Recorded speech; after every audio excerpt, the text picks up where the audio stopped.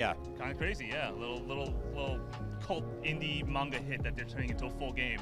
So you got to play it. Tell me about what it's like to just sort of traverse this world. Yeah, so Sandland is a open world action RPG. You play as a main character named Beelzebub, who's very Akira Toriyama-esque, spiky hair, superpowers, things like that. And he lives in a world without water.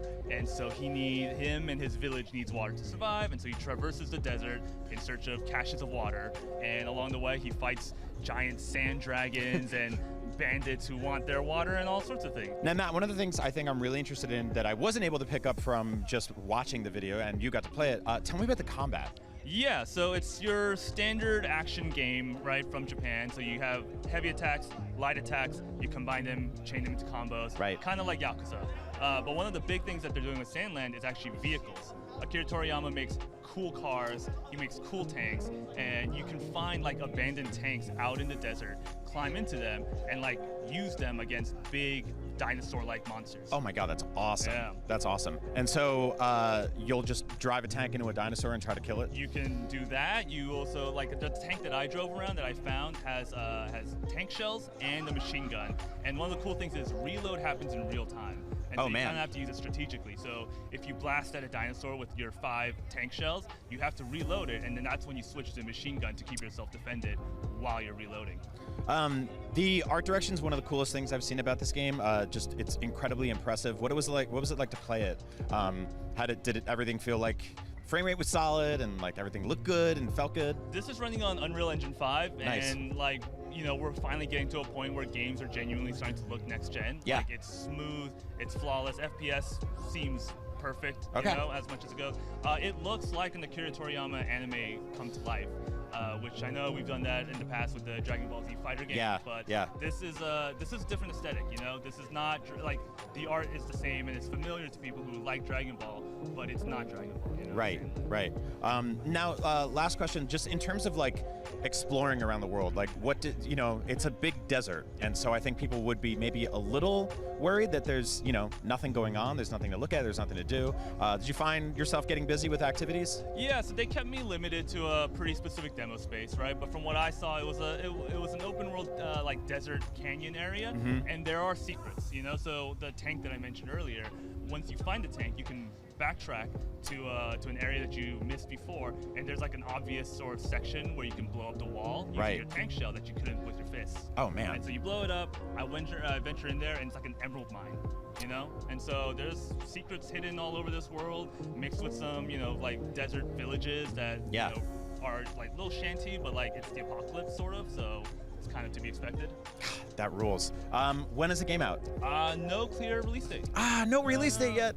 Okay, well, for all things Sandland, including the release date, hopefully, eventually, Matt, thank you so much. Stick with IGN. Keep watching Summer Games Fest right here.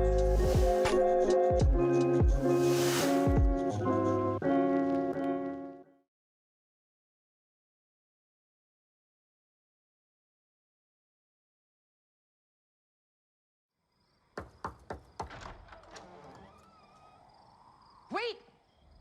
I should warn you, before you step inside the house, this could change the course of your entire life. I'm not afraid of a couple ghosts. You say that now.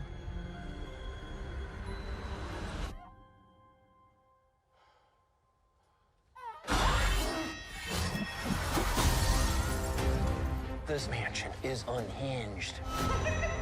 These ghosts definitely don't want to leave. Death lurks around every corner.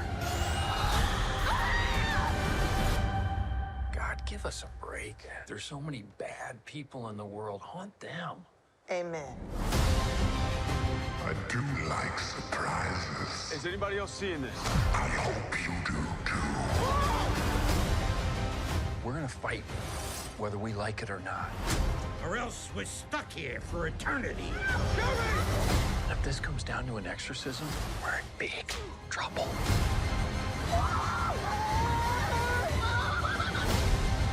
This house is dripping with souls, but there's always room for one more.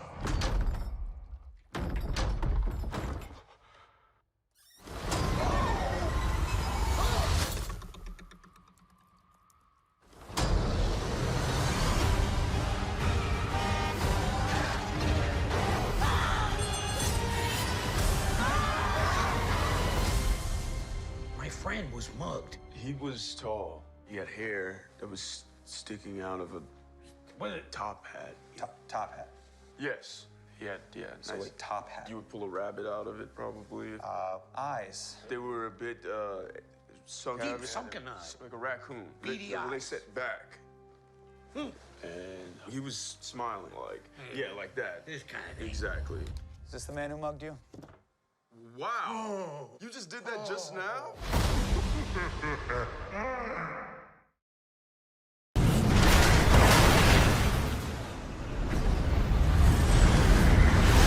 Augmented human C4621 has awakened. What's up, everyone? My name is Mitchell Saltzman, and today I'm joined remotely all the way from Japan by producer Yasunori Ogura to talk all about Armored Core 6.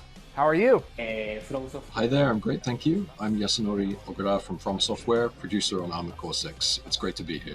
How long has Armored Core 6 been in development, and what has it been like for From Software to return to this franchise that was such a big part of the company for such a long time? So we have been cultivating development staff through our experience with recent titles, and there were many members of staff, including Miyazaki and myself, who've wanted to make a new Armored Core game for a long time. So really, not making a new Armored Core was never really an option. It was a case of when rather than if. As to the game's direction and development, in around 2018, Miyazaki and some core members of the team began initial direction and forming the basic core concept of AC6. And after prototyping was complete, our director Yamamura took over on the project. However, as you know, we have several projects going on at the same time within the company, so we had to get an ideal allocation of resources. We had to get the right staff on board, which resulted in a slightly longer wait, but we're happy to finally bring a new Armored Core to our fans. So, can you tell us a little bit about the story of Armored Core 6 and whether newcomers will be able to jump right into this entry if they haven't played any of the other ones? This is a brand new story and has no direct link to previous titles. AC6 takes place in a future where interstellar travel is commonplace, not on Earth, but on a fictional planet in a distant star system called Rubicon 3. Rubicon is a devastated planet that was razed to ash in a great disaster caused by the outbreak of a mysterious new substance called coral. Activating cerebral coral control device. Which occurred half a century before the events of the game take place. At the outset of the game and the story, the player learns that coral, which was thought lost in this great disaster, has been rediscovered, and extraterrestrial corporate forces have begun an invasion race to acquire the rights to this mysterious and powerful new substance. So they are at conflict with the indigenous forces who are resisting their invasion on the planet Rubicon. And the player, as a lone independent mercenary and AC pilot, is thrust into this Rubicon war for the coral. So although AC6 is a numbered title, the setting and story are completely new, and we believe it makes a great first entry into the series for newcomers and old fans alike. We're close to Rubicon. Wake the dog up. So let's talk a little bit about Rubicon as a setting. Is there anything that's unique about the planet that will allow for kind of unique mission structures that people haven't seen in the Armored Core series previously? There are two things we'd like to convey to both newcomers and old hands to the series. Armored Core offers two unique game experiences. First is this dynamic, three-dimensional action that can only be achieved with mix. And the second is the ability to customize your own personal AC by combining multiple parts and decorating it to your liking with painting and decals and the like. So these player-assembled, player-controlled ACs are able to fly freely through the air and handle multiple weapons simultaneously and turn on a dime, dash in different directions at once. This makes for a dynamic and very aggressive combat style that makes full use of the three-dimensional space, and we feel that this has always been an appeal of the Armored Core series and is an appeal of the mech action genre. For die-hard Armored Core fans, what are the elements of Armored Core 6 that those hardcore fans are going to find appealing about this game? With AC6, one area we focused on was to make sure that the customization aspect is not just about parameters going up and down and numerical values changing, but how these changes are reflected in the feel of the action as much as possible. In particular, the leg parts, which control the AC's movement, you might have a tank type legs that can perform drift turns, and this changes the very basic behavior and traversal type of the AC. We also made sure that the behavior of weapons, such as the way they shoot, how they recoil, how their projectiles behave, we tried to make sure that this all makes a big difference in how the game feels and plays. So, speaking a little bit about that customization, Armored Core games have a bit of a reputation for being very complex, with many stats to consider, parts to swap in and out. Is there anything else that you guys are planning on doing with Armored Core 6 to make it a little more approachable for newcomers who might not be used to that level of complexity? As you mentioned, Armored Core has always been a game with many parameters and is a game where you can enjoy the complexity and depth it offers, but we feel it's also a game where you can enjoy simply by assembling your AC without thinking too deeply about it, and adjust the appearance to your liking and simply get out there and pilot it and take it into combat. That said, in regard to new players, we've taken careful steps with the onboarding and level design in the early stages of the game, so that players can deepen their understanding step by step, little by little, and work their way into that fun of the more complex parts. We've also prepared a training simulator where the player can learn the basics of action and assembly using sample ACs, and we've also tried to make the controls more intuitive, so that we hope that those who have no experience with the series will feel free to enter and enjoy the feel of piloting their very own Armored Core. Are there any lessons that you guys have learned over the many years you've spent developing the Souls games that you take into the development of Armored Core 6, even though they're kind of two very different genres? Armored Core 6 is an attempt to take both the knowledge and experience gained from the development of our previous titles and combine it with the fun of mech customization that the AC series has always embraced. And in this sense, we hope to create a new mech action game that is worthy of modern From Software standards. Specifically, we're developing this game with an awareness of the things that From Software has always embraced in its other action games, such as a intricate map structure, combat design that allows players to deal with enemies by carefully observing their movements, and the ability to overcome challenging situations with ingenuity and creativity.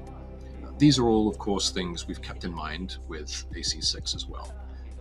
However, as you mentioned, the basic format and genre of Armored Core is completely different from games in, for instance, the Souls lineage, so there are no aspects of the game mechanics or gameplay that can be directly observed. You ready to climb the wall? Can you talk a little bit about your goals with the combat design, and are there any kind of mechanics that players should know about that perhaps didn't exist in previous Armored Core games? In terms of points we focused on this time around, I would say that individuality of the melee weapons is one of the key points.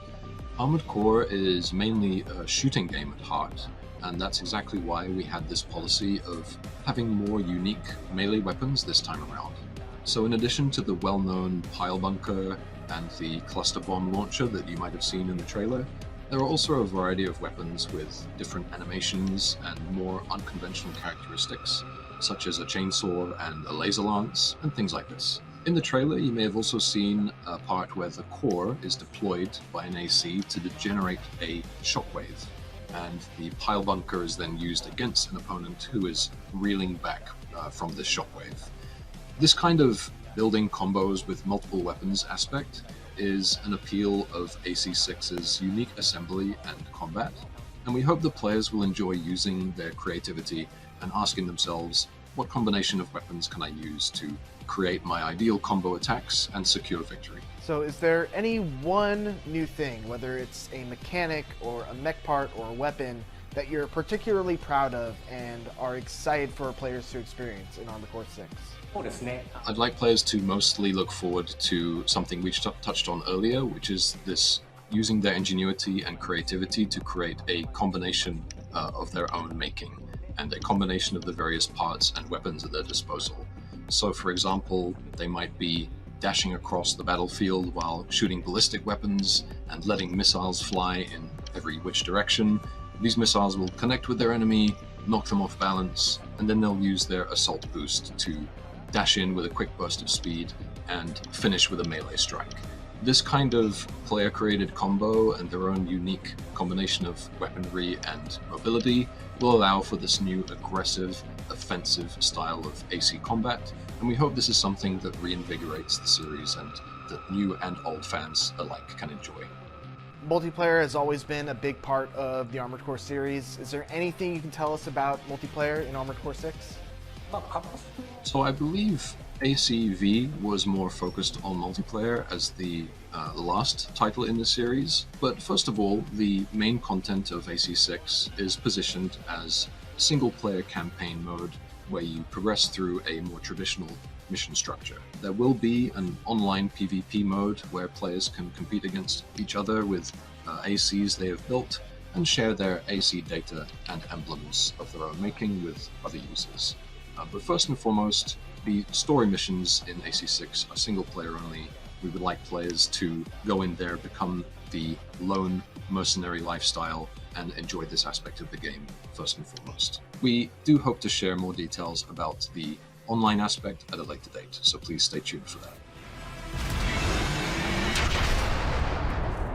Let's see how far they can fly.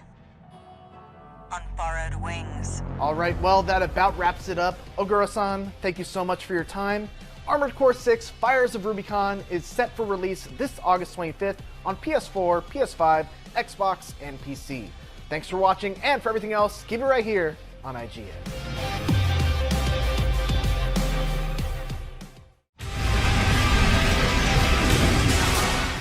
We just got a brand new look at the first Armored Core game in about a decade. The highly anticipated Armored Core 6, The Fires of Rubicon. But that's not all. IGN also got a chance to get a sneak peek at the trailer in advance, along with some added insight from the developers at From Software themselves to break down some of the finer elements of the trailer. So, with that said, let's rewind and take a closer look at the first gameplay trailer for Armored Core 6.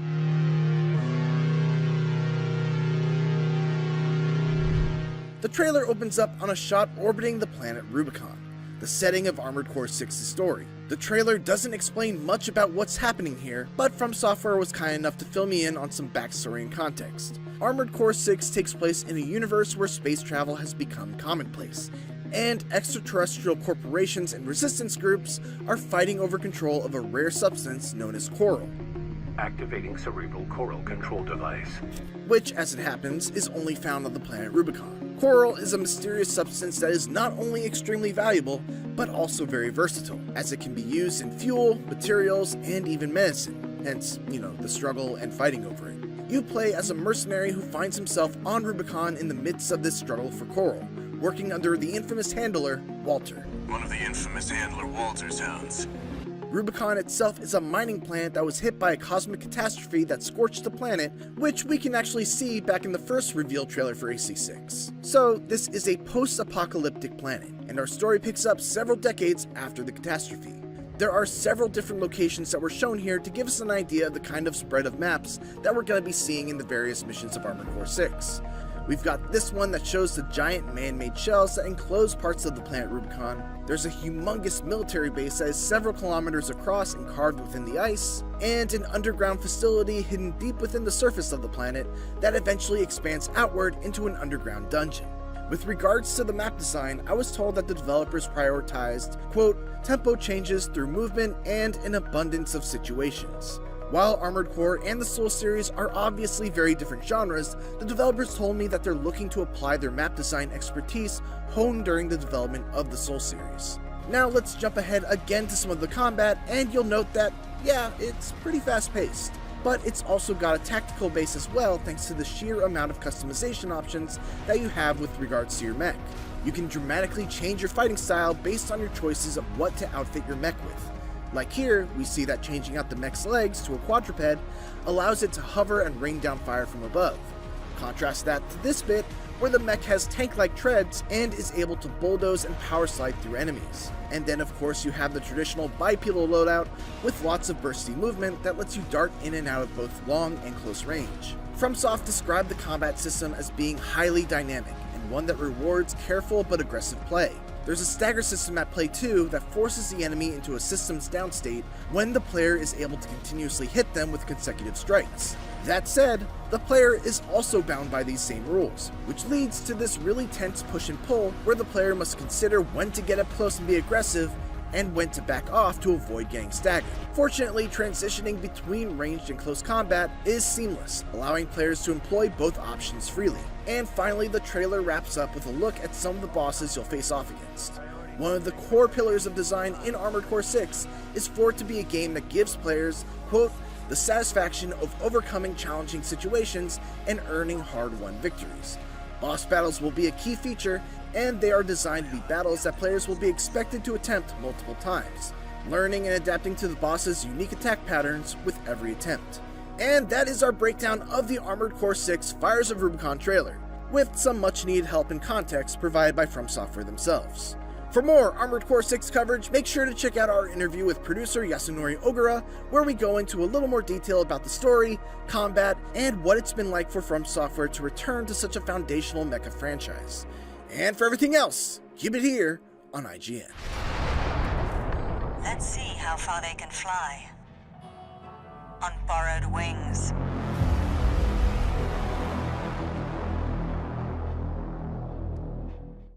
As someone who really loved the narrative-focused Telltale games of yesteryear, playing another opening episode in their instantly recognizable style reminded me just how much I've missed them. Good ol' zombie Telltale picks up right where the original incarnation left off, as the studio's newest licensed project, The Expanse, is full of drama, tough decisions that leave lives hanging in the balance, and NPCs who will certainly remember your choices.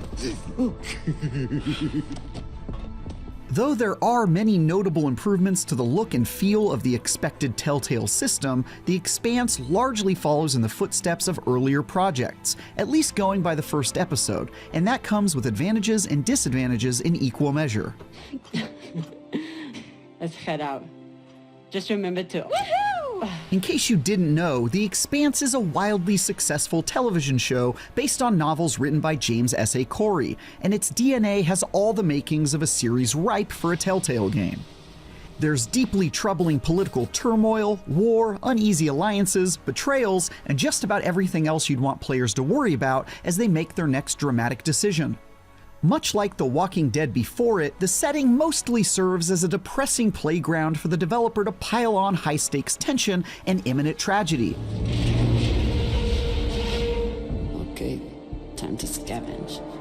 But the science fiction flavor affords for some interesting new moments, like scavenging for scrap in the vacuum of space or shooting your fellow crewmate out of an airlock for doing you dirty.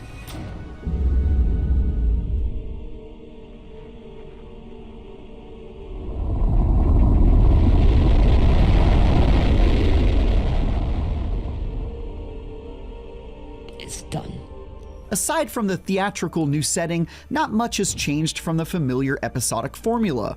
You'll walk around exploring the world, or in this case spaceship, and solve small puzzles in between the real meat of the episode, building up or irreparably ruining relationships with your comrades as you careen towards impossible decisions with far-reaching consequences.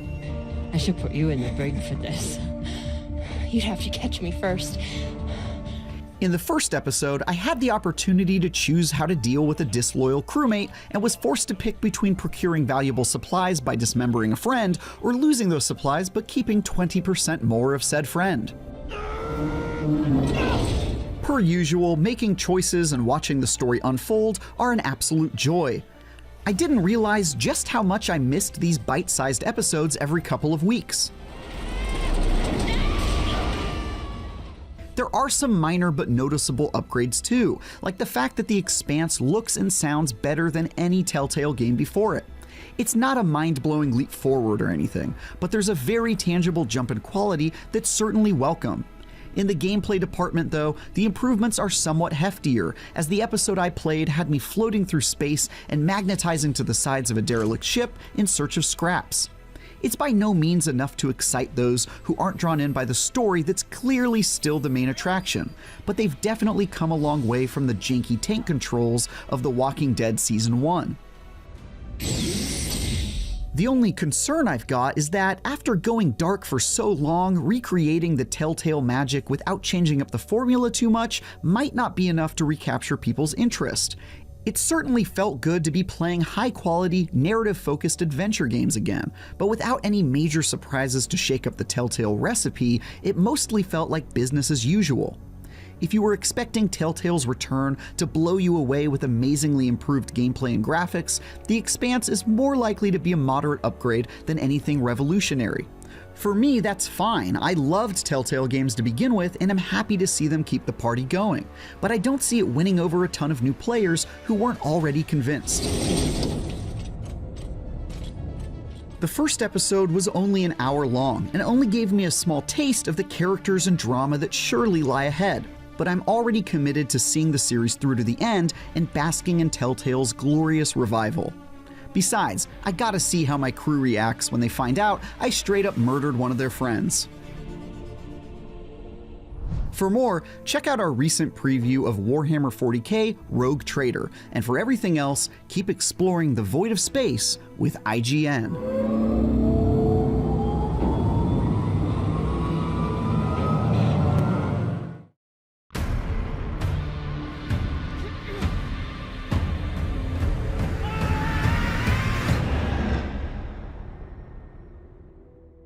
When we began, we really focused on characters. We focused on figuring out who our protagonist was going to be.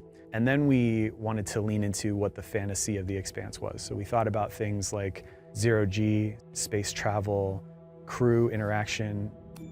Keep an eye out for trouble while you're setting up the containment bolts. You ever cut anybody's head off, Fixo? Back when you ran with DOS? So we did pitch our idea to James S.A. Corey, and they, Ty and Dan, the writers behind that pen name, were really excited by it. And they immediately started to improve on the idea that we brought to them with their own ideas that I won't spoil because they made it into the game. And they also really gave us the confidence to keep finding places in the canon that can be fleshed out more, where there has been storytelling, but there is space for more.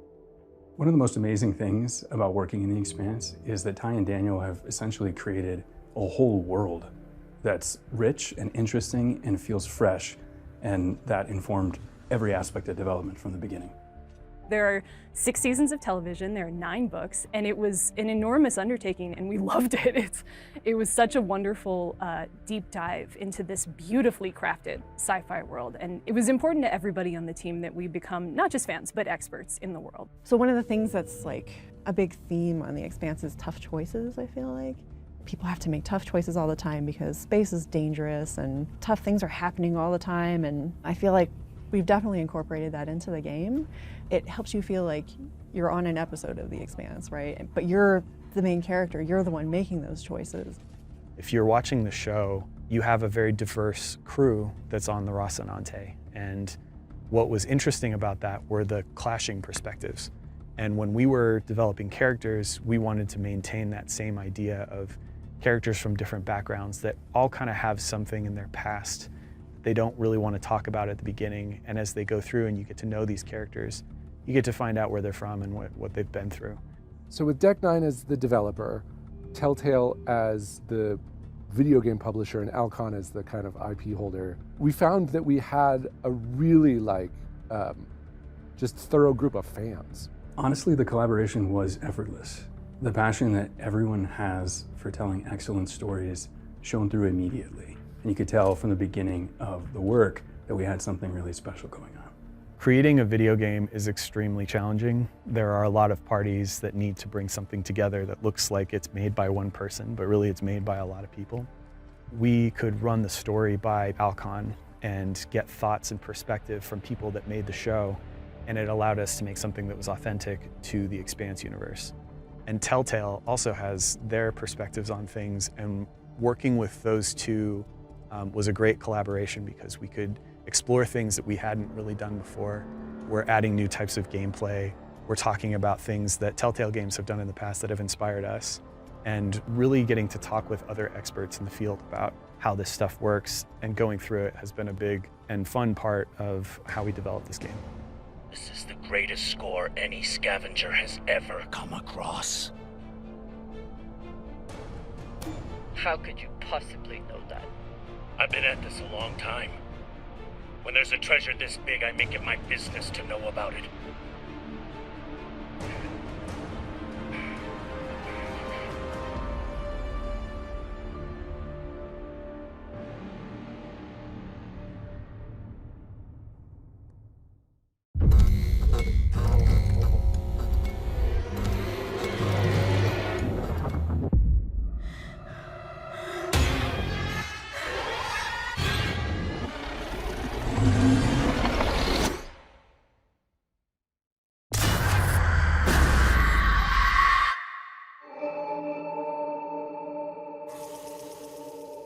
When Tamir and I were kids, my mom used to tell us stories.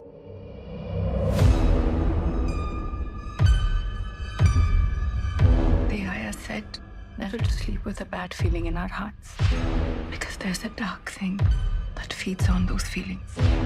What is the deal with Tamira? Is she doing all right? My stomach drops every time she appears out of thin air like that.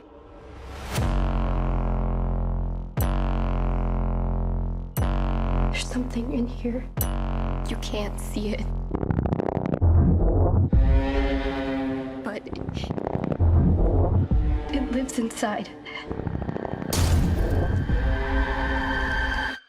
Don't you hear it? You let it out.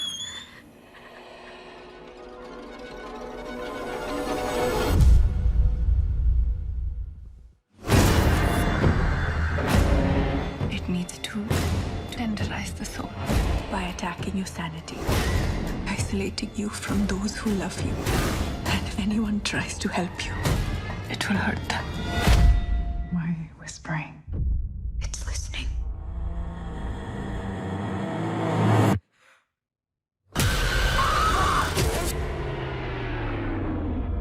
It's called the Pishash. It doesn't kill you right away. It eats you slowly.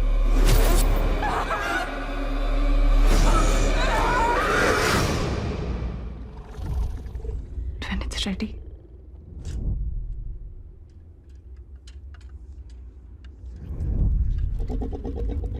it eats your soul.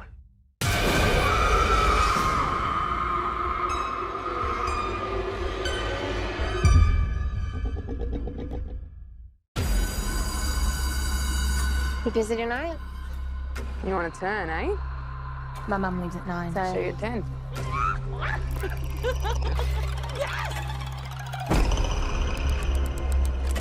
where'd you get it from anyway? Apparently it was the hand of someone that could connect with the dead. I heard it was the hand of a Satanist. The other hand's just out there. White people shit, man, I tell you. All right, let's do this! You know the drill. Say, talk to me. Talk to me. Haley, fucking stop it, he's choking! 83 seconds, get it off him!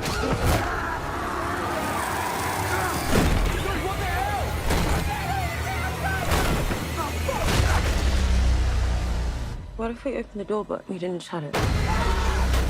Delete it. Delete it, come on! The spirits, they followed us. We have to do something! You want to do it again?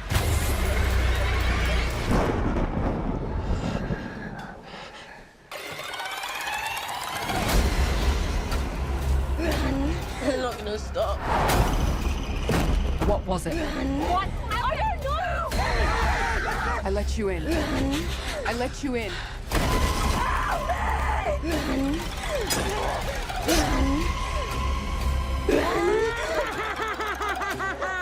Oh my God.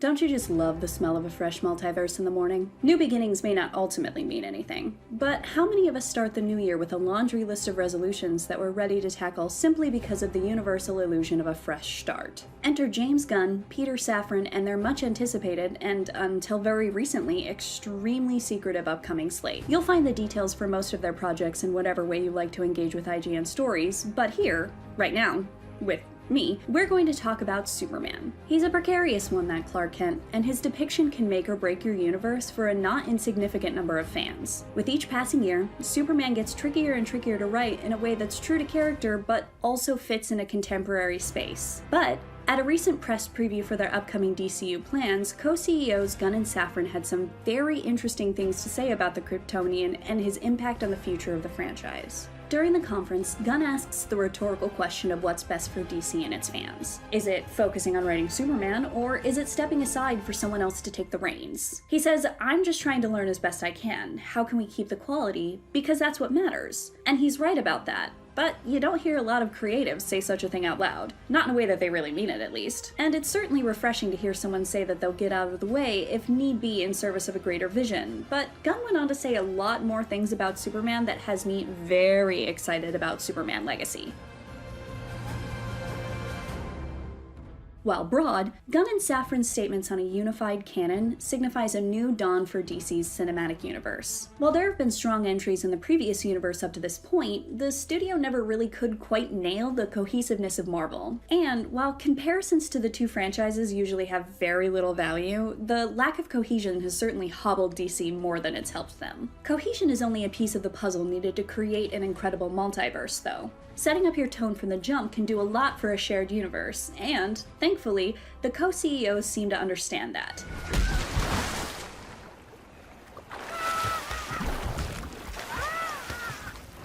Did anyone check on where the weasel could swim? Safran noted that we're very confident that by the time Superman Legacy comes out, people will understand what the DCU is.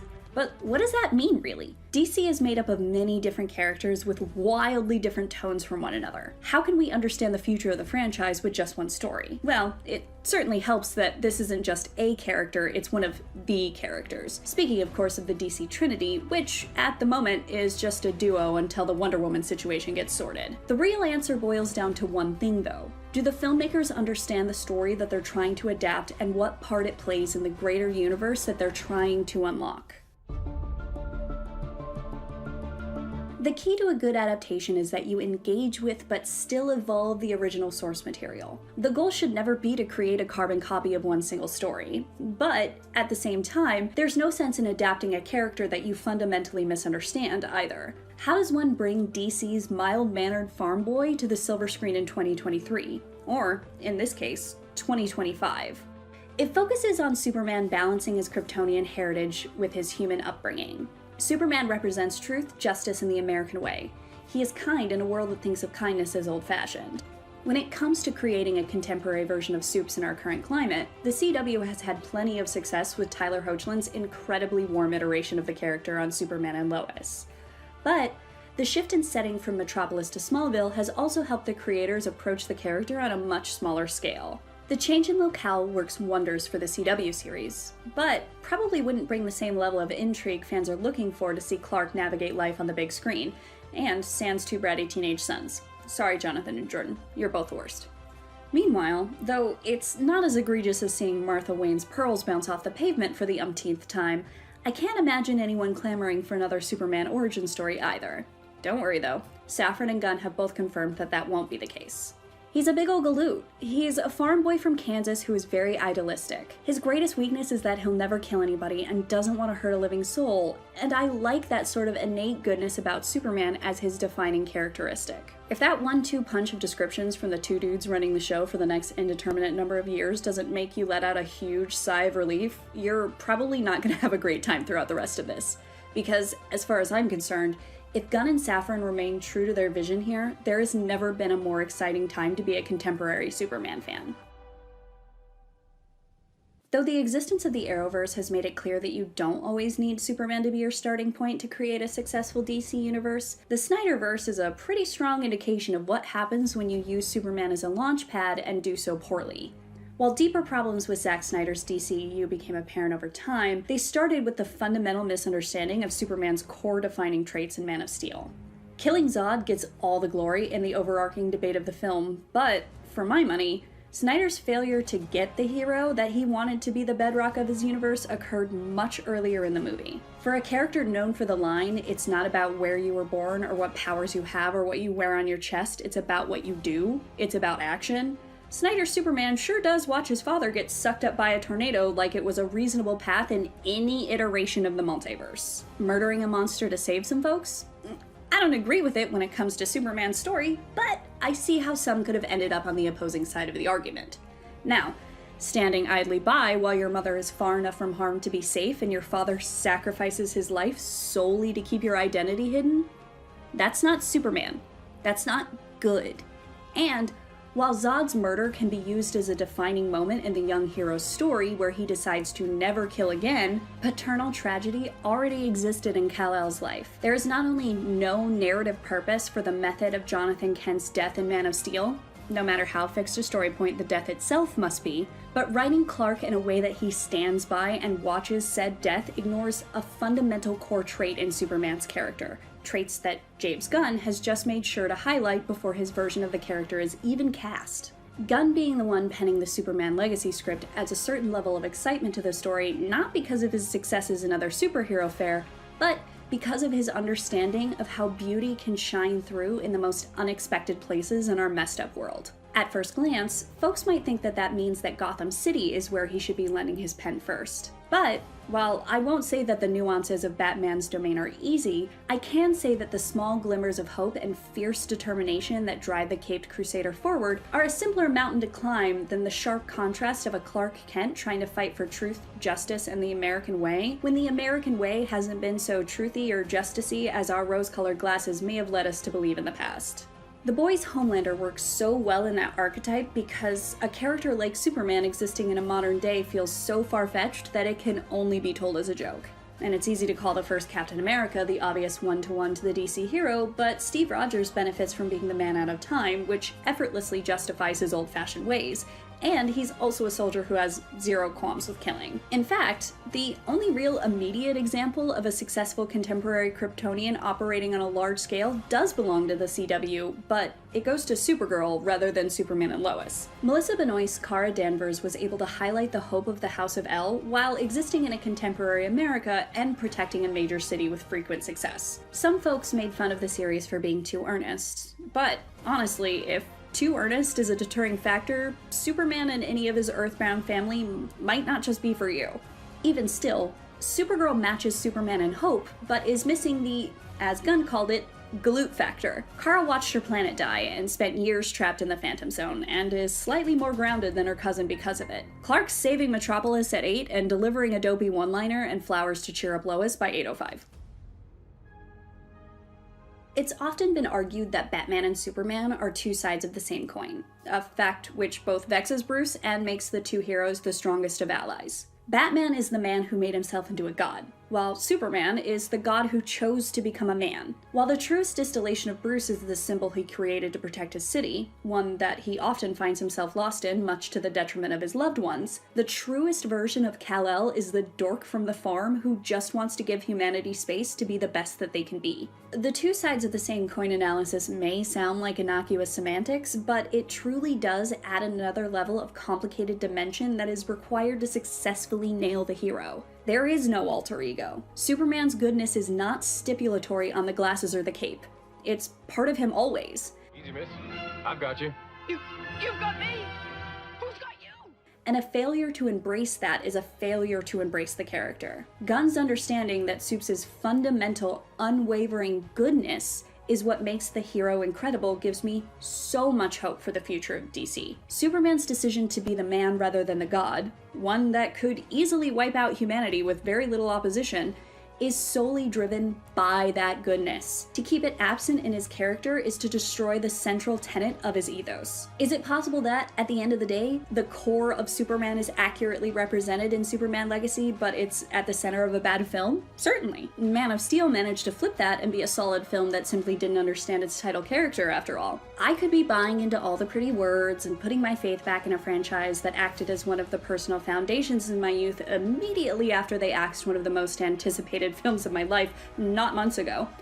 Rest in peace, Batgirl. But the thing is, a franchise can survive a bad movie. What it can't survive is a failure to understand the core tenets of its characters and the principal differences between them that drive those individual characters forward. Gunn has proven not just that he understands an ensemble of vastly different protagonists in the Guardians of the Galaxy films, but that he knows what makes each and every one of them tick. Given that the writer and now co-CEO of DC Studios has made it his mission not to lie on main, I'm inclined to believe that the guy both has the right idea and isn't just telling us what we want to hear. Besides, isn't Superman all about hope? For more on the DCU, check out our breakdown of the upcoming slate. And for everything else, stick with IGN. Who are you? A friend.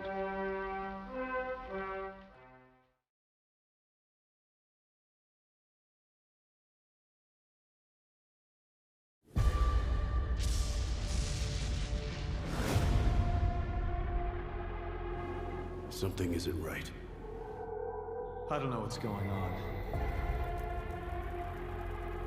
I need to find a way back. Yes. But to where?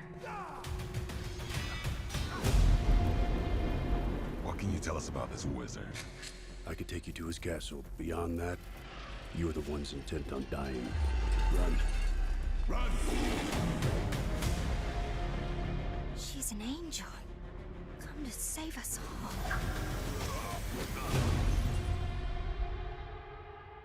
Never seen anyone fight like that. You're a wonder. We have to kill them before they kill us. It's the only way to stop their invasion. Kent, you said you wanted to prove yourself. This is the time. Evil is as unstoppable as the rain. I am your death. That's why we fight for those that can't.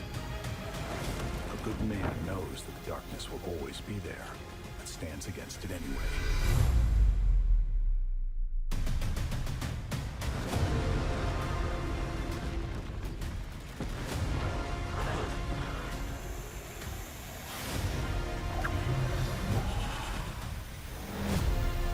Where on Earth are we? Not Earth. War world.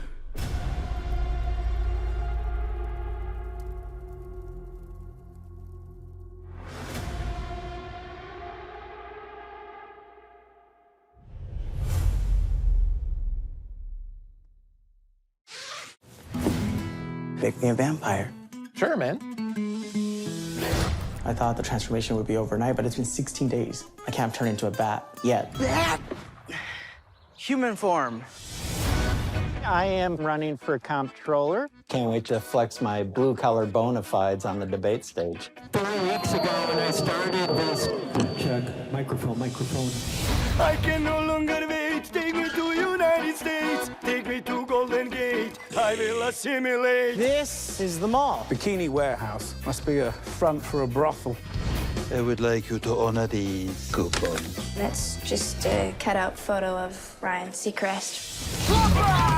Come on, Gizmo, let her rip. That's how we all learn. One day when you reach the end. Surprise! I'm back. You want me? Oh, yeah. Oh! What? How do you feel about taking the virginity of a dead ghost? It's your lucky night.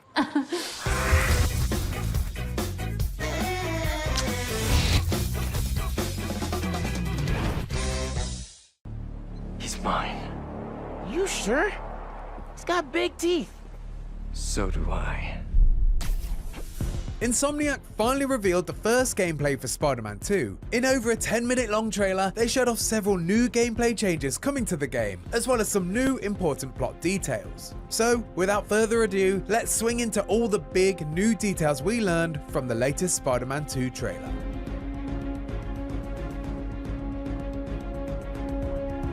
Right off the bat, Insomniac confirmed that Peter Parker will get the symbiote suit. While we'll get to his new powers in a bit, this turn of events poses some interesting questions, especially when taking into account the ending of the first Spider-Man game.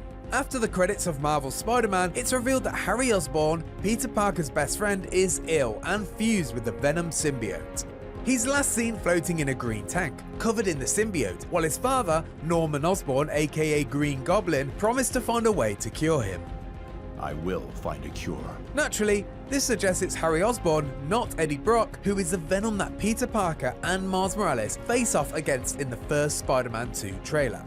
And at some point, Peter potentially takes the symbiote from Harry.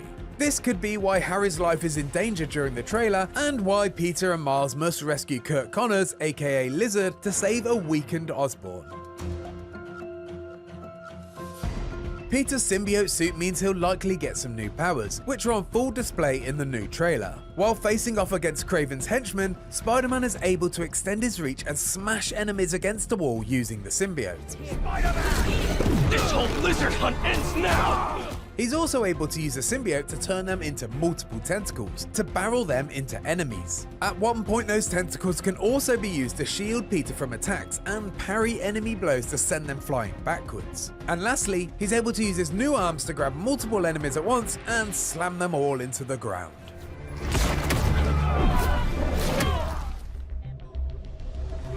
Kraven the Hunter's backstory is revealed in the new Spider-Man 2 trailer, and it's not so different from his comic book origin story. A wealthy, wild game hunter, this version of Kraven seems to already hunt people for sport. I asked for an equal.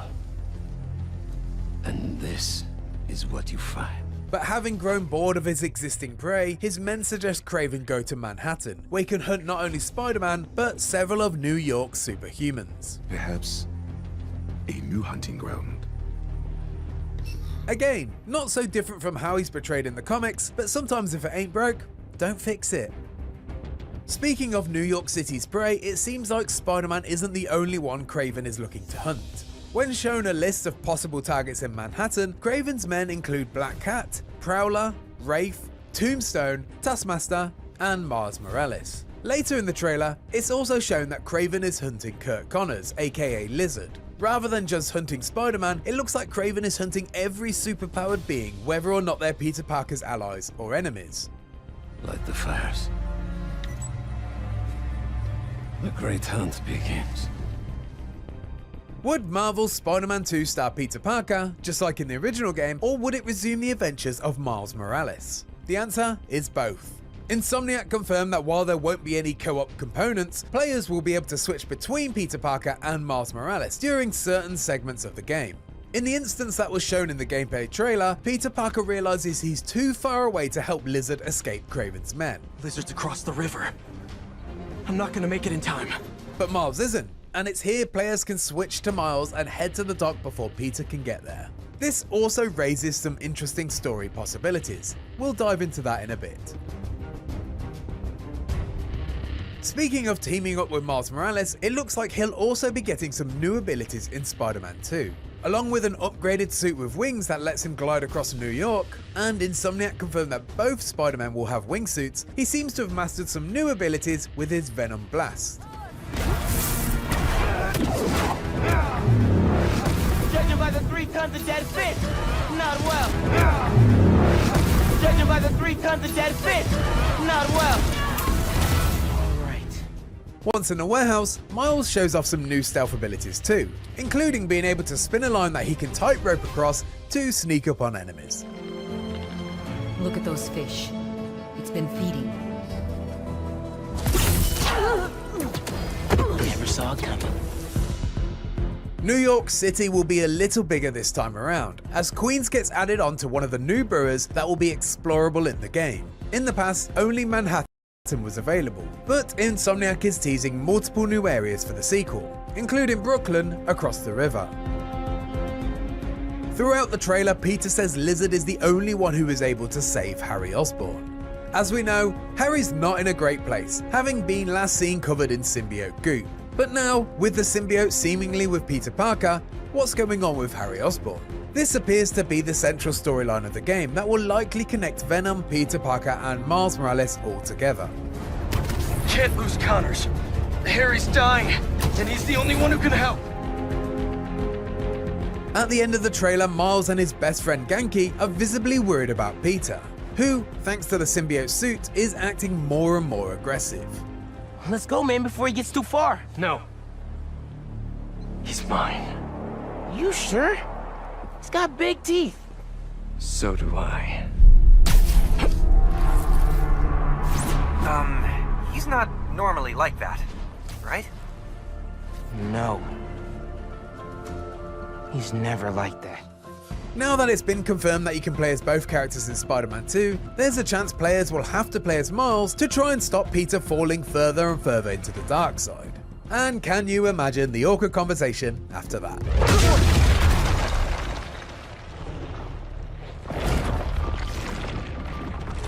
Whoa. Hey, man.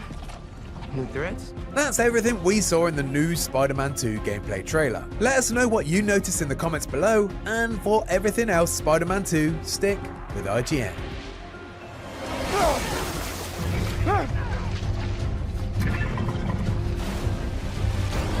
Miles! Grab on! Let's go!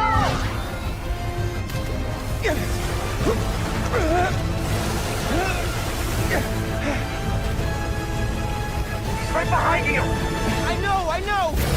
Whoa! Be faster! Fly faster!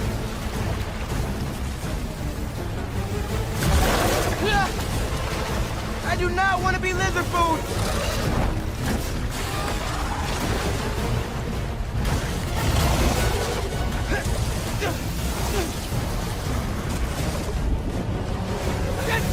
Got him! Hold on! Look out! Everyone, take cover! What are you guys doing? Trying to take out that gunship! Can't get close enough! But I can.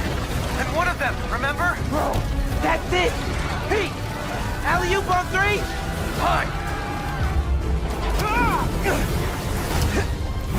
1, 2, 3! Alley! Woo!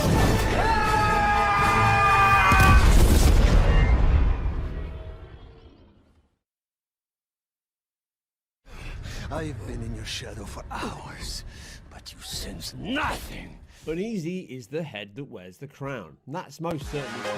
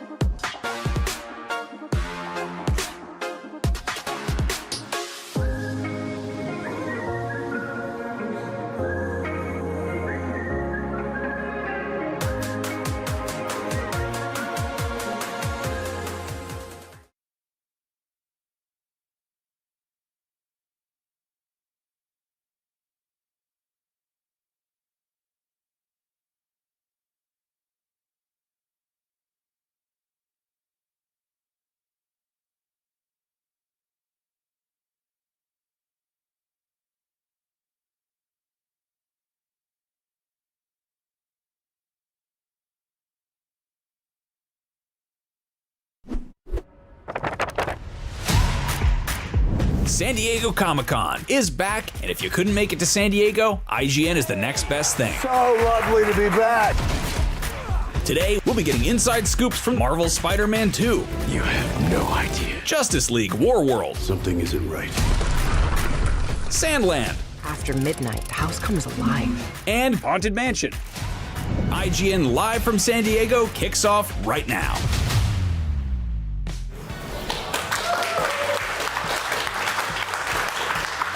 What's up, everybody? Welcome to another year of IGN Live at Comic-Con. I'm Stella Chung. And I'm Max Scoville. For the next 2 days, we have a revolving door of guests joining us on this very stage with some of the biggest names in comics, video games, and entertainment.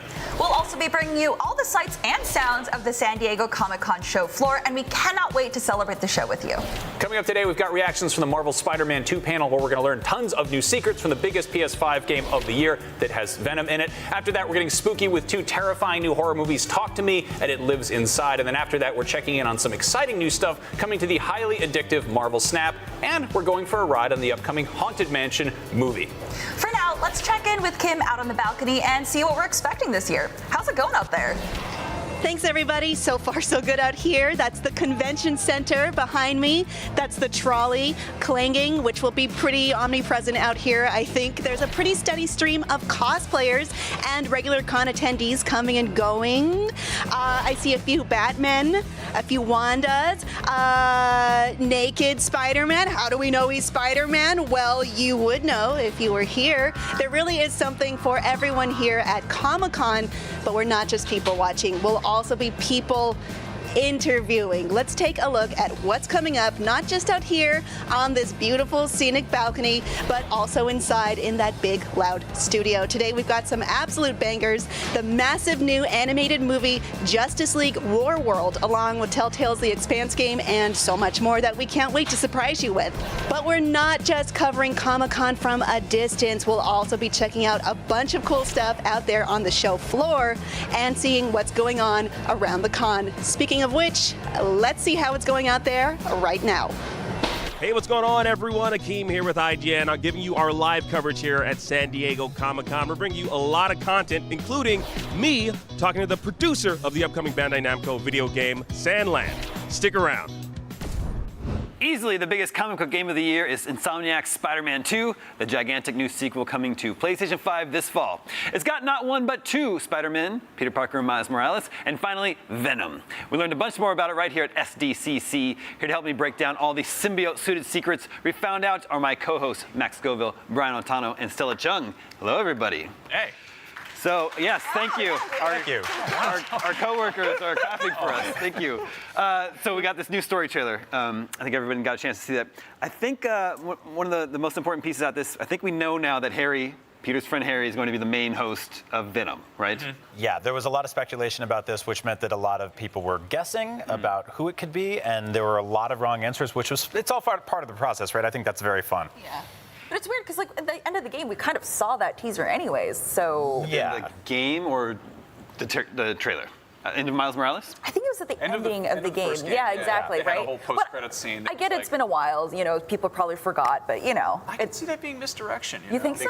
I mean, I feel like they did a really good job of, with the first game, they very much like played up the whole Mr. Negative angle, and he was like obviously, you know, a big part of it, but also like they had the Sinister Six in there. Like there was a lot of stuff that was kind of just like, I feel like kind of saved from the trailers, and then it was a real fun surprise when you actually played the game. And obviously they're hyping up Venom for this one and Kraven, but I can't help but feel like we got a glimpse of Osborn in there. And I feel like there's something we're not seeing. I feel like there's another layer to it that's just, you know, waiting in the wings. Yeah, we don't know for sure, but the trailer, it's bookended. Harry says, we are going to save the world.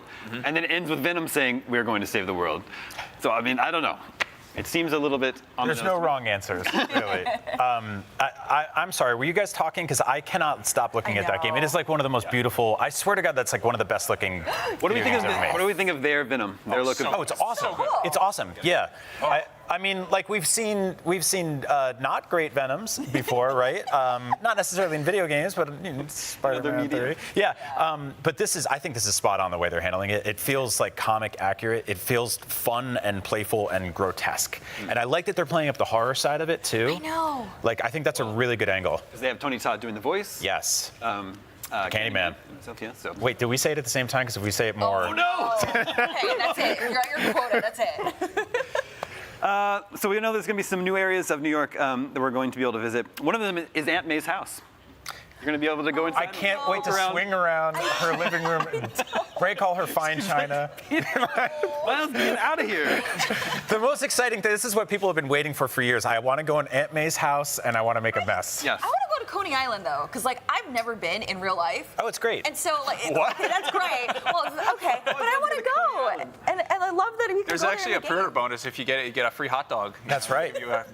Yeah, really, and if you can eat 56 of them in 5 minutes, you get the world record.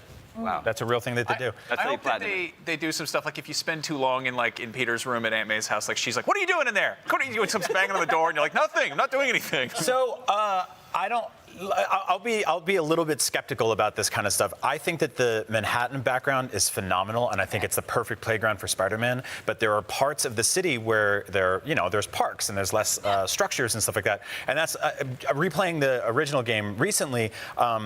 It kind of grinds to a halt. Like Peter literally stops swinging and it just hits the ground and he runs around and he looks a little goofy. And a lot of the outer boroughs, they're not really known for sprawling metropolitan areas. So I do wonder if they'll figure out a way to keep that energy going and that flow of combat and fighting and traversal. Well, they do have the wingsuit now. Yeah. You're supposed to help with that, right? I was going to say, I think that they're probably well aware of that, and that it does kind of fall apart when you don't have giant buildings for Spider-Man to swing on. And I feel like that makes a really interesting challenge to try to solve with new game mechanics. And that's what I'm excited about, because we know they can make a really solid, base beat 'em up, open world game, whatever you want to call it.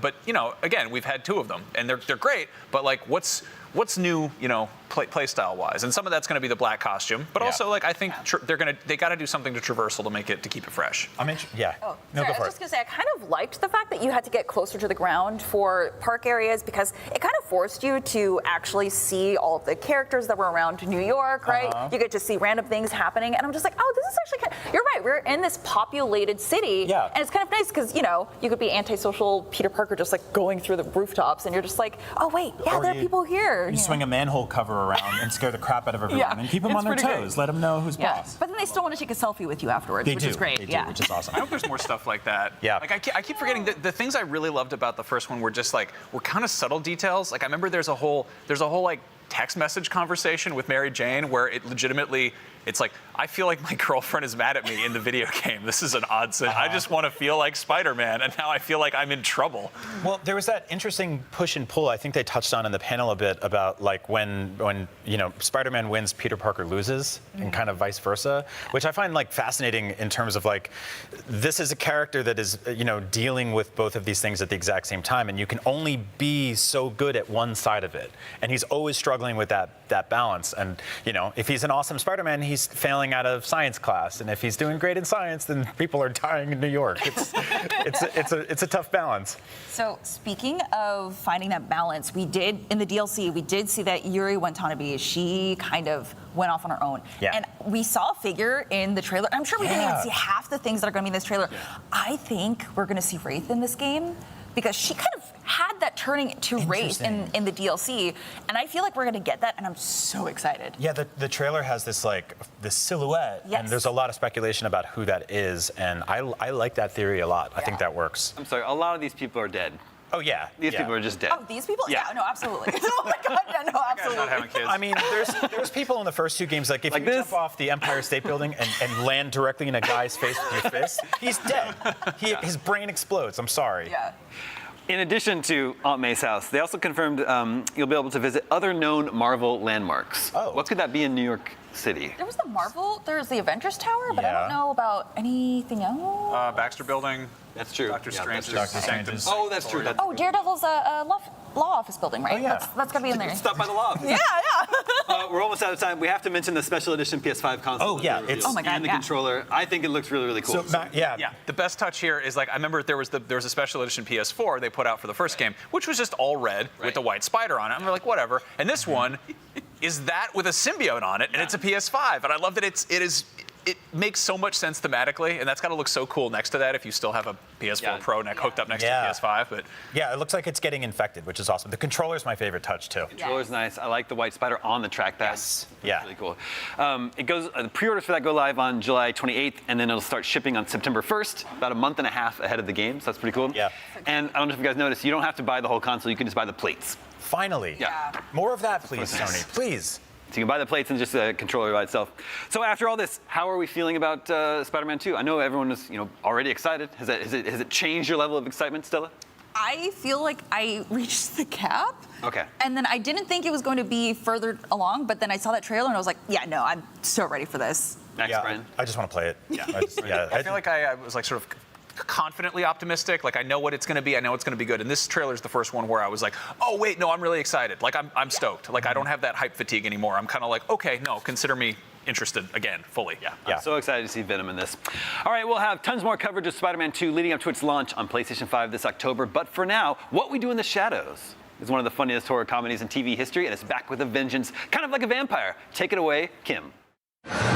Your favorite bloodsuckers are back for more blood-sucking fun. New episodes of FX's What We Do in the Shadows air on Thursdays on FX and are now streaming on Hulu. A little hazy on what happened last season? Here's the TLDR presented by FX's What We Do in the Shadows. But fair warning, spoiler alert. Nandor used the power of a djinn to make a lot of uncomfortable wishes. Nadja opened Nadja's her very own nightclub. Laszlo learned the pain of watching baby Colin Robinson grow up. 1 minute you're holding them in your arms, and the next they're sucking all the energy out of the room. Guillermo's family learned that he's been living with vampires also. Guillermo invited his boyfriend over to the house, which may have made Nandor a little jealous. Fans were left with a major cliffhanger at the very end of the season for our favorite familiar. Busy season for Gizmo.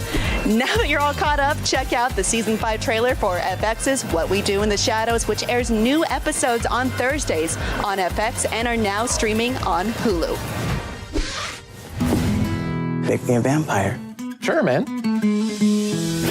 I thought the transformation would be overnight, but it's been 16 days. I can't turn into a bat yet. Human form.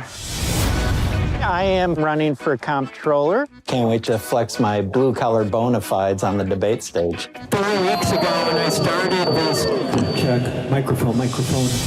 I can no longer wait. Take me to United States. Take me to Golden Gate. I will assimilate. This is the mall. Bikini warehouse. Must be a front for a brothel. I would like you to honor these coupons. That's just a cutout photo of Ryan Seacrest. Come on, Gizmo, let her rip. That's how we all learn. Surprise! I'm back. You want me? Oh, yeah. Oh! What? How do you feel about taking the virginity of a dead ghost? It's your lucky night. FX's What We Do in the Shadows. All new Thursdays on FX. Stream on Hulu.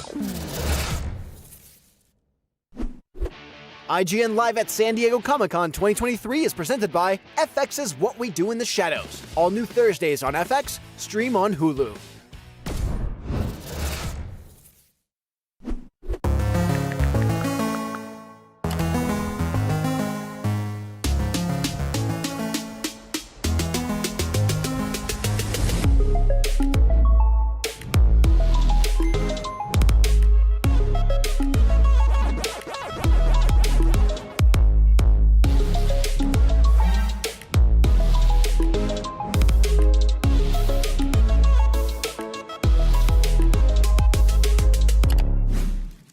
The Cinefix Top 100. A list so secretive even we don't know what movies are on it or where they rank. What do you mean you don't know? Each episode will reveal one of the movies. Did I rush it? Felt like I rushed. That was good. I liked it. Talk about why it belongs and finally find out where it ranks. Are you not entertained? Are any of the movies we've shown here even on the list? I have no idea, and it drives me crazy. Join us as we find out on the Cinefix Top 100, Mondays starting July 3rd. Why so serious? Welcome to Super Debatable. When you got big takes on superheroes as hot as ours, well, you need a place to vent them. And that's exactly what we'll be doing week after week on Super Debatable, arguing over the most divisive topics facing fans. The MCU, that multiversal mess peaked years ago. It's all downhill from here. James Gunn and Peter Safran should absolutely nuke the Snyderverse. We could argue about this all day. And we will. Join us on Super Debatable Fridays on IGN.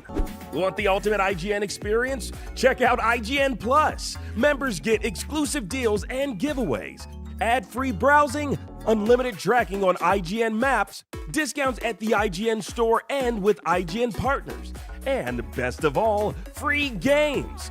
Get 30 days of IGN Plus for just $1. Head to plus.ign.com.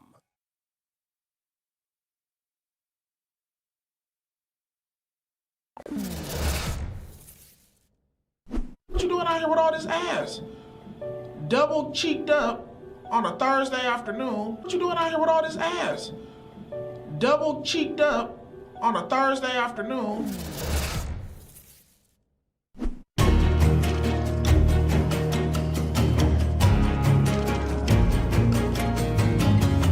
What's up, everybody? Max Scoville here for IGN. We are on the show floor at San Diego Comic-Con 2023, checking out the Premium Collectibles Studio booth. This is the company that is giving us the collector's edition for the upcoming Insomniac Marvel Spider-Man 2 video game, but they have some other cool stuff in the way, especially this one, which is a full-scale bust of Carnage, and the whole back of his head is inspired by Maximum Carnage. We've got this whole sort of diorama based on one of the covers. You've got some very iconic Marvel characters, some of whom are a little bit symbiotic, jumping around, doing all kinds of cool stuff. But this is just the tip of the iceberg. This is just a teeny bit of what they're showing off. It's actually kind of funny that they're showing this one off, and that they're doing the Spider-Man 2 Collector's Edition, because Tony Todd, who's voicing Venom in the game, is also pretty well known for playing Candyman.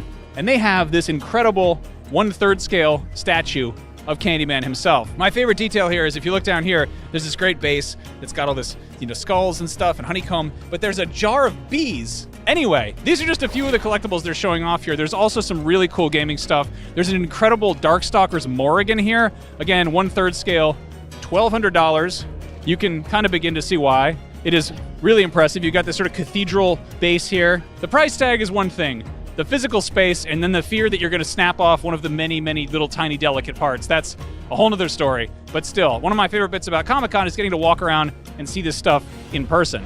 So we've got RoboCop and then RoboCop 2, which I love. You've got the sort of the more muted tones here, and then you've got the nice blue accents and the big-ass Barrett sniper rifle. And then if you like, blue robots, there's also a little friendly Mega Man here, little Rock Man down here with his some of his parts are showing. But yeah, this is just a wonderful showing. Again, we're on the show floor at Comic-Con. This is Premium Collectibles Studio.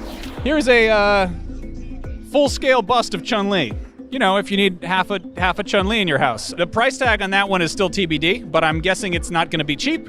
If you want the full, I don't know if that's even on the table, but you know what? That's your business, not mine. Hey, look, Ghostbusters. There's some Ghostbusters over here. You got Slimer, you got Egon, Spengler, and then over here, is that Ray? We got Ray Stantz over here. Look at all the detail on the wires. It's crazy. I love this stuff. Look who is over here. It's our favorite Heroes in a Half Shell. Donatello, Raphael, $1,300 a pop. Massive, massive statues. I'm assuming that they probably have Leo and Mikey in the works. Who knows? So if you played Marvel's Midnight Suns, you're probably familiar with Blade. Honestly, if you know Marvel at all, you're probably familiar with Blade. But this is specifically the Midnight Suns version of Blade. Look at the zipper. Look at the detail on the zipper on his trench coat. How nuts is that? I adore that kind of stuff. And this is, you can even see, if you look really closely, his glasses are translucent. And you can see his eyes underneath. Nobody needed that. That wasn't required. They could have just painted them kind of shiny looking and had, called it a day. But instead, I'm guessing they're removable. Now, if X-Men are more your thing, we've also got Storm here. Look at the detail on the lightning. Look at the fingernails. Good God. Anyway, that was a look at Premium Collectibles Studio, some of the many very cool collectibles on the show floor here at Comic-Con 2023. You can check out PCS at collectpcs.com or collectpcs on Instagram, and you can check out lots more cool Comic-Con coverage right here on IGN. Stick around. Oh, hey, it's Brian Altano from IGN here at San Diego Comic-Con 2023 at the Super 7 booth with the legendary toy creator, Brian Flynn. Hi, Brian. All right, it's Attack of the Bryans. It is 2 Bryans, double Bryans for one price. You made a very big thing, and I need to talk to you about it. This is the Cat's Lair from Thundercats. Why? Let's start there. Start with why.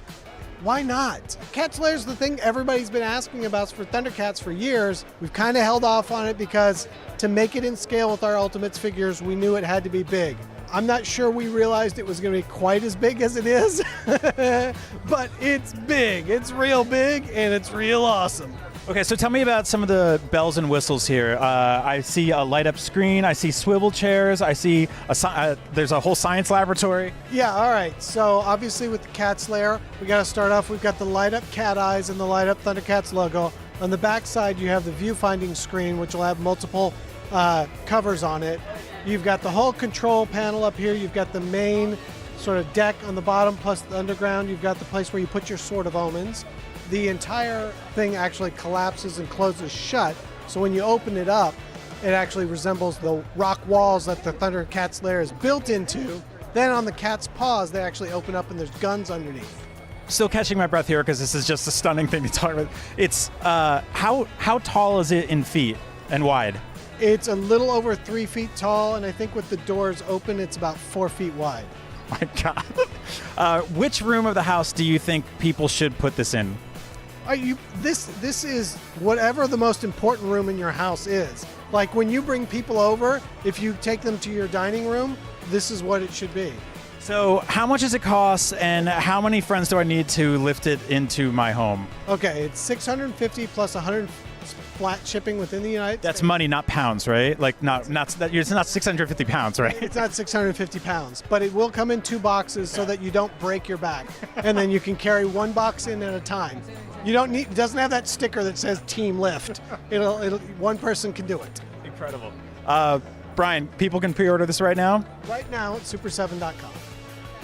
Well, there you have it. That's the Cat's Lair. It is massive. It is gorgeous. It's full of incredible details, and you can pre-order right now and make a brand new centerpiece for your home. Gather the family around the Cat's Lair and tell stories of yore. Exactly. Come on. Brian, thank you so much. Always wonderful seeing you here. Congrats on all things Super 7, and for all things toys, keep it locked to IGN. Diablo 4 has become an all-consuming obsession for some. Perhaps you or someone you love is one of the millions in its thrall, and you'd like to show your allegiance. If so, stay a while and listen. IGN just unveiled a brand new limited collection of jewelry from Rock Love sold exclusively on the IGN store. All pieces are handcrafted and feature characters including Lilith and Inarius, and thankfully, you don't have to go crawling around in a dungeon to acquire these rare baubles and trinkets. Behold, I've adorned myself with this majestic pendant and a pair of possibly cursed earrings and this glorious ring of Lilith. I can already feel my power levels increasing. Head over to store.ign.com for this collection and tons more cool gear, apparel, and collectibles. Anyways, there's lots more Comic-Con ahead right here on IGN, so don't go anywhere. Hey, what's up, everybody? Tom Jorgensen here at Comic-Con with the king of Comic-Con himself, Kevin Smith. Kev, how you doing? A king by default because nobody else is here this year. Well, you know, we're also here at the Movies Activation, and can you tell us a little bit about what fans at Comic-Con could expect for the come down here? This is the second year that we've done it. We're at the Tin Roof Inn here in San Diego, not far from the con proper.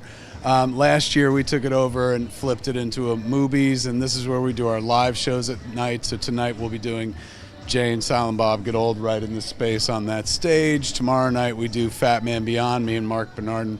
And then Saturday night we do Hollywood Babylon with Ralph Garman. So last year it worked out so well here. The good folks at Tin Roof flipped their menu into a Movies menu to reflect the fake food that we sold in the movie, but it's real tasty. But it's real good. Yeah, man, you can get like a cow tipper, hater tots, stuff like that. So this is kind of our con away from con. Well, hey, speaking of selling stuff, I hear you got a boat you need to sell me. I hear that. I hear you are hitting the high seas next year. Over this, yes, I do. Me and Jay are doing a cruise, the very first Jay and Silent Bob's Cruise Askew. It goes out February. I think it's like February 24th to the 26th. 23rd through the 26th. Even better.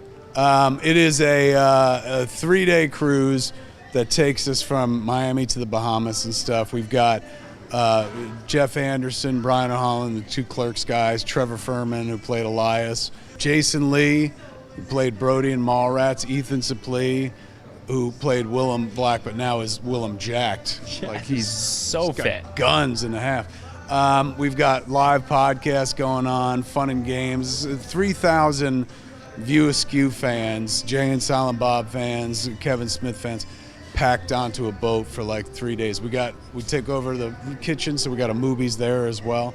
So yeah, man, that's if you haven't joined up yet, come sail the high seas, pun intended, with me and him. Oh shit. Come over here real quick. Say hi.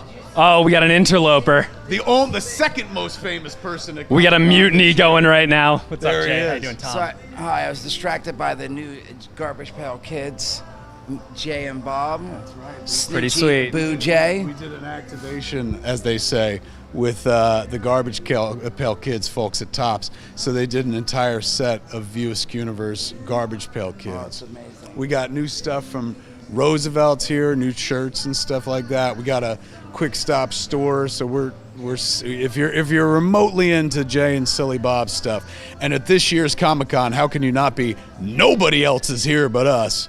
Come on down to movies, man. Eat, buy stuff, see a celebrity or two. Wave, maybe. Yeah, to me. yeah. It's the con, and then join us for the cruise. You ready for the cruise next year? I'm so excited about the cruise. That's like all I've been waiting about. I've been telling my wife I wake up, I'm like, I can't wait to go to the cruise. It sounds fun as hell. But before we send people on the cruise, I need to make sure you two are doing your due diligence, bringing all these folks out on a boat.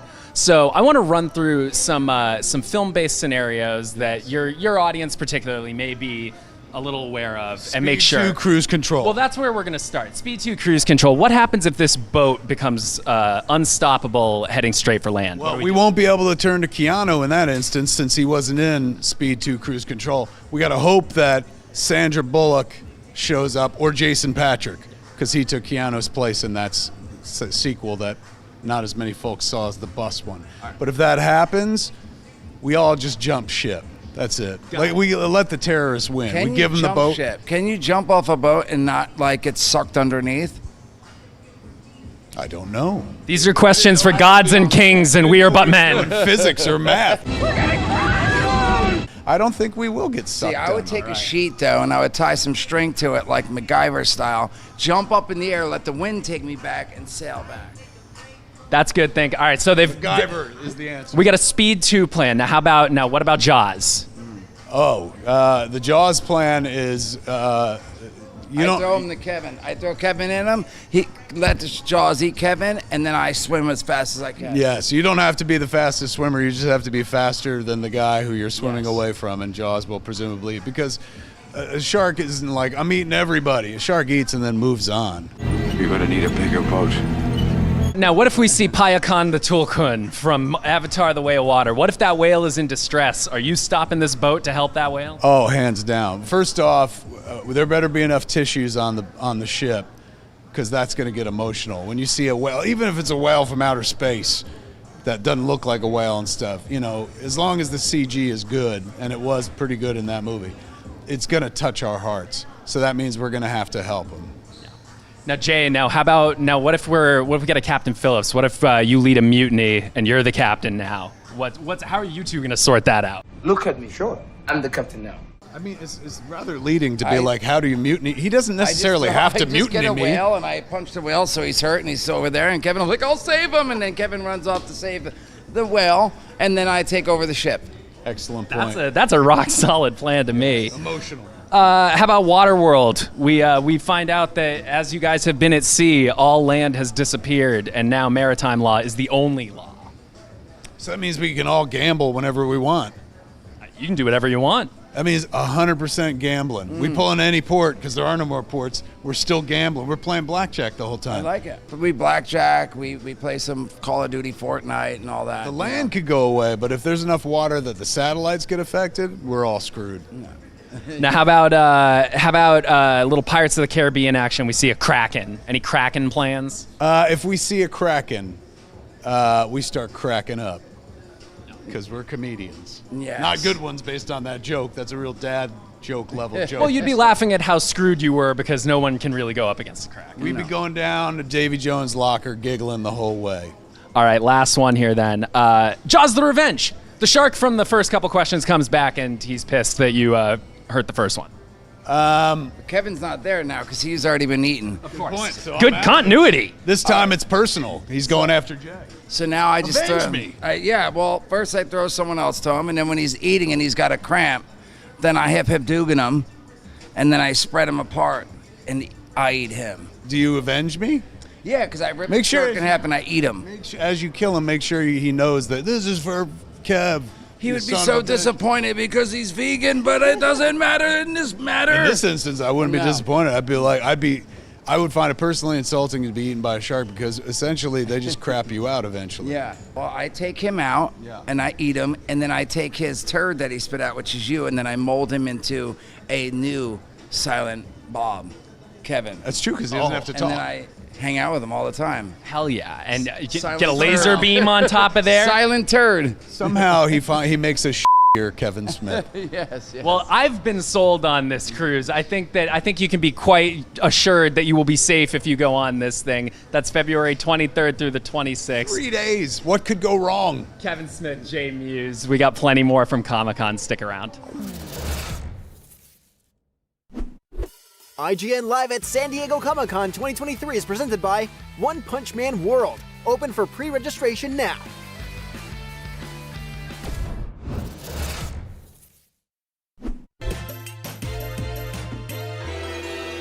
Six years ago, while talking about Sonic on Game Scoop, Brian, you had this to say. At the point where we need to admit that this was never really a great franchise. Wow. It was never really a good franchise, huh, Brian? Well, I'm sorry. We're well over, believe it or not, 100 Sonic games, 2 movies, a long-running comic book series, and 6 shows. When you besmirch Sonic, you besmirch everyone associated with Sonic, okay, Brian? Brian, I want to present you with this. I will hold that L. I was wrong. I have since come around on that character. I have watched the movies with my kid and enjoyed them immensely. Sonic Frontiers is fun. I liked Sonic Colors. I liked Sonic Generations. I liked Sonic Mania. Something we can all agree on is that Sonic has been good. It's Crash Bandicoot that's never been good. Oh, okay. Here we go. If you enjoyed that, check out full episodes of Beyond, IGN's PlayStation show, as we talk, argue, and goof on everything PlayStation. New episodes drop every Tuesday on IGN.com and IGN Games on YouTube. Welcome to Super Debatable. When you got big takes on superheroes as hot as ours, well, you need a place to vent them. And that's exactly what we'll be doing week after week on Super Debatable, arguing over the most divisive topics facing fans. The MCU, that multiversal mess peaked years ago. It's all downhill from here. James Gunn and Peter Safran should absolutely nuke the Snyderverse. We could argue about this all day. And we will. Join us on Super Debatable Fridays on IGN.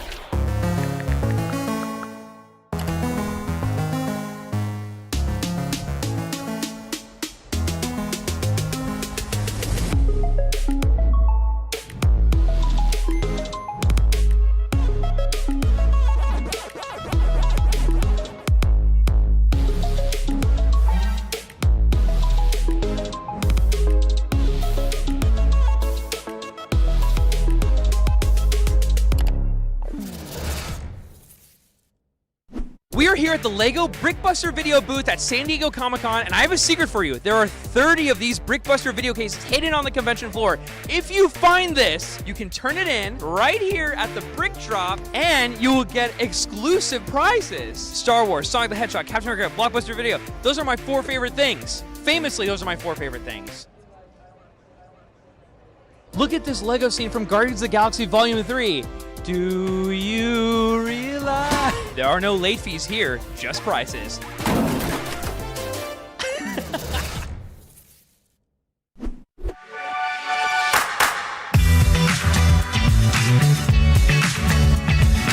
Hey, what's up? It's Brian Altano from IGN here at San Diego Comic-Con 2023. Now, legendary toy company LEGO has been making awesome stuff for decades, hundreds of thousands of years now, but they did one of the coolest things ever this year. They made a blockbuster video. It's called Brickbuster, so let's go inside and rent some movies.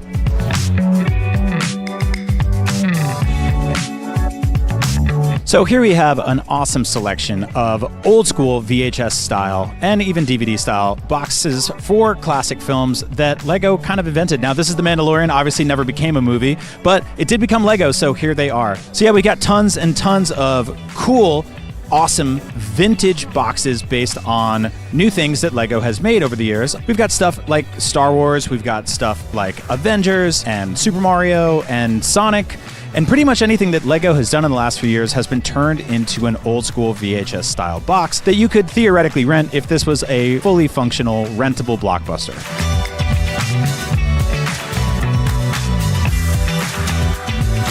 Now, obviously, it wouldn't be a Lego booth at Comic-Con without Legos. The actual toys are on display here, and we've got a bunch of cool new kits and some classic kits laid out in awesome dioramas all over the place here in these gorgeous glass cases. One of my favorites is this brand new set right over here of Chewbacca. This is the brick-built Chewbacca, and it goes for $199.99, and it even comes with a tiny Lego Chewbacca minifig. This is one of those toys that I would not have expected, like a character I would not expect to work in Lego, but they use lots of curvy blocks, and they made it look realistically hairy. He even has his little pouch, or his satchel, his man bag, merce, whatever you want to call it. Obviously, his bowcaster there, and look at his snarl. Look at those little teeth. Over here, we've got a couple of ships from Ahsoka. We've got Ahsoka Tano's T6 Jedi Shuttle, and the Ghost and Phantom set. These are available right now. The T6 Jedi Shuttle goes for $79.99, and the Ghost and Phantom 2 set goes for $159.99, with tons of awesome minifigs, including a Lego Chopper.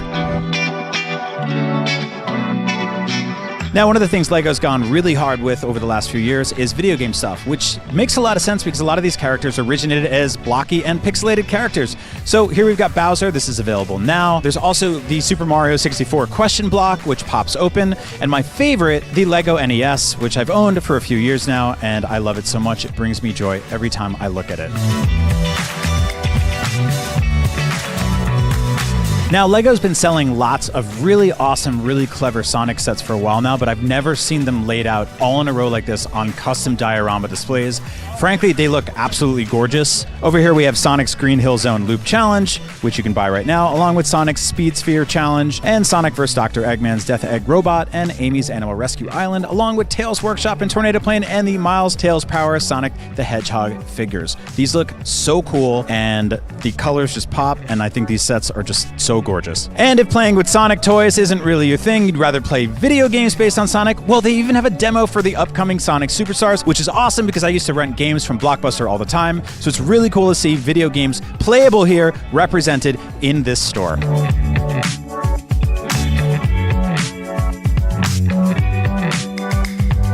Now, a video store isn't a video store without new releases. You don't want to just watch old movies all the time. So these are some of the brand new products that Lego's been kicking around, and they are awesome. Let's start with the Batcave Shadow Box, which folds in and opens up to reveal a full set, complete with tons of classic Batman characters, based specifically around stuff from Batman Returns, the best Batman movie. Yeah, I said it. So we've got the Batcave here, we got the Batmobile, we even have a little Max Shrek minifig, and we got the Penguin, Catwoman, multiple Batman costumes, Bruce Wayne, and of course, Alfred. In the Batcave, we've got the big Bat computer, the swiveling chair, there's a drawbridge thing that pops down. I just love this set so much because when it closes up, it just reveals a gigantic Batman logo. Down here, we have the Batwing Batman vs. the Joker set, which will run you $37.99. Right next to that, we have the Batman construction figure. And finally, we have the Batmobile Batman vs. the Joker chase sequence. Really awesome kit. This will cost you $47.99.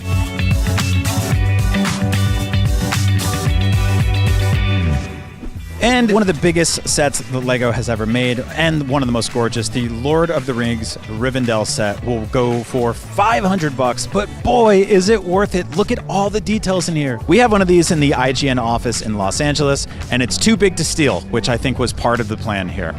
Up next, the Pac-Man Arcade, which is playable, air quotes, because you can actually turn a crank on the side, just like the Lego NES, and move the characters around on the screen to simulate an actual arcade game working. I really like the panel art on the side, the bright yellow colors and everything. This is an awesome little set, and it even comes with a tiny scale minifig version, just like the old school 80s arcades. I love it. And then there's the Disney Hocus Pocus Sanderson Sisters Cottage, which will run you $229.99. Lego even went even better, and they made a bunch of classic movie posters in movie poster size of some of the IPs they work with, like Sonic the Hedgehog, The Mandalorian, Ninjago, Dreams, The Avengers, and Donkey Kong. Get over here and grab some bricks and make a DVD cover and stick it on the shelf. Fans all around Comic-Con have been coming down here and building a bunch. My favorite right here is Sonic, the weird bootleg version of Sonic.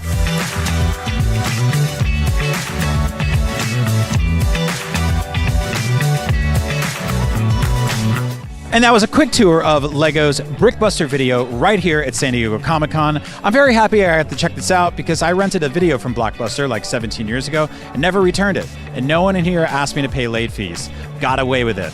Got it. So for all things video games, comic books, Comic-Con, LEGOs, and videos that I still haven't returned decades later, stick with IGN.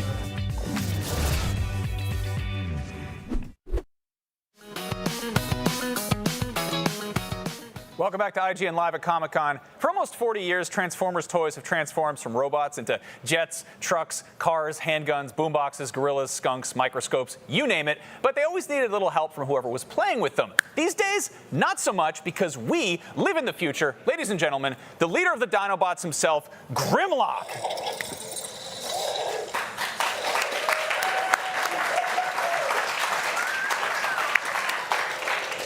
And of course, lending Grimlock a hand, Logan Webster, Vice President of Roboson, the company behind this incredible invention. Logan, thank you, first of all, for making a robot dinosaur that transforms, but also for joining us on our stage. Thank you for having me, and you're welcome. Yeah, so Roboson also made an Optimus Prime that transforms a few years ago. And, and a trailer to go with him, and, and a Bumblebee, and now Grimlock. What is the big deal about Grimlock, aside from the fact that he's great? Can I show you one quick thing about why he's so amazing? Watch this.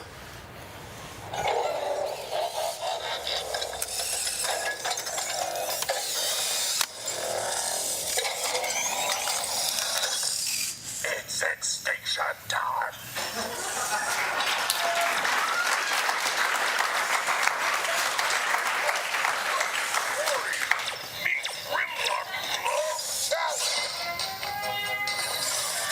So this is why I brought him. He's pretty amazing. I could leave. I'll just keep him here. And yeah, no, I'm just kidding. CG? Yeah, no, it's. You really did witness that. In fact, you. It's not your birthday, but let's pretend it's your birthday, Brian.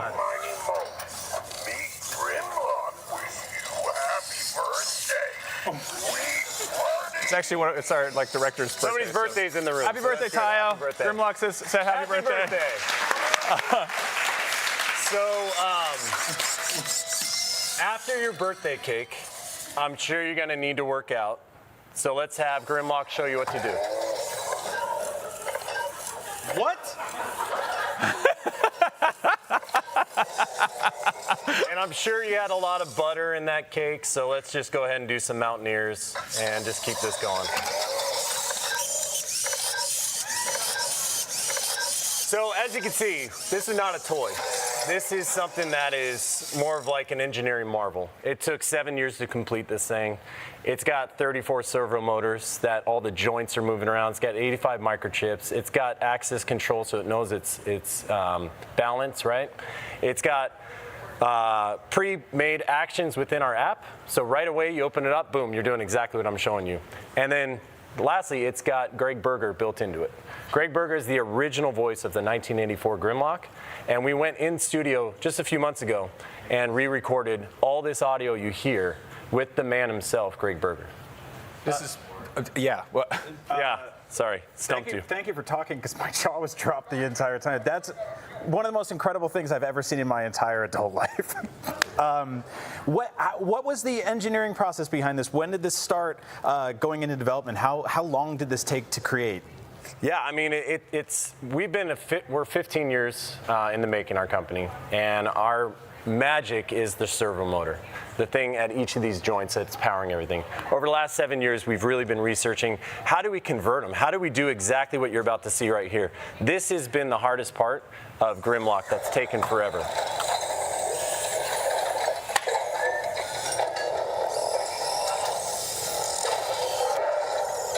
Because he's got a balance, right? Like it's. Yeah, and now watch this. He's actually going to move around while he's in dyno.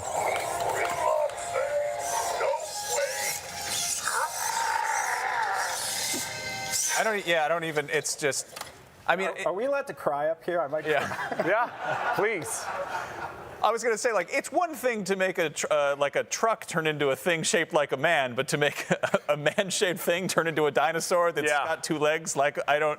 Look at what you're saying. Look at what you did to us. We can't even speak. Yeah. No, I get it. So what you're saying is exactly what we're the world's first ever to do a dual form, bipedal, auto-converting robot. So meaning he'll transform from a dinosaur into a robot into a dinosaur, but still walk on its own on both sides. How much? How much you got? No, it's $14.99. We're actually doing $200 off as we launch, and it's a $16.99 price point, $1,699. But you can get it for $14.99 now. We just launched it yesterday, so you're among the first to see this, and yeah. That's steep, but also it's a freaking dinosaur that turns into a robot and sings. Yeah. So fair game. Yeah. That's not too expensive for the most amazing thing I've ever seen with my own eyes. But wait, well, thank you. Hold on. You also brought something else too, right? I did, and I think I heard him say something about his battery. So hopefully that's not the case. Oh, here we go. Back there, so he wanted to. Yeah. So we have.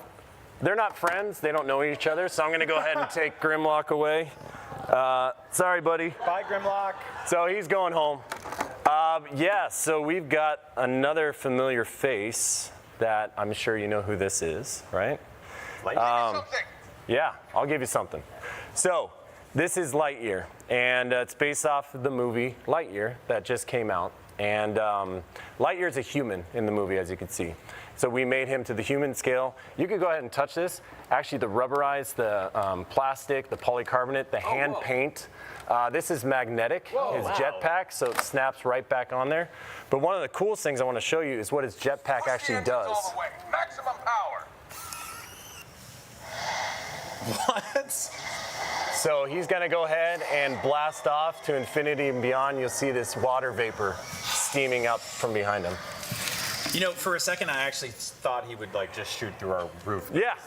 You've just done magic up here for 5 minutes. I know. I locked him in. But our claim is from screen to reality. Right. We want to bring your dreams true. We want to make them true. Like watching Toy Story when it came out, and as a kid being like, that seems like an unrealistically cool toy. Yeah. And I was stupid then, and I'm still stupid. This is amazing. How did you get him to vape? How did that come out? Yeah, well, it's actually he's going to do it again. Oh, he's so cool. Yeah, isn't that amazing? A lot of people online are like, small soldiers, please do small soldiers. That's what everyone thinks when they see something like this. That's not a good idea. Yeah. They'll try to kill you with Hey, can you guys do Terminator 2 next? We've been asked for that too. So on the back of this, you go ahead and you open this up, and then you can put some water in there. Oh, that's awesome. And so magnetically snaps in there. And you said hand painted 18 plus hours of just meticulous attention to Lightyear to make this. Even his, here, let's take this off. Oh no, he can't feel. Go ahead and feel this. We even used woven cloth. It's soft goods. So it's like, awesome. Exactly, like he just walked off the screen. This is gonna freak you out, but you can go ahead and you can take his face. Oh my God! Put it back. I didn't bring the other one, but essentially you could take this off and snap on a different expression. So you can have different looks and feels for Buzz. I freaked out your audience. He's gonna remember that. Yeah, exactly. Everyone's like freaking out. So he's also on this gorgeous stand. I noticed there's an engraving there. Are these individually numbered? Yeah, they're serialized. And this stand, I didn't bring it. I don't have it. It's at our booth, where we have 2 booths here at Comic-Con, by the way. And we're here at Comic-Con, obviously. You have plexiglass and you have a top. The top will have lights. So the whole idea is, imagine Max is calling Brian on Zoom, and he's got this thing behind him. And it just looks incredible for all your Zoom calls or your collector's, cabinet. That's what this is it's the most realistic, most amazing statue you've ever bought. How much? So, you always got to be the one to ask that. It's less than our friend Grimlock, but yeah, it's $9.99. And this ships in about 2 months. And you can go ahead and you can place your orders at Entertainment Earth. They're a partner of ours, entertainmentearth.com, or roboson.com. You can go to our site. And you had them backstage, but they're also in these awesome cases too, right? Yeah. So real heavy-duty styrofoam cases that are decorated just like... Command, I have a low power alert. Time to recharge. I think that's actually... So he's going to go to bed. He's going to hit the rack, as he would say. Goodbye. Yep. Well, bye. See you, Buzz. I think that's perfect timing. We do have to wrap up here, but Logan, thank you so much for coming by and bringing some really, really cool toys. Yeah.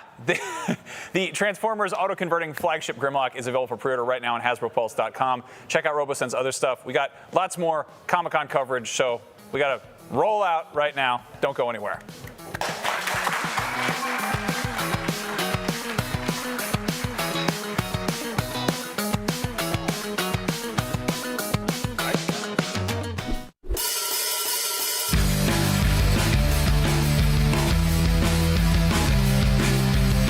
What's up, everybody? Damon here at San Diego Comic-Con 2023. We're at the Capcom booth where they're giving fans hands-on gameplay of the first DLC character for Street Fighter 6, Rashid. In just a moment, we'll talk to some fans, get some first impressions, but first, let's talk to one of the devs of Street Fighter 6. Okay, how have you felt about the reception of Street Fighter 6 since launch? We're super thrilled to see that a lot of players are enjoying the game so far, and no matter if it's a World Tour Battleground or Fighting Ground, we're super excited.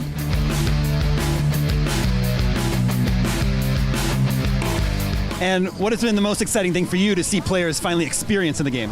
We've been seeing tons of online matches from players of varying skill levels, and we've been seeing a lot of players and organizations holding different tournaments online. We check social media constantly and are super happy to see that many people are enjoying the game. Well, congratulations on the success of the game, and thank you so much for your time.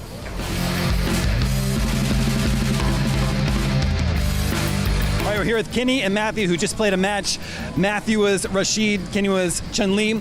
Matthew, you just barely lost as Rashid. What was it like playing as this new character? He was pretty fun. He definitely feels like he has some pretty strong tools. The game says that he's a hard execution character, hard entry of access of entry. I don't feel that way. I felt like he's pretty good, especially if you've played him in 5 before.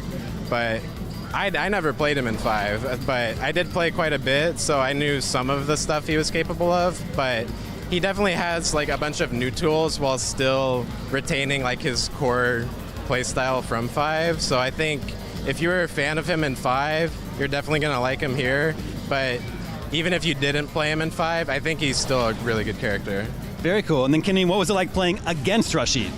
So I felt it was very fair. Like there's a lot of characters where I fight against and I'm not that good, so it's just like, this feels cheap. But with Rashid, I felt it was very fair. But who knows, we'll see as people come up with new stuff. For sure. Awesome, gentlemen, thank you so much. Thank you.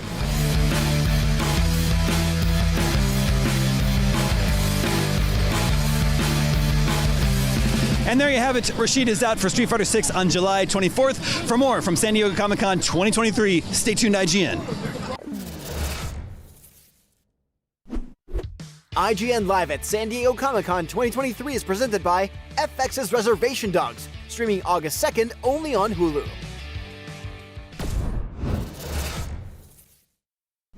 Welcome to Super Debatable. When you got big takes on superheroes as hot as ours, well, you need a place to vent them. And that's exactly what we'll be doing week after week on Super Debatable, arguing over the most divisive topics facing fans. The MCU, that multiversal mess peaked years ago. It's all downhill from here. James Gunn and Peter Safran should absolutely nuke the Snyderverse. We could argue about this all day. And we will. Join us on Super Debatable Fridays on IGN. Want the ultimate IGN experience? Check out IGN Plus. Members get exclusive deals and giveaways, ad-free browsing, unlimited tracking on IGN Maps, discounts at the IGN store and with IGN partners. And best of all, free games. Get 30 days of IGN Plus for just $1. Head to plus.ign.com.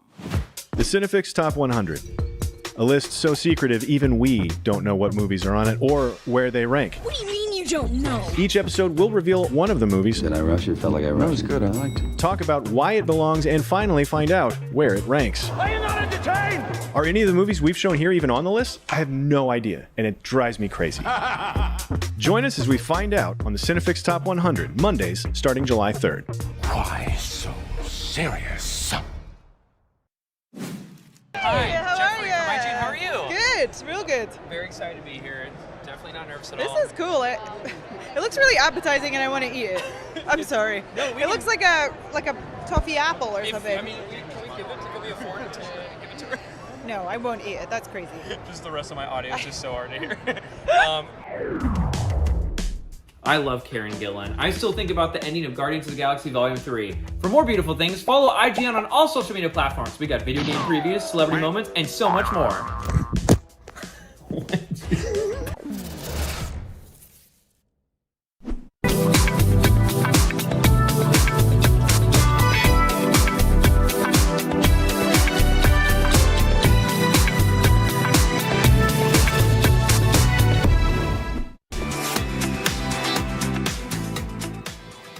Everybody, you're watching IGN live at San Diego Comic-Con 2023. Coming up in a bit, we're talking about the future of the DC Cinematic Universe. And if you stick around after that, if you dare, we've got deep dives on 2 upcoming horror movies, Talk to Me and It Lives Inside. But right now, it's a bird, it's a plane, it's probably pretty obvious where I was going with that one. Check it out.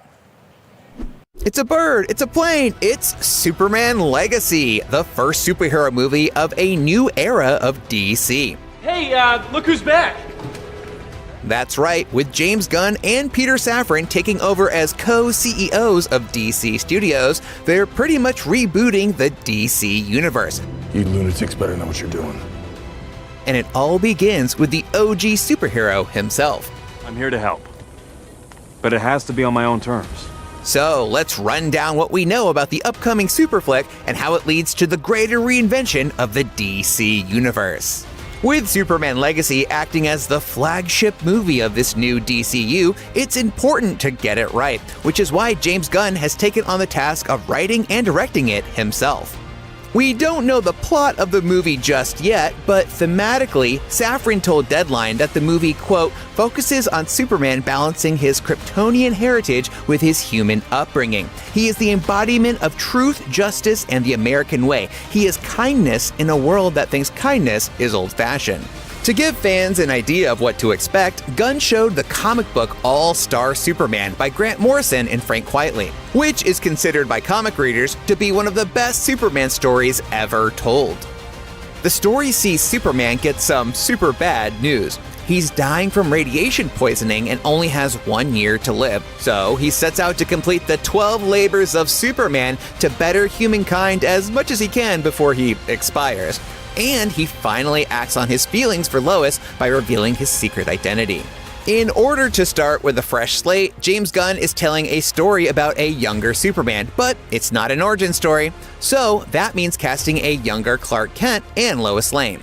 Both roles have been cast, with Pearl's David Corenswet playing the Man of Steel. And for a super, that can mean... I'm sorry, a what? Oh, a supernumerary? A supernumerary? And the marvelous Mrs. Maisel herself, Rachel Brosnahan, playing the Daily Planet's top reporter. And then the argument actually happens, and they're reasonable, but that's not how you rehearsed it, so you become the jerk. We haven't heard the official word on the villain yet, but reports say Nicholas Hoult and both of the Skarsgård brothers are being considered for Lex Luthor. Superman will join a world already populated with superheroes. Isabella Merced has been cast as Hawkgirl, Eddie Gathegi will be Mr. Terrific, Anthony Carrigan is Metamorpho, and fan favorite Nathan Fillion is playing Green Lantern Guy Gardner. We also know that the Authority Super Team will be introduced in the film ahead of their movie.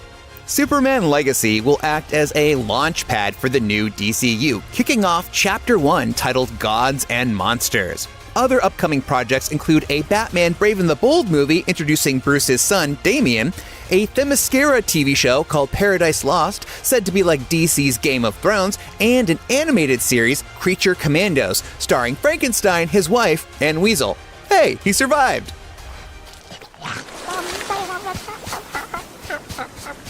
All of these projects will be connected and slowly unveil a mystery that connects the entire DCU, building to something big.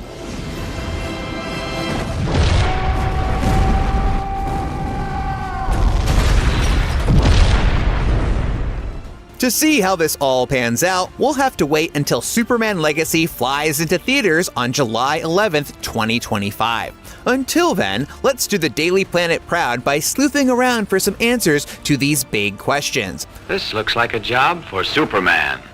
Were the right actors cast as Superman and Lois? Can James Gunn find the right balance between Superman's story and setting up the larger DCU? And, most importantly, should Superman have trunks or no trunks? Let's discuss.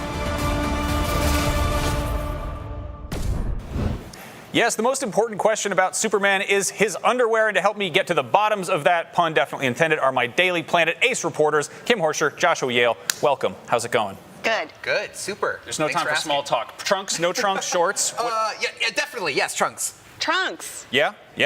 No, I'm agreed on that. I think it's time, you know? It's unanimous. Yeah.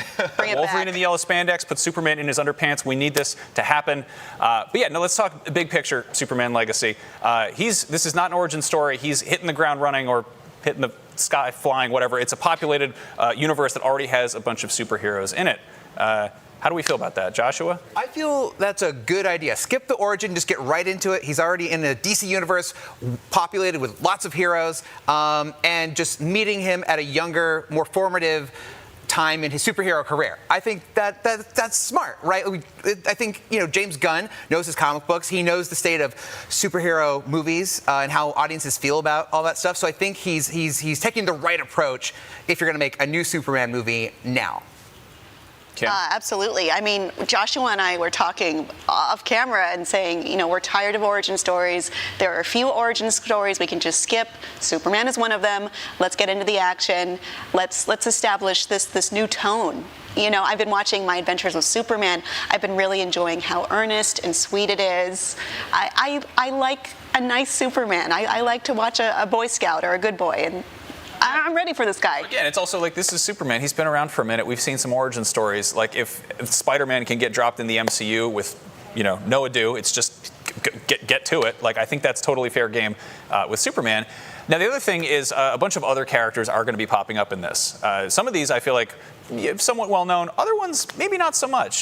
Joshua, who's popping up here, and what do we make of all that? Right. Well, it's Mr. Terrific, Hawkgirl, Guy Gardner, and Metamorpho, that is a very James Gunnsian list of DC supporting players, which, they're all going to show up in the Superman Legacy movie, and the Authority super team is also going to be in there, going to be introduced in some way, which I think immediately makes you go, oh, okay, whoa, that's a lot of movies, cinematic universes have gotten ahead of themselves, and that's been something that tripped them up. The DCEU, that really awkward introduction of the Justice League on the laptop, and even Marvel and Iron Man 2, that one's heavily criticized for putting the setup of the MCU ahead of the story actually being told in the movie. So you definitely get those vibes, but James Gunn, I think he knows what he's doing, and I don't imagine that these will take away from the story. I imagine Superman is sort of randomly encountering these people as he's saving the day. Like he's stopping a meteor shower, and he just says, "Hey, Guy Gardner, Green Lantern." Maybe it was a quick conversation, and then he goes off and does something else, and stops a plane from crashing with Hawkgirl. And I think it'll probably be something that naturally happens and shows how the DC universe is already populated with all these characters. I wanted Nathan Fillion to be Booster Gold, but I think he might be a little old for the role.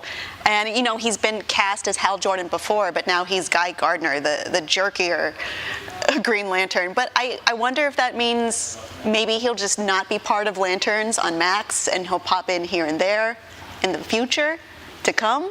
I think he probably would show up on Lanterns on Max, really, right? Yeah. But not as a main character, just Perhaps. Or maybe a supporting player as the big surprise sometimes. Yeah, the treat we get. Yeah, perhaps. The big question of this being sort of too overstuffed, I feel like we're kind of getting ahead of ourselves, and it is. I think some of this is definitely a little bit of stunt casting. I think it's getting people talking, it's creating buzz without actually having to show us anything. But it reminds me a little bit of the quote-unquote X-Force in Deadpool 2, which didn't really stick around for too long, if you know what I'm talking about. Like, but having a bunch of big names attached to things, and ultimately it's a little bit of fan service, kind of like we saw with John Krasinski in Multiverse of Madness. Like, it's sort of, people just want to see that. You know, people have been trying to fan cast Nathan Fillion as a Green Lantern for quite some time, and this feels like very much a kind of wink and a nod. But yeah, I mean, I have faith that Gunn can kind of build this up. But yeah, let's get back to sort of Superman as a focus. They've described him as being just really emphasizing kindness. You know, this isn't, you know, Superman in a black costume who's fighting all his friends. This is the, you know, the truth and justice and upholding the American dream. This is the guy you want to go up and give a hug to. What do we think about that? That's all I want. That's all I've ever wanted. It's just that simple. I mean, we've been kind of scared of earnestness and kindness and goodness. Like, oh, it's corny. Let's take away his underwear. Let's make him scary now. But yeah, that's a weird sentence now that I've heard it out of my mouth. But I like this version of Superman. I want him to be the corny version. Yeah, it's weird because in a weird way, I think audiences want a more earnest Superman because, again, a big criticism of the MCU is that they're always quick to make a joke and don't let characters be a little corny or you know, earnest. So I think they really just want like a good, true, just honest guy. He's kind of like, you know, DC's Captain America. And people really did, you know, gravitate towards Chris Evans' performance in that. So I think David Corrin Sweat, he can be a little Corrin-y, and we like it. Yeah, no, I feel like he's sort of an unknown enough quantity that I'll give him the benefit of the doubt. The one I'm excited about is Rachel Brosnahan, the marvelous Midge Maisel as Lois Lane, which what do you think that casting tells us about where they're going with that character? I think she's going to be a blast. I think she's going to be super funny, and you know, nothing against David, but I thought that was the casting. I was like, oh my god, this is amazing. This is what's going to give the movie its lifeblood and energy. And yeah, I'm super excited. I haven't seen that show, but I have thoughts about who she should be. I want her to be kind of a jerk. I want her to call him Smallville. Every woman reporter gets excited about Lois Lane, and I'm excited about Lois Lane. You should check out Mrs. Maisel. I'm excited just based on that. I think that's really cool.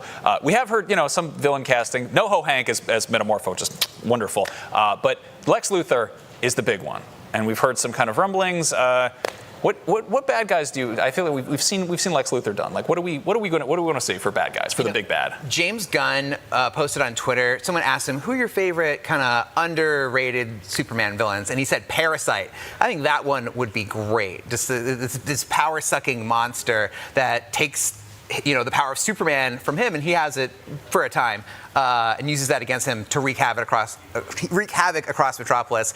And I think that would be a cool, something different kind of hero. Or maybe they do the layered, tiered hero villain thing, like in Batman Begins, where he's just sort of like a pawn that Luthor uses. Because in All-Star Superman, Luthor gives himself Superman's powers. Maybe he gets it by using Parasite. Okay.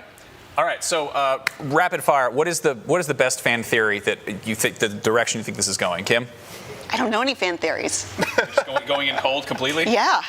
Okay, Joshua, you got me? Well, it's called Superman Legacy, right? And then I'm also thinking of how Batman Brave and the Bold, that Batman is going to have a kid, Damian Wayne. So when you leave behind a legacy, it's your children. Oh. What if Superman has a kid, right? The super sons of Superboy and Robin. That's a thing, right? So maybe that's what James Gunn is setting up. He's giving all the superheroes kids. Are we going to just destroy the Superman and Lois TV show canon then? Where they have two kids? Yeah, there's two, and one of them's bad. Yeah, I mean, who knows? We'll see. But I think kids are the future, right? Marvel's doing Young Avengers. They're going to beat them to the punch. Okay. We've been waiting for that for like 20 years. It still hasn't happened. We've seen that thing with superhero movies where they often have they have a title that suggests a certain thing, and it's not exactly the same beats as the comic. Like, do you think this could be some sort of sleight of hand misdirection to get you thinking that way, and then it just takes you throws you for a loop? Yeah, potentially. I don't know. Usually, after you see the movie, you're like, oh, I see why it was called that. But it's hard to say up front. But I do think that it will mean something, and mean something really important to Superman, because that's not a pre-existing comic book that he's adapting. So I think he's got a very specific idea in mind, and we'll have to see what it is. I think it's a kid. Okay, all right, fair enough. Well, I just hope he's wearing underpants, both the kid and his dad, whatever. Well, we got plenty of time. That movie's still a ways off. Superman isn't the only superhero at Comic-Con. Far from it. We've got tons more comic book coverage ahead here on IGN's San Diego Comic-Con live show, so don't go up, and away, because we will be right back.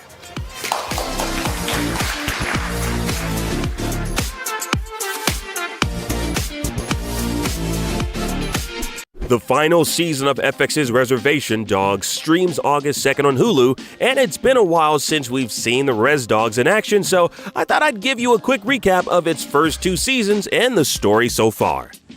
Scoring. Presented by FX's Reservation Dogs, streaming August 2nd only on Hulu. Premiering in 2021 from creators Sterling Harjo and Taika Waititi, FX's Reservation Dogs is a first-of-its-kind series with indigenous representation both in front and behind the camera, infusing the show with a rich identity. Now, honored as an AFI Television Program of the Year for 2 consecutive years and a recipient of 2 Independent Spirit Awards, a Gotham Award, and a Peabody Award, Reservation Dogs follows the exploits of 4 indigenous teenagers from rural Oklahoma. Now, they rely on each other as they strive to earn enough money to escape their small town.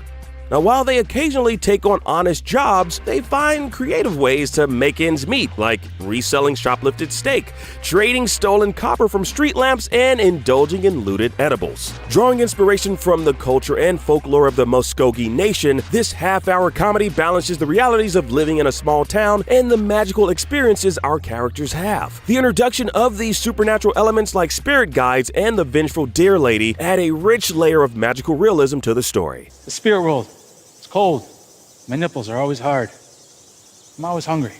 Got it. A year following the passing of their dear friend Daniel, the Reservation Dogs, a tight-knit gang of teenage thieves who share a love for catfish, are determined to break free from their burdensome lives in Oakern, Oklahoma, and escape to sunny California. Now, in order to finance their grand escape, they hatch a plan to steal a truck loaded with flaming Flamers chips, a seemingly perfect opportunity for quick cash. Now, the heist unfolds with resounding success, and they find themselves 2 months away from embarking on their journey to the coveted Golden State. Y'all wouldn't have seen a stolen food truck, would you? Yeah, crazy. But the Res Dogs' progress comes to an abrupt halt when they find themselves on the receiving end of a drive-by shooting, albeit with paintball guns. The unexpected assault is orchestrated by a rival gang vying for dominance. Following the incident, they decide to jump Bear, rendering him unconscious. During his unconscious state, Bear has a peculiar encounter with an enigmatic spirit guide, William Spirit Knifeman. Back in my day, I would have went at him like that, you know? Throw a spear in that little kid's head. Spirit, a warrior who met an untimely demise under his own horse, questions Bear about his actions for the sake of his people. This introspective exchange prompts Bear to rally the other Res Dogs. His newfound purpose? Safeguard their territory from the encroachment of the town's new gang of miscreants. Stop you all right here, right now. Hey, quit now. Shit, I'll run you all in. Bear soon discovers that his estranged father, a rapper living in LA, is set to perform in their hometown. Now, to make his homecoming special, Bear uses the group's California travel fund to pay for a new tracksuit, a Godzilla movie, and a beadwork medallion that looks like, well... That's a microphone. Yeah, I see that, but like, what's the circles? You blind? It's a cord all wrapped up like. Oh. While he's on his spending spree, Allura bumps into Jackie, the leader of the opposing gang. She invites Allura to join her, but she refuses.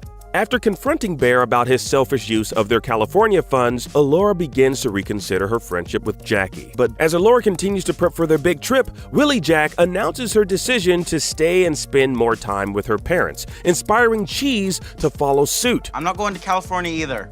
Allura feels betrayed and secretly meets with Jackie about moving to California. Bear confronts Allura about Jackie, but she quickly lashes back, saying that he's never been serious about going to California. Season 1 ends with Allura choosing Jackie for their trip and leaving Bear behind. Allora's departure leaves the Res Dogs broken. Lost and lonely, Bear decides to get a real job. Excited after his first day at work, Bear's mood changes when he sees Allura outside his window. He confronts her for leaving him behind, but she interrupts and explains that her grandmother Mabel is on her deathbed. Bear sets aside his pride and supports Allura during her difficult time.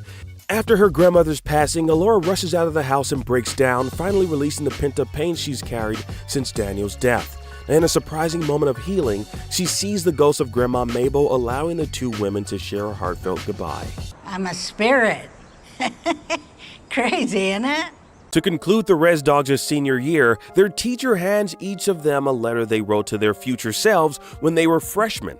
And with Daniel unable to collect his own letter, their teacher privately passes it to Willie Jack. She gathers up the fragmented Res Dogs and together they read Daniel's letter. Determined to honor Daniel's memory, they decide to embark on their long-awaited journey to California together. Upon their arrival in Los Angeles, their car containing all their money and Daniel's letter is stolen. With no other options, they follow the guidance of a robed man referred to as White Jesus, who promises to lead them to the beach. Let us go then! Once there, Cheese leads them in a prayer as they process the pain of Daniel's loss. The Reservation Dogs jump into the ocean and huddle in knee-deep water. Daniel becomes part of their embrace, if only for a moment. Enough time for them each to tell him, Love you, bitch. Love you, bitch. Love you, bitch. Love you, bitch.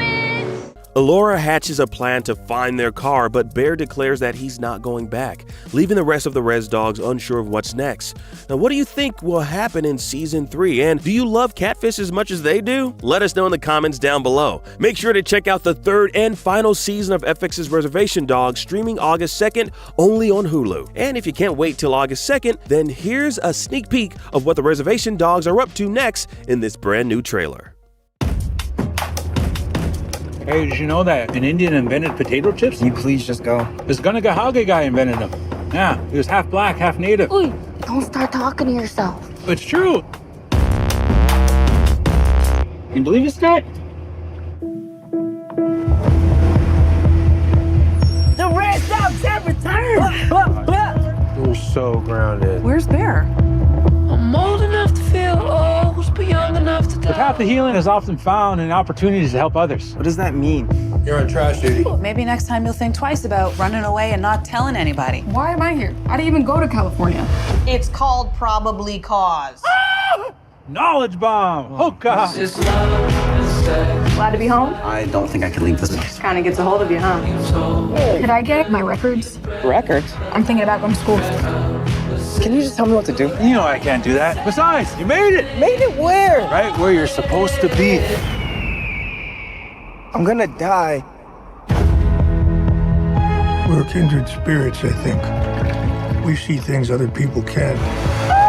Oh. Some people are either afraid of it or they're jealous. Girl. Cookie? I'm a spirit. When you're gone, who's gonna doctor people up? I don't know. No one to pass it on to. I'm interested. Are you a good man, Bear? I try to be. I know the noise you have inside your head. I know it's loud. Being good or bad is a choice. It's that simple. This time between us ain't over. A lot of rain headed this way. Metaphorically. IGN Live at San Diego Comic-Con 2023 is presented by FX's Reservation Dogs, streaming August 2nd only on Hulu.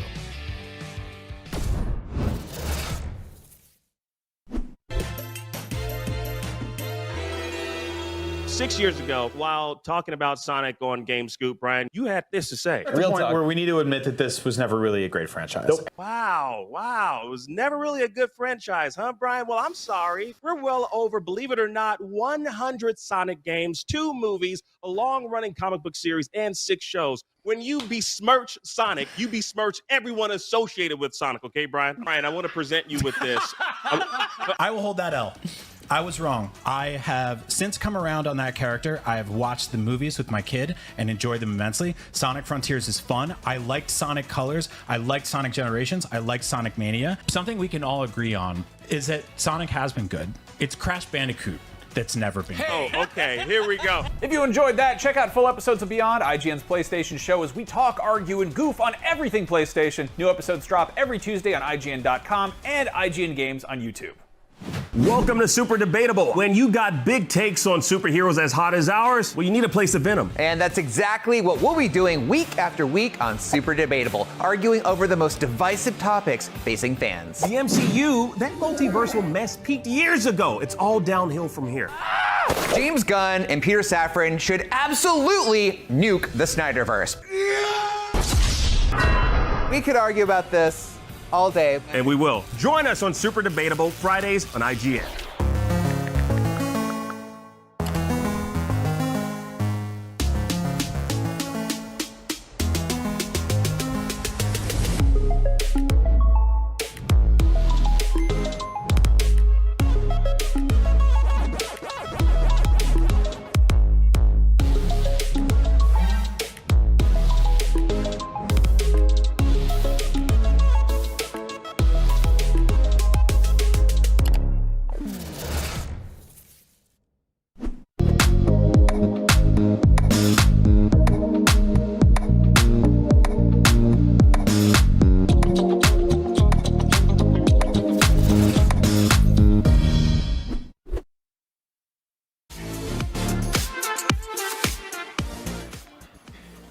A wise man once said, talk to the hand, but communing with the dead using an embalmed one might not be the smartest idea. Here to tell us about A24's upcoming horror movie, Talk to Me, please welcome directors Danny and Michael Philpott. Welcome, welcome, welcome. Yeah, thank you.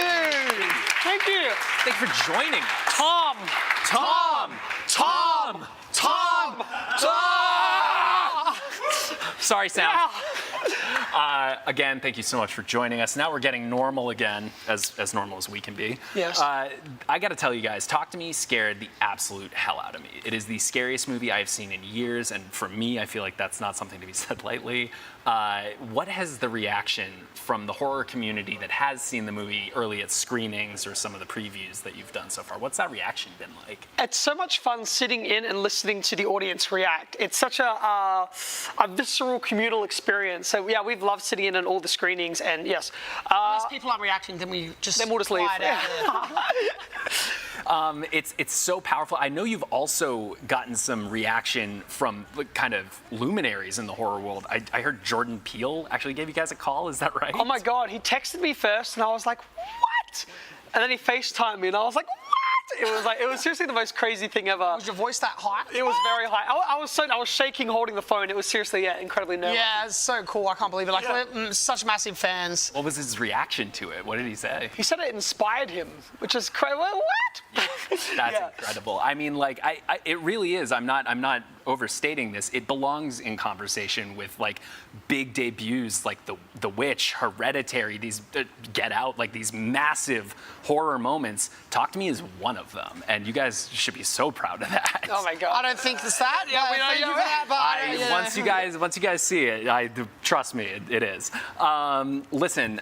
All I knew going into the movie, I skipped all the trailers for it. All I knew was Australian Bloody Mary. That was the only sort of Oh my God, that's awesome. I've not heard that. That's sick. Yes, that was all I heard. But you know what? The kind of classic horror story it more reminded me of was the idea of the monkey's paw story. Yeah. Were those frameworks in mind for you when you were writing the story from the beginning, or did you end up adding those after you started developing? Yeah, it was always, we just knew that we wanted to modernize Possession and see it realistically and see how the youth would react to it today. I feel like if you look on TikTok or Instagram or anything, if you look up #Possession or # like Haunted Challenge, like all kids are down to do that sort of stuff. So I think if Possession did exist and the ceramic hand did exist, that people would be doing this. I definitely would do the hand if it was a real thing.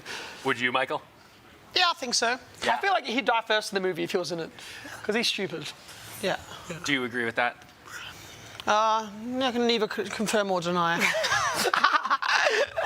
Listen, you guys were also speaking recently about how the fact that when you were developing the movie, you were asked at some point by a studio that is not A24 to take out the Australian accents in the movie, which seems insane. Oh, well, it wasn't like a direct request. There was just some little murmurs, and our producer was sort of just talking to us, and like the ability for that to happen could have happened. So it was sort of like precautionarily we sort of stepped away from it, but it wasn't like a foot down, you've got to cut out the accidents. It wasn't like that. Yeah. But it was you can do it, and we'll fire you later. But yeah, we're just a little worried.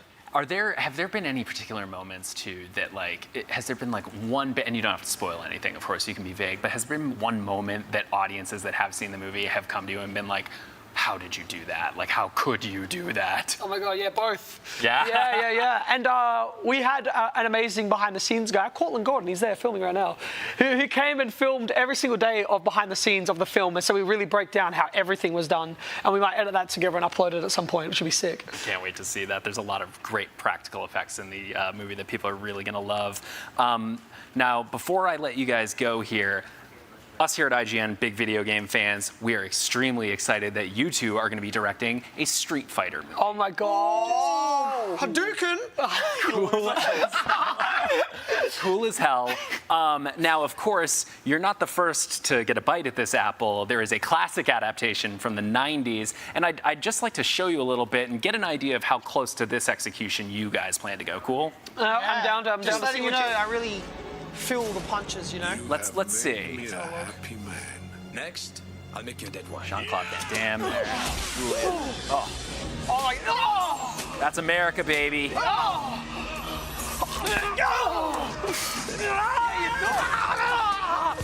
There's some decent stunts in here. You'll have to do better than that. You okay? Michael, no. Oh my God. Jesus. Nice. My team. How am I doing? I was ready to take it. I know. I was ready for it. Come on. I was considering it. I was like, I don't want to hurt him. All right, well, Street Fighter's coming eventually, but the one we really want to talk about is Talk to Me. Guys, thank you so much for joining us. Let's give them a hand, huh? You can catch Talk to Me in theaters next week, and in the meantime, for more people talking to you, at you, in front of you, like this, in your general direction, that's my general direction, IGN Live at Comic-Con has you covered.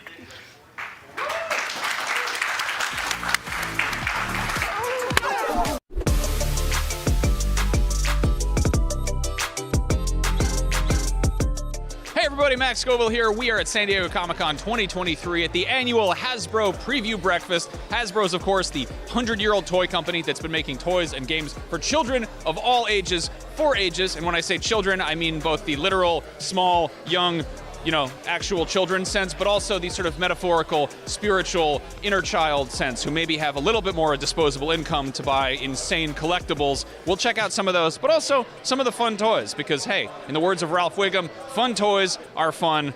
Let's go play with some toys.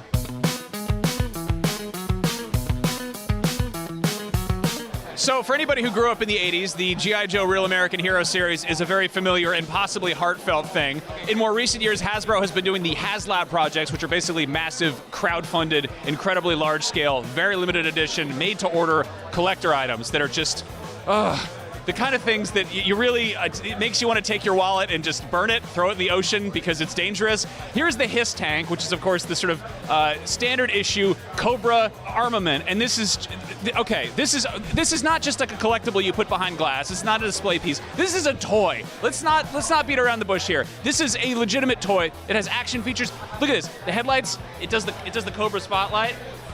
The tank treads, they do the tank thing, and it's cockpit opens, you put the toys inside, there's seat belts. This is overwhelming, and I do really love that this is, back in the day this was a vehicle, but at this scale this is a full-on playset.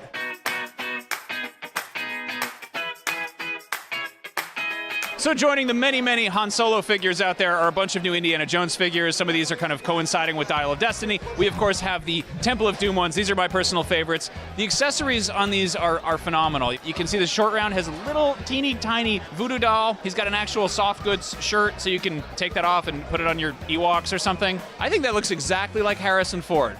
It's really, I think they nailed it back then. I think all just indie figures, all Han Solo figures, they should stick with that head sculpt. Spot on. They nailed it.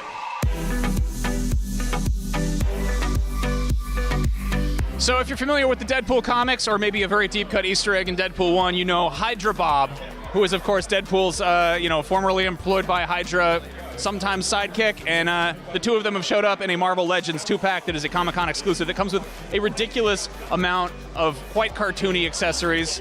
We've got a bazooka with a boxing glove on it. We've got a briefcase with a banana and Bob's thermos in it, his keys. If you're not a Deadpool fan, there's, of course, various other Marvel Legends coming out from all corners of the Marvel Universe, cinematic and otherwise. They're doing some wonderful kind of deep-cut first appearance, Iron Man. I love the Grey Hulk with Bruce Banner. Now over here, in a totally different line, I'm an X-Men kid. I grew up in the 90s. I watched a lot of Fox Kids. I remember quite fondly. They're doing a bunch of little 4-inch figures. This is the Epic Hero series. I'm super into them. I appreciate this sort of nice balance of like small scale, collector friendly, but also, they're articulated, but they're also meant to be played with. They're clearly kids' toys. Look at Wolverine. Let's open up these tin cans. This one's for you, Morph. Like in the cartoon. Anyway. Everyone's familiar with Transformers. They're more than meets the eye, but at this point, we're pretty familiar with their work. They turn from, little robots into little cars back again, but that usually involves a certain amount of input from you, the user. But let's say you're a big, important adult. You got lots of responsibilities. You don't have time to be fiddling with a toy robot, transforming it. You need a robot that transforms on its own, and that's what this is. This is RoboSen's new auto-transforming Grimlock. It's the iconic, Dinobot, Autobot dinosaur. That's a portmanteau, my friends. This is entirely app-controlled. It is immensely complicated. It's full of all sorts of servos and microchips, as you might expect. And it'll only cost you $14.99. And no, there's not a decimal place in that number. Well, there is, but it's at the end of that number. So yeah, it's a $1,500 transforming dinosaur robot for you, a responsible adult. So that was a look at what Hasbro's got in the works, currently out on store shelves. It's nice to know, as a child that refuses to grow up, that toys have also refused to grow up, or rather that they've grown up quite a bit and are now transforming on their own, coming to life, bigger than ever, full of action features, all kinds of accessories. Comic-Con's a great place to be a kid. I'm very happy to be playing with lots of toys here. We've got more toys to check out, more other cool stuff. Lots of Comic-Con on the way, right here on IGN. IGN Live at San Diego Comic-Con 2023 is presented by Immortals of Aveum.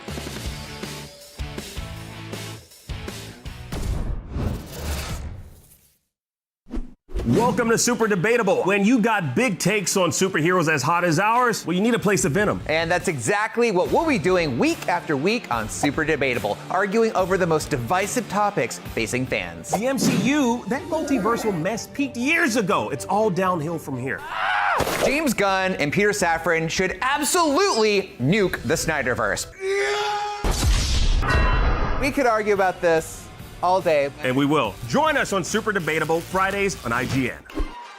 Tune into IGN 1 on your smart TVs for the latest news on your favorite releases, gameplay exclusives, and all the entertainment you can handle. Cinefix on IGN 1, your friendly Friday night home for film fanaticism. You're watching The Weekly Fix, ready to fill you in on anything you may have missed in the world of gaming and entertainment. Welcome to Should I Play This? This is what to watch here on IGN 1. Find it all in one place for free on IGN 1. They turned into a network. Who knew?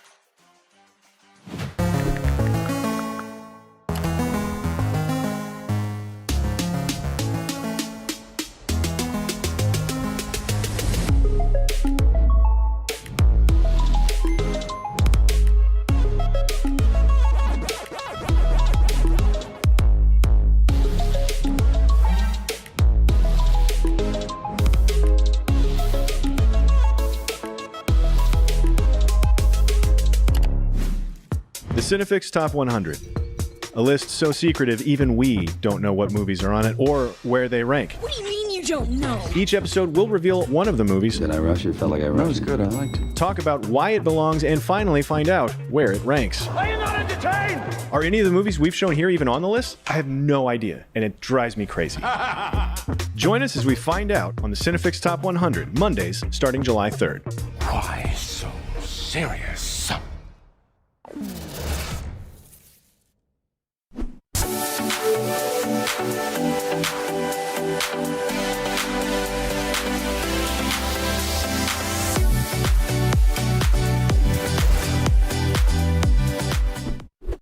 been 10 years since the debut of James Wan's The Conjuring, and while entire cinematic universes have begun and ended in that time, sometimes after one movie, the Conjuring verse is still going strong. The fourth Conjuring movie has been announced, The Nun 2 is hitting this fall, and Warner Brothers recently revealed that a Conjuring TV show is in development and coming to Max. Give us a sign that you want to communicate with us. And with a decade of strong, well-paced world building at its back, The Conjuring has everything it needs to possess your undivided attention from the comfort of your definitely not haunted home. The title of the next Conjuring movie is a big indicator that there's a sea change coming for the franchise. The Conjuring Last Rites may be a reference to the prayer a priest says for the dying, but it has a real sense of finality to it in the context of Ed and Lorraine Warren, the paranormal investigators whose marriage is the foundation of every main Conjuring movie. Ed's declining health was a big plot point in the third movie, and even though the real Ed Warren lived into the 21st century, the filmmakers have never had much interest in sticking too closely to the true events that inspire the movies. James Wan even hinted before the title was announced that the fourth Conjuring movie could be the end. So if Last Rites is potentially the last time we'll see Ed and Lorraine together, the franchise needs other story threads and ideas baked into the series to flesh out. It's a good thing they've been quietly setting the table for that since the very beginning. The first Conjuring movie established two paradigms that have paid off big time. The runaway popularity of the possessed Annabelle doll from the opening scene have proven that introducing villains in the Conjuring movies is an effective way of setting up satellite series that can weave in and out of each other. A great example of that, Valak the Demon Nun from The Conjuring 2, who's about to return in The Nun 2, which in case you're keeping track, is a sequel to a prequel to a sequel. The second crucial piece of world building, the Warrens' Relic Room, where they keep haunted artifacts. Don't touch it. Don't light any matches in the Warrens' house because it is absolutely doused in spin-off fuel. The third Annabelle movie, Annabelle Comes Home, centers around the Warrens' Relic Room going a bit haywire. And even though all ends well, it begs the question, what if someone came in and stole all that stuff? Be a pretty good setup for a TV show. The third Annabelle also establishes Judy Warren, Ed and Lorraine's daughter, as having the same medium abilities as her mother. If Vera Farmiga and Patrick Wilson decide to move on from their leading roles in the main movies, McKenna Grace could be well positioned to carry on the torch in the TV show. In any case, it's clear that we have plenty of Conjuring in our future, and in an age where some companies are going overboard trying to connect movies and TV shows together, The Conjuring and Max seem like a match made in hell. What is this?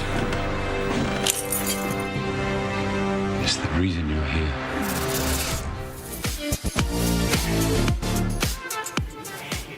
Yes, the Conjuring universe is coming to Max, and with all the haunted crap littering that franchise, the possibilities for where it could go are endless. Here to talk to me about that are Amelia Emberwing, Tom Jorgensen, and Max Scoville. Hey guys, thanks for joining me. So first things first, get right into it. Is a Conjuring TV series even a good idea, or would you rather them focus on theatrically released movies? I think a Conjuring TV show is a great idea. There are so many untapped spooky things in this franchise that either had its own spin-off and then it got canceled, or that hasn't even been touched upon yet, that a TV show would give the full opportunity to just go ham on all of them. Yeah, it's the only other sort of analog that I can think of in modern day is the Chucky TV series, which just proved that you can move horror from screen to small screen and have that translation be not only good for the overall franchise, but also just like telling more personal stories, doing more interesting things with the gimmick of talking doll in that case, talking doll in this franchise too. So, you know, I think Chucky might be a little upset that Annabelle's coming into his territory, but I think it's a good idea. Yeah. We've also seen a lot of success with just sort of bespoke TV horror or streaming horror, like the Mike Flanagan stuff. And it's interesting because you can have, you know, season-long, long-form stories. We were sort of talking about this before we went live. The other option is to do something more anthology-focused and doing the old kind of, you know, Twilight Zone, Outer Limits approach and letting different people tell different stories and, you know, maybe you do light. 6 episodes for each relic. You know, maybe we kind of build that out. Who knows? Yeah, and that kind of leads into my next question. I mean, they've built out this whole universe. Should it even stay focused on the Warren family? So I actually think it shouldn't. Yeah. Or if it does, like, I think it should come later. Like, it gives us a good opportunity to expand beyond without being attached to Ed and Lorraine. Especially if that last one is indeed going to be that last one. Right. You can even see them adopting the structure of the first Conjuring movie across a season of TV. And if you remember that first Conjuring movie, it's the Perrin family is dealing with all this supernatural stuff. Ed and Lorraine kind of get woven into that, but we spend a ton of time with the Perrin family in the Conjuring. So you could also see them being, finally at the end of the season, it's gotten bad enough that we need to bring a Warren in here, whether that's Judy Warren or maybe Ed is still alive. Who knows? But yeah. I mean, I'd love if they took sort of the Fargo approach where you have like really, really like just very slight threads between things that connect them. And like maybe you bring in the Warrens in some capacity, but like it's, again, the first Conjuring has that really, really slow burn to it. That kind of, it's a lot of buildup. It's great. It's wonderful. It really gets that, in that kind of classic sort of Exorcist approach, you get to know the family. Like you get to understand the stakes before they get really weird. And I feel like you can have a great time with that in the long form of a series like that. And I don't know, where the Warrens come in that's a good question. But I mean, what is a Conjuring movie? Like by definition, aside from the Warren side of things, like what has to be there aside from spooky stuff? To this point, it's Ed and Lorraine Warren. Their relationship is this thing that sets it apart from every other horror franchise going, where it is these two characters at the heart, and we're so focused on them. It's kind of why you get invested in a lot of the horror, because you end up really caring about what's going on with them. And so I think it's exactly what you said, but zooming even further out, like it doesn't always have to be Ed and Lorraine. It has to be love. Yeah. That love has to be centered in that. Like the moment in Conjuring 2 where he's playing the song and the kids are watching and she's watching, it is just such a beautiful scene across all of cinema, not just horror, but like it is so touching, and it connects you to them so perfectly that when we see them later in 3, when you're worried that Ed could die, you are devastated. And it has nothing to do with the horror. You're just like, I could lose him. Oh no. Yeah, and their chemistry is just incredible. I ship them so hard. Yeah, it's the TV insane. show will need a version of that for sure. Yeah, and Amelia and Tom, I know you guys are huge fans of the Conjuring universe, but Max, I'm gonna have to call you out just a little bit. As far as I'm aware, you're a bit of a lapsed fan at this point. Fair weather Conjuring. A fair weather? They could do some stuff to conjure up some fandom in me. Conjure up. Some kind of ritual to Did you summon write that? Do you have I have the card. Well, to that point, what would a Conjuring TV series have to conjure up to get Max Scoville back on board?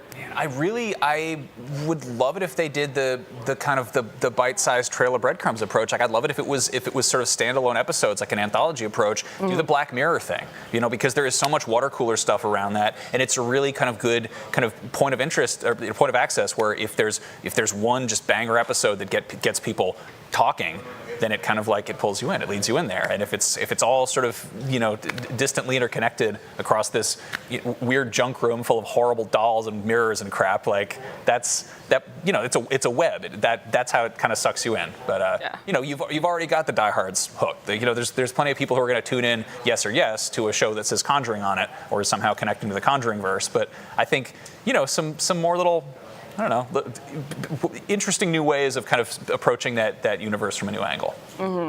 Yeah, and as we've seen, it's gotten a little wacky with the timelines. Like you were saying, Tom, there was prequels and pre-sequels and all that. Should the Conjuring series ever make it to present day? See, that's a good question, because so much of, when we go back to the identity of what these movies are, they are also period pieces for the most part. I think the farthest into, I think they're in the 80s now in the mainline Conjuring movies, and that's as far as we've gotten. I do think there's room for it to move to live action, move to modern day. And again, like if Judy Warren was to be the lead, you could very easily see it maybe being an adult Judy Warren, and we catch up with her, because I think she'd be about 40 or 50 in modern day, according to the timeline. So can we get the sort of Wes Craven's New Nightmare approach? where like it's a Conjuring universe within the Conjuring universe, and they've adapted the Warren stories into movies, but they're slightly different from the ones we've actually gotten. Just slightly different. You know, the actual house from the Conjuring is like an Airbnb now, and people are, you know, people are renting it out because it was in the movie that was in the movie, and. Listen, in 2023, anything goes with these IP, let me tell you. But switching gears a little bit, who would you guys like to see work on the Conjuring TV series? Flanagan. Yeah. I was going to say Flanagan because you brought up Flanagan earlier, and I was like, that's good. Yeah. Like, it's got to be Flanagan because there are so few people that can hit that love aspect in the way that Juan and Flanagan do. And I want to see a long-form Flanagan approach to developing and showcasing that love. Like the scare in Haunting of Hill House is a perfect example of how that love increases that terror. Like, that scene isn't terrifying because of the jump scare. It's terrifying because you are so engaged in their argument that you don't even think a jump scare is a possibility. Like, Flanagan understands all of that so deeply, and there is nobody better suited to take on a Conjuring TV series. And he's got a relationship there out of Dr. Sleep, too, with Warner Brothers. Warner Brothers does The Conjuring, so there's at least some connection there. I'd also love to see Jennifer Kent join this universe. Like, I think Babadook is such a good example of taking these themes of, you know, love, but also grief as well, and she's so masterful with those, and I'd love to see that applied to this universe. I mean, this is a strong argument for the you know, vignette anthology approach. Is that maybe you can't nail down a director for like a full production feature film, but like, I don't know, get, you know, Ari Aster on the phone, get Jordan Peele on the phone. What are they doing? Do they want to do you know, the Warrens have a yard sale, what happens next kind of thing? A modern version of Masters of Horror, that sort of anthology. I think that, I don't know, I think there's definitely a place for that. Yeah. Well, I'm afraid the Warrens have a yard sale was way too good of an idea, so I have to shut this whole thing down. But we still don't know when the Conjuring series will hit Max, but The Nun 2 is coming to theaters on September 8th. There's plenty more from San Diego Comic-Con coming your way. Stick around.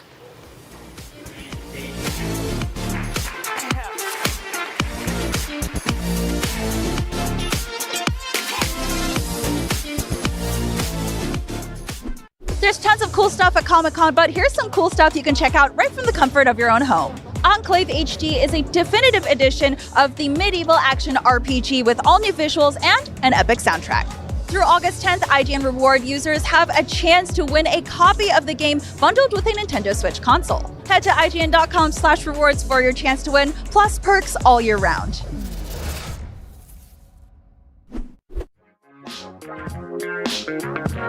After more than a quarter century of wandering the globe, capturing wild animals, and somehow never looking a day over 11, Ash Ketchum is stepping down as the protagonist of the Pokemon anime. But there are new heroes on the horizon, or rather, horizons, on Pokemon Horizons the series.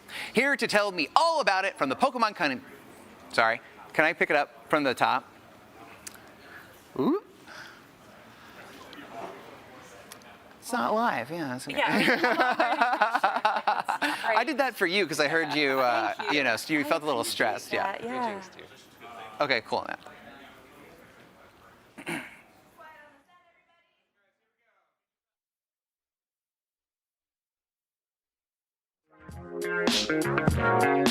After more than a quarter century of wandering the globe, capturing wild animals, and somehow never looking a day over 11, Ash Ketchum is stepping down as the protagonist of the Pokemon anime. But there are new heroes on the horizon, or rather, horizons, on Pokemon Horizons the series. Here to tell me all about it from the Pokemon Company International are Andy Ghost and Hillary Thomas. What's up? Hi. Hi. Thanks for having us. Thanks for having us. Absolutely, absolutely. Yes. So this is very momentous to have you here. This is the first time Pokemon has been at Comic-Con. Yeah, first time at SDCC. What's it been like? How was the panel? It was amazing. The panel went super well. Like, the audience was really responsive to all the cool new things we shared with them, and yeah, it was a blast. It was really incredible, like, to be on stage and have people, you know, watching the content that we've made and responding the way that I hoped they would, and it was so exciting. It was one of the greatest honors of my life. That is awesome. That is so cool. But yeah, let's talk about the new stuff. Well, first of all, we have the ending to Pokemon Ultimate Journeys, the series, which we're finally going to say goodbye to Ash and Pikachu. And I know some people out there, you know, they saw it air in Japan and know what happens, but I haven't watched it yet. I know a lot of people out there have not as well, and they're just emotionally stealing themselves for it. So why was now the time that, you know, Ash and Pikachu were saying goodbye? I mean, I think Ash has been after it for so long, and he's become such an icon. And, you know, I think he's grown. I think that's really what it comes down to. Yeah, absolutely. And I think that, you know, giving him a really fitting send-off and really sort of wrapping things up for him is, I don't know, I think it's awesome. I'm very happy to be a part of it. Yeah. It's really bittersweet though, you know, because I've been a fan my whole life, like since I was 16.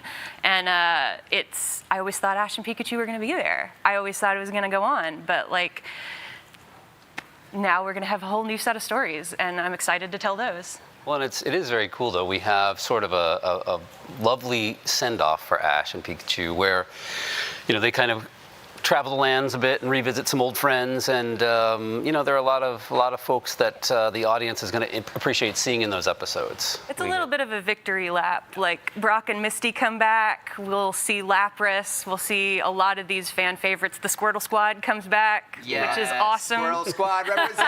Let's go. Team Rocket will be there, of course. Absolutely. Oh yeah. Oh my goodness. Yeah. Well, are they going to blast off again one more time? One more time. I have a You'll feeling. have to watch. But so once that series is over, you're launching a new show, Pokemon Horizons. That's very exciting. What is the show about? Well, in really broad strokes, it's we have dual protagonists for the first time. We have a female protagonist for the first time, which is incredible. And it's really about this young girl, Liko, and her sort of discovering herself and finding herself and meeting up with this whole crew of people on an airship of all things, and really sort of exploring the world, exploring themselves, you know, and making these friendships and partnerships that are going to last a lifetime. She's sort of swept up into a grand adventure, and we're really excited to share that with everybody. Yeah, so who are like the new protagonists of the show?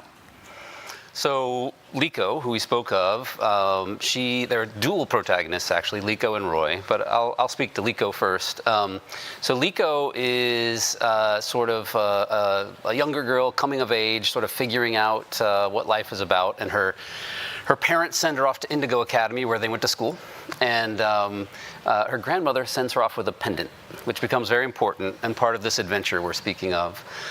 There she's paired with Sprigatito, her partner Pokemon, and Liko's sort of introvert, sort of in her head, very pensive, figuring things out, and Sprigatito is very capricious, very tending to do whatever it wants to do. Impulsive, thank you. And the two start to act on each other very quickly, and we start to see a side of Liko that, you know, starts to add a lot of depth and dimension, and I love that about her. Yeah. And as an introvert with anxiety myself, I super relate to Liko. Oh, I love that. And the other protagonist, what's their partner Pokemon? Yeah, Roy is the other protagonist. His partner Pokemon is Fuecoco. It doesn't start off that way, actually, though, because Roy comes from an island that's a little bit unique in terms of the Pokemon world. There aren't really Pokemon trainers. People don't have partner Pokemon. They don't, you know, team up like that. They don't battle. They just kind of live in harmony with the Pokemon. But Roy is very online, just like me, and he knows exactly what a Pokemon trainer is, and he knows that that's what he wants to be. Okay. And so he's gonna make that happen. Okay, Sprigatito and Fuecoco, I'm not hearing anything about Quaxley. I'm taking that a little personally as a Quaxley starter main over here. Let me tell you, Quaxley is incredibly important to this series in ways that I am not allowed to talk to you about right now. I'll just take that as the best is yet to come, for me personally. Yeah.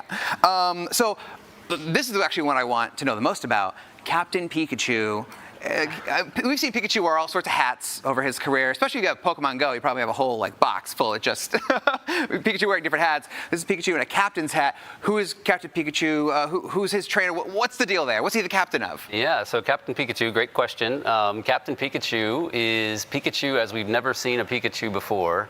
This Pikachu is actually the captain of the airship for the Rising Bolt Tacklers that are kind of our hero, our good guys. It's, Pikachu with a command and a presence and, really truly a captain. Yeah, and it's sort of independent, which is interesting. So it works with Freed and is friends with Freed, but Freed's partner Pokemon is Charizard, and Freed is the leader of the Rising Bolt Tacklers. So him and Cap work side by side as a team all the time. Yeah, the swashbuckling Freed and the sort of commanding captain. It's a great pairing. That sounds really cool. Who are the villains of the show going to be? Well, villain might be a little strong term. Who are the antagonists going to be? Who's going to get in Captain Pikachu's way? Well, we have a team, a sort of a mysterious team called the Explorers. And they seem to be headed up by a young man named Methio, who his partner Pokemon is Ceruledge. And he's very sort of calculating. He's a little bit cold, maybe. He's very intimidating as a person, Methio is, and he wants to get Lico's pendant, and we don't know why. Ooh, okay. So there's I saw from the trailer. There's speaking of him, yeah. There you go. There was the trailer. There's also a weird, I don't know, mechanical or bejeweled Pokeball or something like that. Roy has a Pokeball that he has, and it is integral to the mysteries that we'll be exploring later in the season. That's one of the exciting things about the new show is it starts off and introduces us to these characters, gets us into this adventure with so many questions and mysteries to sort of unravel as the season goes on. So we have to be a little cagey to make sure that we don't spoil anything for anyone. Of course. Well, all this sounds great. I think, as you said, the word is bittersweet. I feel kind of sad that Ash and Pikachu are going away, but I'm very excited to meet this new cast of characters and go on a new adventure with them through the sky with Captain Pikachu.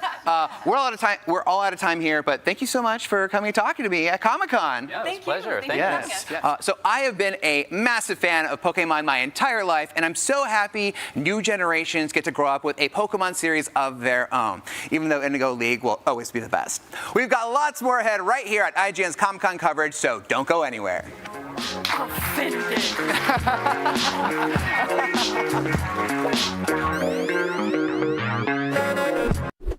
This broadcast is brought to you by the Xfinity 10G network.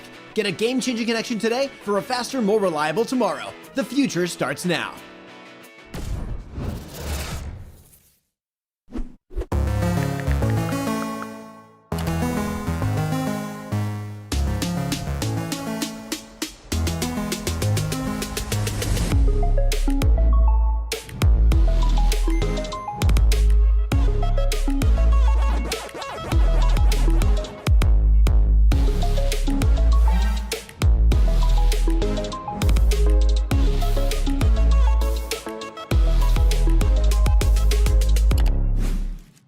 The Cinefix Top 100.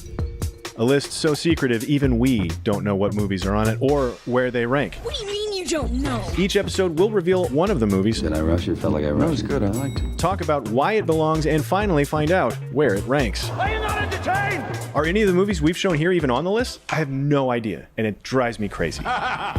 Join us as we find out on the Cinefix Top 100, Mondays starting July 3rd. Why so serious? Welcome to Super Debatable. When you got big takes on superheroes as hot as ours, well, you need a place to vent them. And that's exactly what we'll be doing week after week on Super Debatable, arguing over the most divisive topics facing fans. The MCU, that multiversal mess peaked years ago. It's all downhill from here.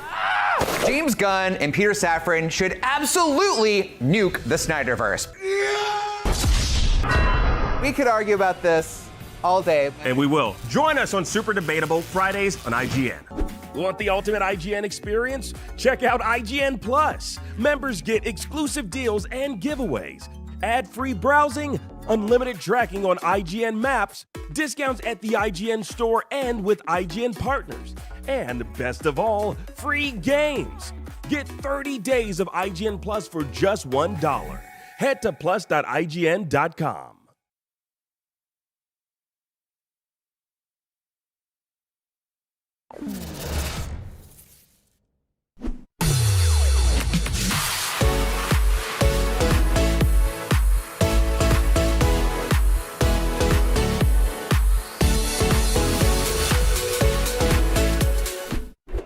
Welcome back to IGN's Comic-Con 2023 live show all weekend long. We're bringing you nonstop coverage of the biggest comic book convention on Earth, from games to movies to comics, toys, and so much more. We've still got tons more ahead on our jam-packed live show. In a bit, we'll be checking in on the new Pokemon animated series and find out how life without the legendary Ash Ketchum looks. After that, it's time to go deep into space with Telltale's The Expanse video game. And after that, we're going to keep hanging out in the stars when we sit down with Cosmo the Space Dog from Marvel's Guardians of the Galaxy. Woof! But first, what if you could destroy everything on Earth with just a single punch?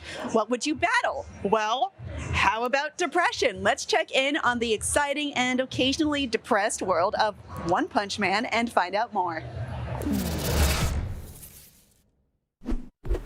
The Perfect World's One Punch Man World is a new action game based on the global hit anime One Punch Man, coming to PC, iOS, and Android later this year. And joining me right now to chat about the game are Terry Lee, General Manager of Crunchyroll Games, and Kyung Kim, the Senior Director of Production at Crunchyroll Games. Welcome, guys. This is great. So we're here to talk about One Punch Man World, which is the product of a team up between Crunchyroll Games and Studio Perfect World, which is known for titles like Tower of Fantasy. Now, I'm kind of curious, what's been the most rewarding part of this partnership? It's been an amazing relationship between us and Perfect World. You know, Crunchyroll was really chosen to take on the publishing because we understand the anime audience. We have such a broad reach with the anime community in the West, but for those of you who don't know, I mean, Perfect World is an amazing studio based out of China. They're one of the premier studios there. They've done a lot of different games, and they're really well known for these cross-platform action-based games. And so, you know, a big part of our relationship and our collaboration is just this natural groove that we have when working together. They understand us, we understand them. They trust us, we trust them. And so that mutual trust has really built a foundation for a pretty solid relationship, and we think that will show through once we launch the game. Yeah, I'm excited for it. And Kyung, how's it been for you? They've been wonderful partners through and through, and it's been a pleasure working with them, and I'm sure the fans will enjoy what they produce. I mean, from what I've seen, it looks phenomenal. Now, we all know the story. Manga fans and anime fans know the story of One Punch Man, which is a story of a superhero who can defeat his enemies with a single punch. So how does One Punch Man World balance fulfilling that power fantasy while still providing engaging gameplay for its fans? So that's a wonderful question. A lot of fans are wondering about it as well. Well, see, the game One Punch Man World is based on the anime, and that means that all the iconic moments from the show are sprinkled all throughout the gameplay. One notable one is when Saitama is going to sleep, and he has a dream sequence where he finally meets a worthy adversary and the Subterranean King. And the players have a chance to play through that battle and experience Saitama directly. So yeah, you mentioned the anime storyline. I'm also kind of curious, will it feature like any new narrative? I mean, I think, you know, we want to do a combination of both, right? Yep. So when we're trying to bring these games out to our fans, there's a big part of the game where we want our fans to relive key iconic moments of the anime series through the game, and we hope to do that through bringing in pivotal moments from the first season. But there is a lot of elements where we want to give fans and players a new perspective on the same events, or potentially add new elements to the game. I think Kyung has a lot to add here. Right. So a lot of characters that sometimes don't get the spotlight in the show, or could use a little bit of fleshing out, now they have a chance where side missions and character trials are in the game, where players will get to experience new tidbits of story that are between the major beats of the anime. Yeah, like you mentioned like these other characters. One of my favorites is Moomin Rider, like one of my all-time favorites in One Punch Man. So we know Saitama's going to be in there, Genos as well. What can you tell us about the other playable characters?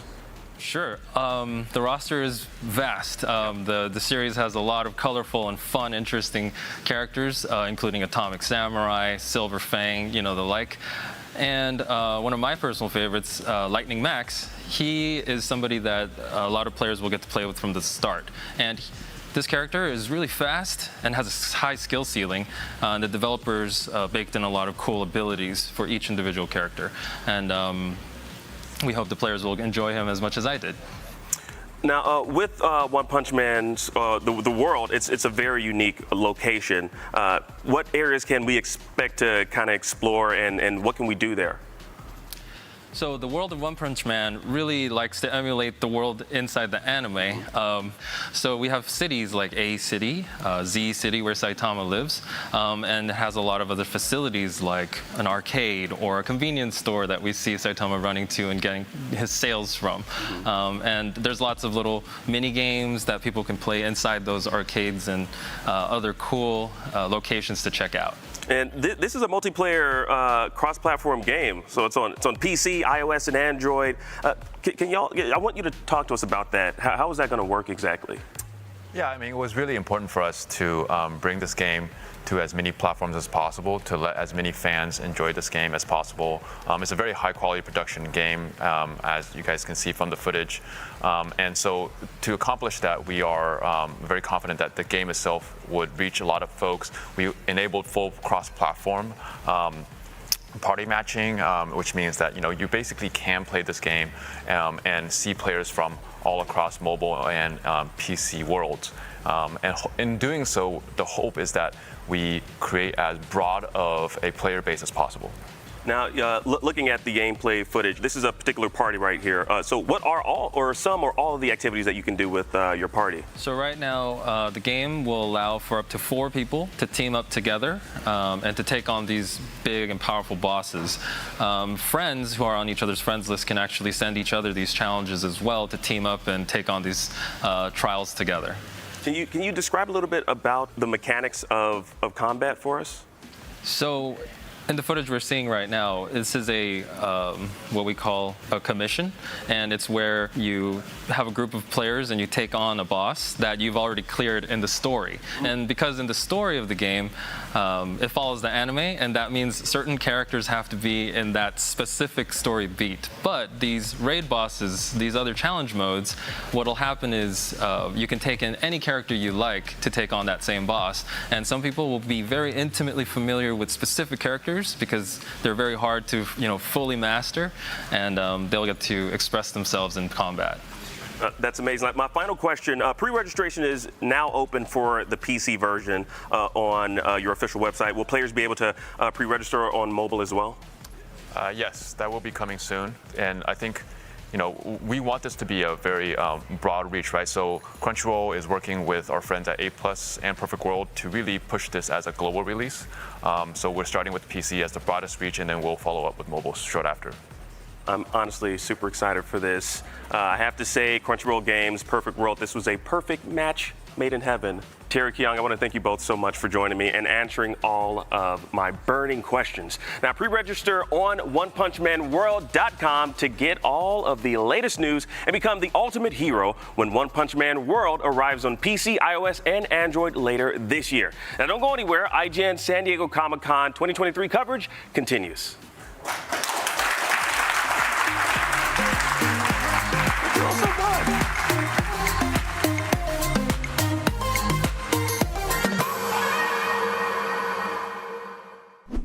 Hey everybody, Max Scoville here. This is IGN at San Diego Comic-Con 2023. Actually, wait, no, I lied. We are not at Comic-Con 2023 proper. We are outside the convention center at this big, huge, awesome Bandai Namco Dragon Ball event. Why would they have it outside the convention center, you ask? Possibly because Dragon Ball is too big to fit inside the convention center. And when I say too big, I mean in that it's a very popular intellectual property. But also, look at the size of this guy. Get a load of this giant inflatable cell, Max. I hope there's someone here who can take him down. Oh, what about Orange Piccolo? He's over here. I love this. This is so cool. I'm like, with all due respect, to normal, very large Comic-Con sized statues, giant inflatable ones are also super cool. Those are just a few of the super cool things on display here. Let's go take a look. Okay, so it's very normal at Comic-Con for there to be big, huge statues on display, but something I especially love about these ones is that if you look closely, they're actually action figures. They are giant replicas of the SH Figuarts Tamashii Nations action figures. Some of my favorite Dragon Ball toys ever made. We got Gamma 2 here. We've got the double-pointed elbow articulation. You got the toe articulation. I don't think that actually moves. It doesn't look like they're actually meant to move themselves, which would probably be just a feat of engineering, but it is still really, really cool to see them kind of at this scale. I really appreciate it. This is weird. I guess I never thought too hard about how tall Piccolo should be. I always thought I was maybe his height. I'm pretty tall, but he's real big there. Here's an old pal. This is Gohan. You might have heard of him. I might have been modeling how I style my hair like his for 20 years. I'm not going to talk about that. Okay, so here is a very impressive diorama showcasing a whole bunch of the Tamashii Nations SH Figuarts toys. I'm really into Orange Piccolo. I really just love that they're like, here's a brand new, super powerful version of Piccolo. What do you call it? It's just Orange Piccolo. He's not, the Namekians, they're not really known for being particularly flowery with words or imaginative. But let's get a look at sort of the backgrounds here. The dioramas these are all definitely handmade. You've got, I think that's probably foam core carved up. You got some really impressive buildings here, which I especially like. Each section here is sort of showcasing a different Dragon Ball Super arc or movie. You got the Future Trunks arc. You've got Dragon Ball Super Broly. Honestly, like I've never been a completionist in terms of toy collecting. This line, even if I was, would be way too daunting to keep up with, especially when you get down to the convention exclusives, which they have not disappointed this year. There's some really cool ones. So let's get a look at these guys. All right, so here's the reason people are lined up around the block or the marina or whatever the hell this thing is. These are the SH Figuarts summer exclusives. These are special, sort of limited edition, special colorways of beloved Dragon Ball characters. The one that I think has a lot of people's attention is the Gohan Goku 2-pack that is the grand finale of the fight with Cell, where, Gohan's all beat to crap. He's Super Saiyan 2, his arm is broken, and then his dead father shows up to help him finish his homework assignment, which is to, protect Earth. Speaking of Saiyans, you've also got Majin Vegeta back here in that iconic Buu Saga unitard. Really, there are a few people who can pull off spandex quite like Vegeta in that particular arc. Okay, so, there's the running joke with Dragon Ball fans about how Yamcha is maybe not the greatest fighter in the whole galaxy or the universe, or maybe even the greatest fighter on Earth. Well, this new figure begs to differ. This is officially titled Yamcha, Earth's foremost fighter. And, he's got his sort of Android Saga crew cut, and as you can see, he has an accessory that can be used with the also upcoming Android 20 to recreate the part where Android 20 just impales Yamcha with his hand. I think that's a very wonderful, very specific accessory you could include with a figure. He's even got it's got the Yamcha death expression where he's just like... Yet another collectible, kind of making fun of Yamcha for kind of sucking. Okay, so something I love about checking out toys at Comic-Con is sometimes you get to see things that aren't officially coming out, or they're not out yet, or they're prototypes, or something like that. These definitely seem to be the case here. They say display only. Maybe they'll come out, maybe they're prototypes, maybe they're just sort of, conversation pieces, but basically you got Mecha Frieza with his badass new cybernetic parts ready to get chopped into smithereens and blown to pieces by Trunks, who's come back in time to give heart medication to Goku, and then of course King Cold, who's really the kind of most interesting piece here, who's enormous. This is, I think this is the biggest humanoid figure they've made in this line. It's Frieza's dad. He's very large, and that's interesting. Will that figure come out? I don't know. Maybe. We'll have to wait and see. So Bandai is well known for making, injection molded model kits that come molded in pre-colors. If you've ever built a Gundam model, basically same idea. They do that with Dragon Ball Z as well. There's the figurized standard Goku and Vegeta here. They got a bunch of these out there. I love that these exist. I'm kind of, for whatever reason, more of a fan of getting a pre-made Dragon Ball action figure, but I love the idea of building one too. It's an activity and a collectible. And speaking of activities, they've got stations set up here for Comic-Con attendees to get their hands on a pair of sprue cutters and build their very own, figurized Goku or Vegeta. I love model kits. I'm glad to see more of them out in the wild. Okay, so let's say you think that action figures are stupid because you can see the joints and the articulation. I don't know. I don't get that. Some people are like that. But luckily, there's no shortage of Dragon Ball collectibles. They also have a whole bunch of Banpresto stuff. There's the Ichiban Show figures. These are, basically PVC statues, just, plastic figurines. No joints, but they're recreating iconic poses. I really love how much attention to detail there is just in terms of, just nailing, Toriyama artwork. This is a very specific manga cover that should look familiar, to people who know his work. I love the Ox King figure here. That is extremely cool. Just very big, very chunky. I'm into that. And then, of course, I wonder who that could possibly, who could possibly be under that mask? Who knows? So basically, TLDR, there is a lot of Dragon Ball stuff in the works currently here, all around us. Inside Comic-Con, outside Comic-Con, you name it. And we've got tons more cool stuff coming up right here on IGN, live from San Diego Comic-Con 2023.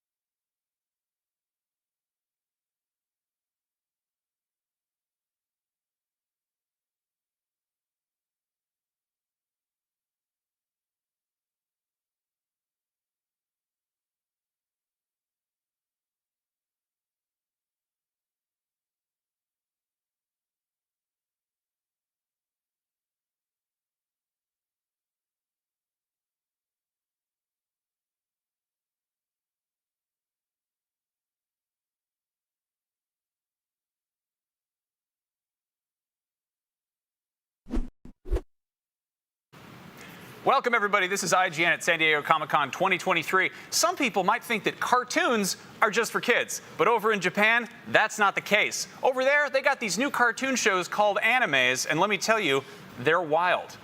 I'm kidding. I know what anime is, and you do too, and it's been around for ages, and it's going as strong as ever. Joining me now to chat about what's new and exciting in the world of otaku culture, please welcome IGN's Akima Watson and our very own friend from the internet, multi-hyphenate comedian, Twitch streamer, host, Lisa Wallen. Oh, wow. Thanks for joining us. Talking me up. Thank you for joining us on stage. Yes.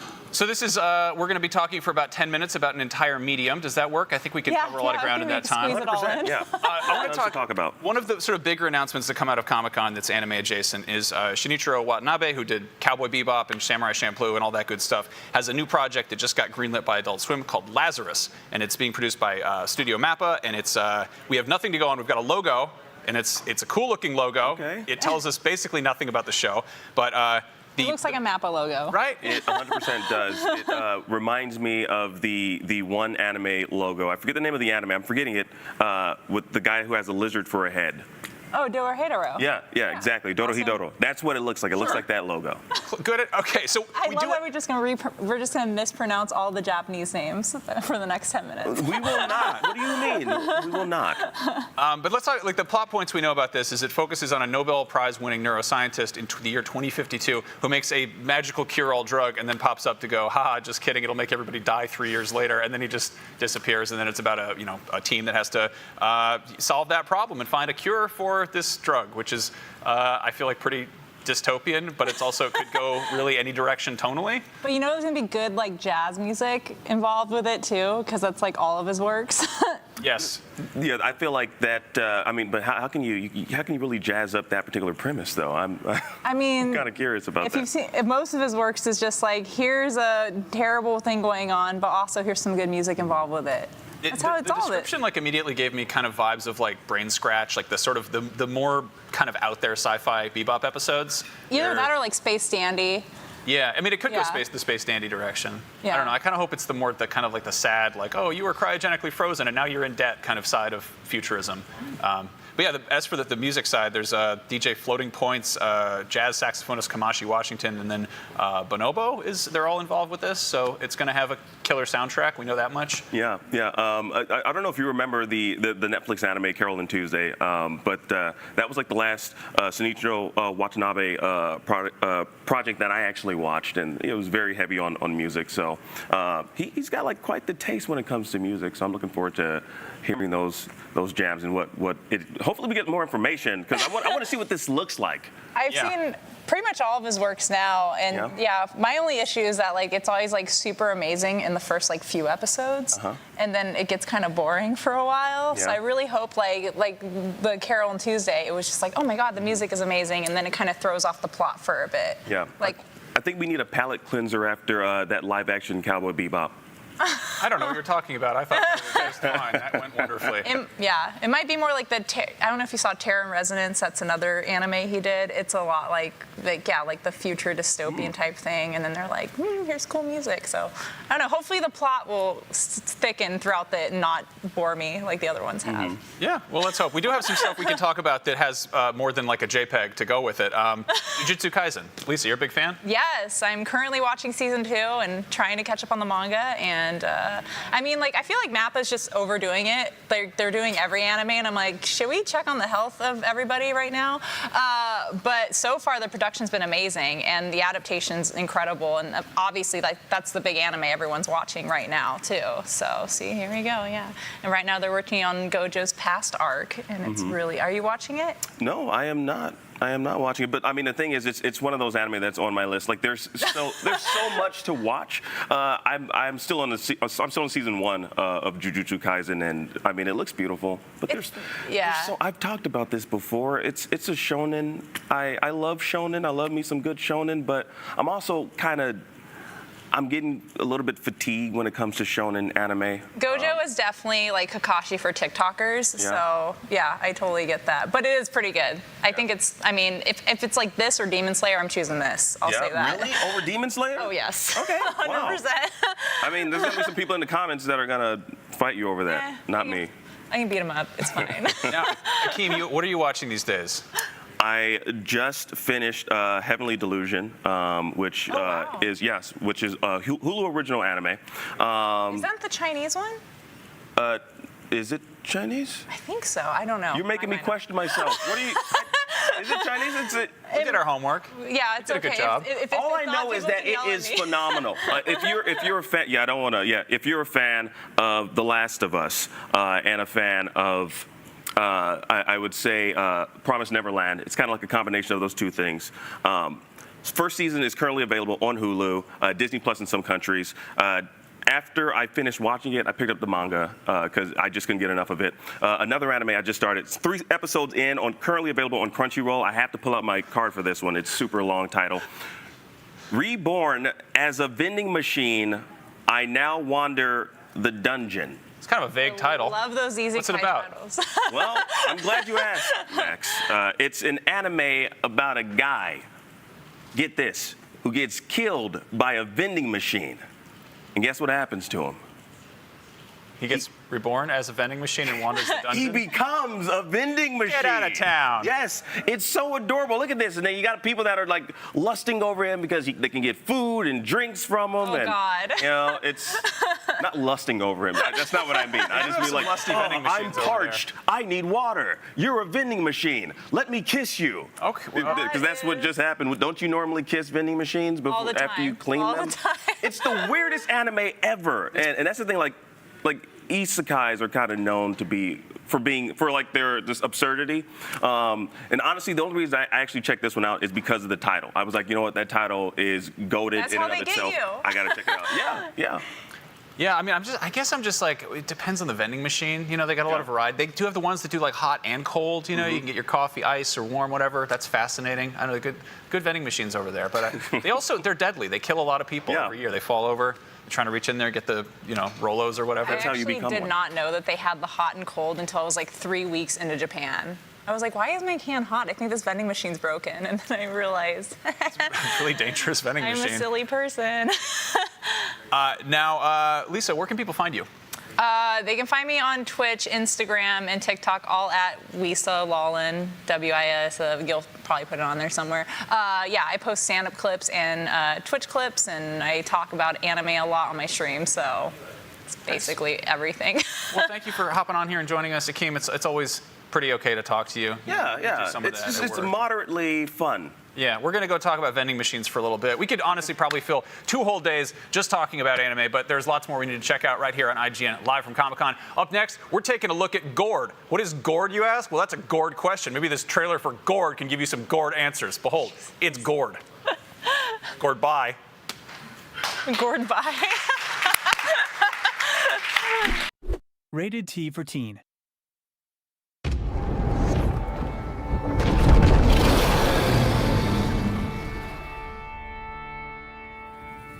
No wonder our king chose you for this mission.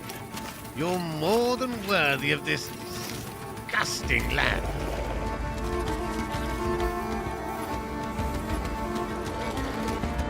Wild folk may attack us at any time. We should prepare a nearby gourd for their raids. This one is mine. You anger the forest and the horrors. You anger us!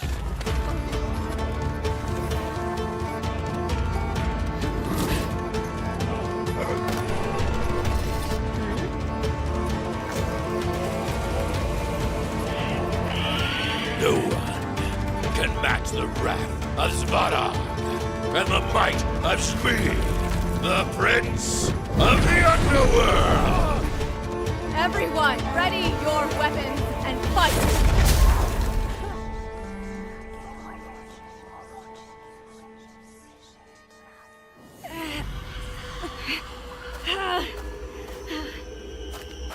Not happy to see me, sister.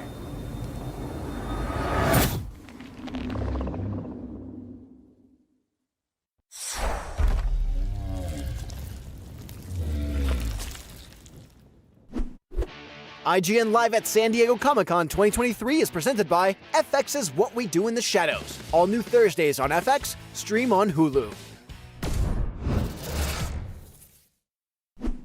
The Cinefix Top 100. A list so secretive even we don't know what movies are on it or where they rank. What do you mean you don't know? Each episode will reveal one of the movies. Did I rush it? Felt like I rushed. That was good. I liked it. Talk about why it belongs and finally find out where it ranks. Are you not entertained? Are any of the movies we've shown here even on the list? I have no idea, and it drives me crazy. Join us as we find out on the Cinefix Top 100, Mondays starting July 3rd. Why so serious? Behind every game, movie, and TV show you love is a wild, crazy, and sometimes unbelievable story. No one is just black and white. From revealing the secrets behind your favorite franchises to solving a legendary video game mystery, I'm coming for you. IGN Inside Stories gives you a peek behind the curtain. If people come to the game now and see what's going on there, I think they'll be surprised. Join us as we dive into hyper-dedicated fan bases, worldwide phenomenons, and the most incredible untold tales in games and entertainment. I said, wait a minute, that doesn't sound so good. It was definitely not what I expected in the best way. Inside Stories, available now only on IGN. And I was like, holy shit, we're gonna do this.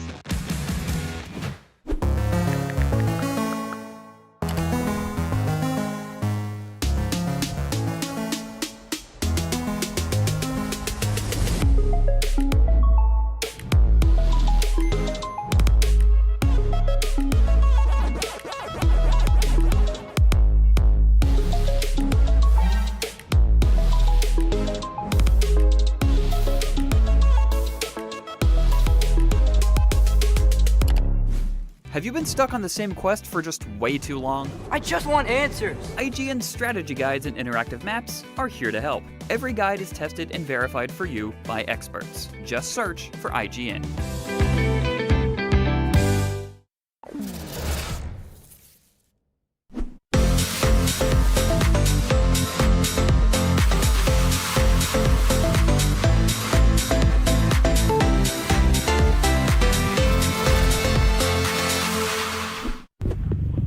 We all have our inner demons, but usually those are in the metaphorical sense. Our next guest, on the other hand, is here to tell us all about the real deal. Please welcome Bishal Dutta, the director of the upcoming horror film, It Lives Inside.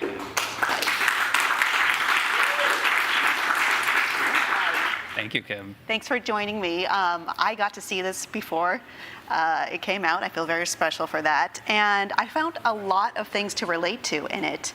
So we saw in so many instances in it the subtle way Sam tries to assimilate in order to fit in. She shaves her arms. That was a really striking opening scene. She chooses to anglicize her name, and she begrudgingly, kind of performatively, speaks Hindi for her friend. What did it mean to include these moments? I think a huge thing for me while making this movie was trying to be truthful about what it's like to be Indian American, and really more than that, what it is to have the diaspora experience in America, right? And so someone recently asked me, is this an Indian film, is this an American film? And I think it's very important to me that it's both. It's an Indian American film because that's my identity, is to be in between both. And it really felt like there was a unique version of the story to be told from that point of view, because it feels like we tell these stories from a very binary point of view. And that was the primary conflict. But it's not binary. Right, Yeah. Exactly. That you're both, and you're torn between both sides, and how do you reconcile that conflict? Well, definitely. I mean, I'm not Indian either, but I really related to this movie because we were talking before we sat down here, and my mother is a war refugee, and she chose to give me an anglicized version of her mother's name instead of Sam choosing it herself. So there's this really interesting place to kind of fit in where you don't really fit in either world, and it's sort of about finding your spot. But Sam does have this intense desire to fit in, along with extreme self-awareness of how others see her. So what were your goals while trying to capture what it's like growing up in an immigrant household?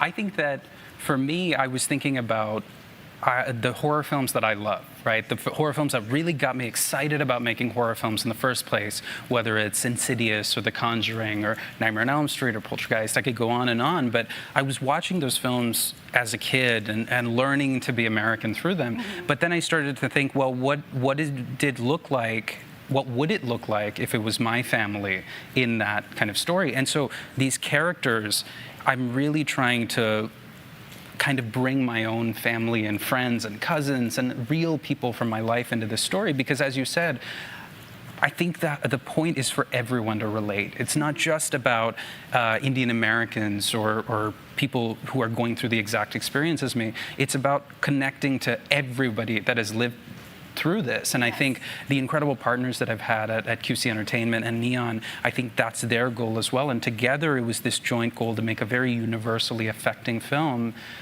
that everybody can look at and go, that's my aunt, or that's my cousin, and these are the things we're going through on a day-to-day basis. Absolutely. I mean, I think it worked with me at the very least. So this was clearly a very personal story to tell. But what was interesting, though, is that the narrative is through the lens of a teenage girl trying to fit in high school. Can you talk to me a little bit about the reasoning behind that, or the conscious choice that you made?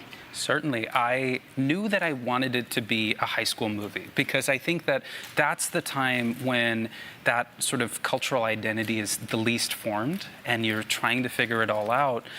But in thinking about it, my thought was, this is a film where the fear is of being gazed upon, of being looked at, and I thought, who better to center that movie on than a woman of color, right? And I think that we're not telling those stories enough, but when I was thinking about the conflict and the fear of this film, I imagined this character and I thought, she is our hero. She is the person that's dealing with this every day, and she's the one that I want to see at the end of the film victorious. Absolutely. Oh God, when you just said the gaze is the fear. That got me a bit hard. I want to talk about the star of this movie, Megan Suri. So she also stars in the movie, the series on Netflix, Never Have I Ever, which I just finished watching the 4th season of. So these are two very different ways of exploring diasporic culture.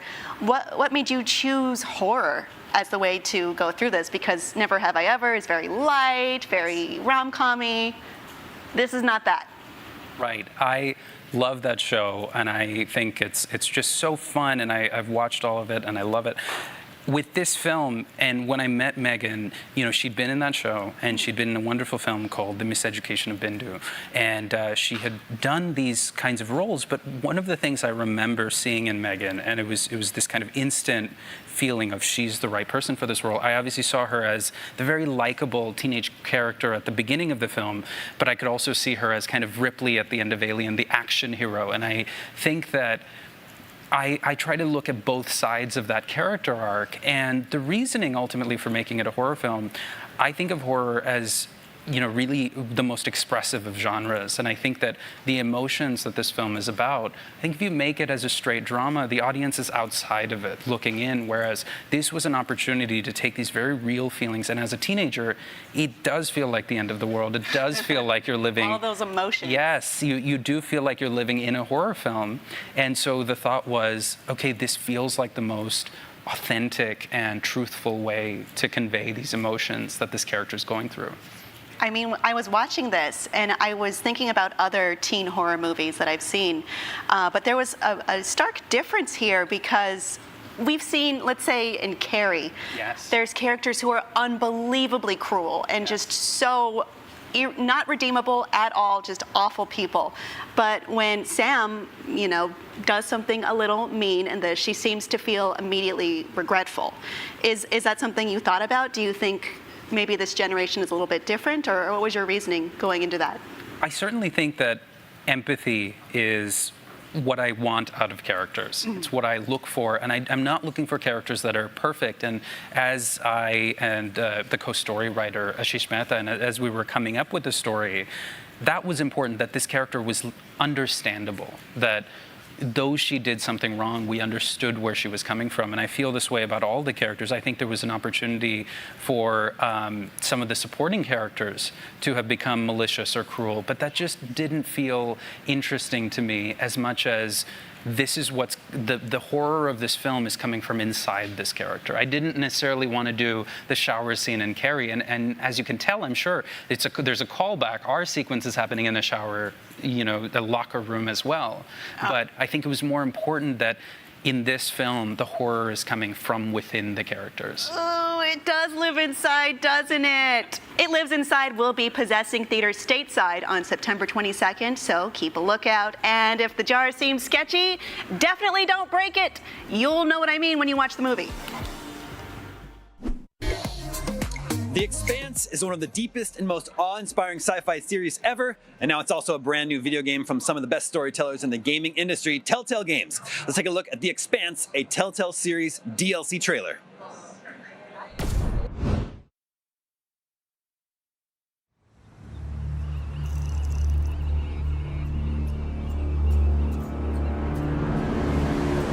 Military scholars have compared the game of empire building to chess for centuries.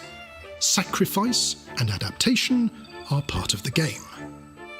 When you have Mars, the Belt, and countless factions running lawless across the solar system, Earth needs someone in this new era of war who can play by the rules and knows to get their hands dirty when it matters.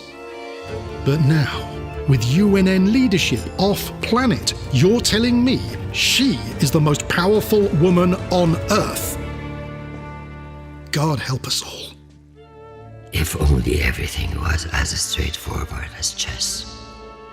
In politics, the rules are always changing.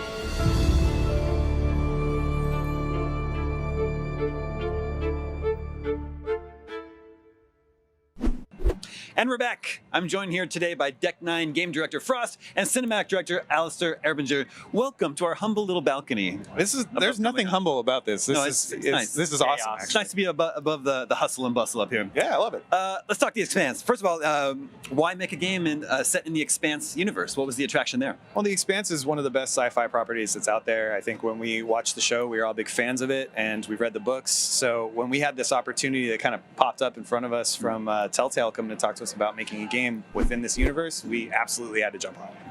And then how did you land on deciding to make it a prequel?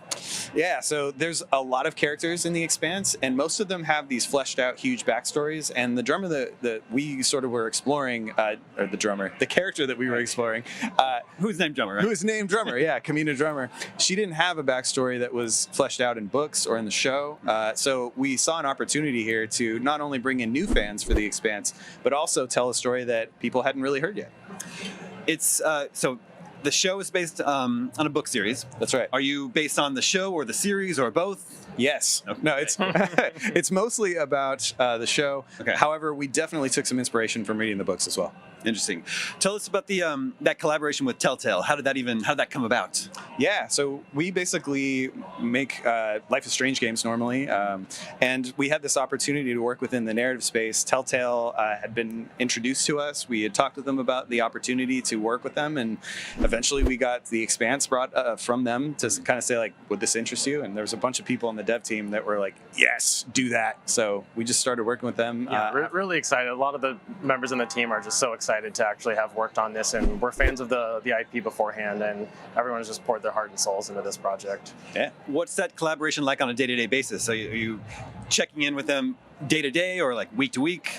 So we check with them pretty much week to week. Okay. A lot of what we do is we supply builds monthly to them, so they would play through the game and they'd give us their thoughts. They would give us their perspective from making Telltale games, Mm-hmm. and something like a Life is Strange game versus a Telltale game has its differences, but it's in the same genre. So Sure. we would get notes and perspective and thoughts, and then also from Alcon, who created the show. So we get feedback from the writers of the books. We get feedback from the producers of the show. We get feedback from Telltale. And luckily, we're all huge Expanse nerds, so that there wasn't really a lot of conflict there. It was kind of like, it could be also awesome. And it really wasn't any drama. It kind of just came pretty naturally. It was awesome. Interesting. So I think people know what a Telltale game is, what to expect. This is sort of the first Telltale game in a while with the new Telltale. So I guess how familiar or not is this game going to feel? I think that this is definitely a Telltale game through and through, right? You're going to play it. You're going to see the things like so-and-so remember that when things fire off. Yep. You're going to have a lot of really tough choices. I think that we took some inspiration from Life is Strange stuff as well, having these, big... They kind of share the same narrative space, but it really does. It feels like a Telltale game. It is entrenched with hard choices and a fantastic story. Yeah, I mean, really the core of it is the performances, the characters, and making those tough decisions. So, I mean, I think the perception so far of people that have played it, they're happy to see Telltale kind of make their return. Sure, yeah. You mentioned the performances. Can you share some of the actors that you worked with?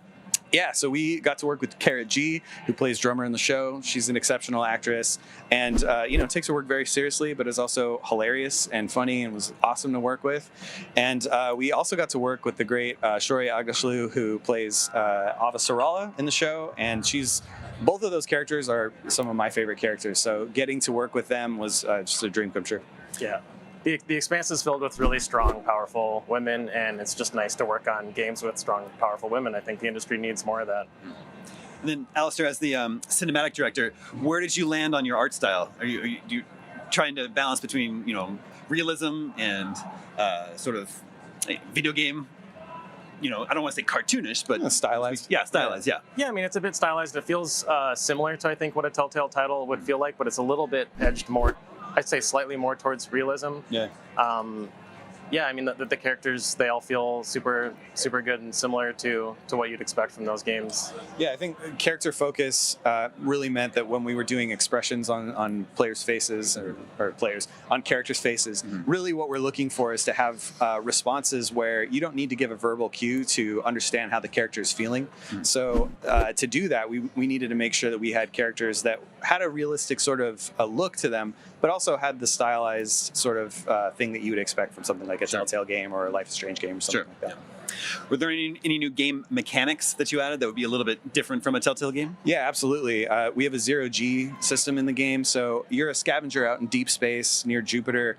You're looking through combing through the remains of this ship that's been destroyed by pirates, and you're figuring out kind of what happened, and you get to talk with people while you're exploring. So there's a line of severed floating heads at one point you find that the pirates have left for you to encounter.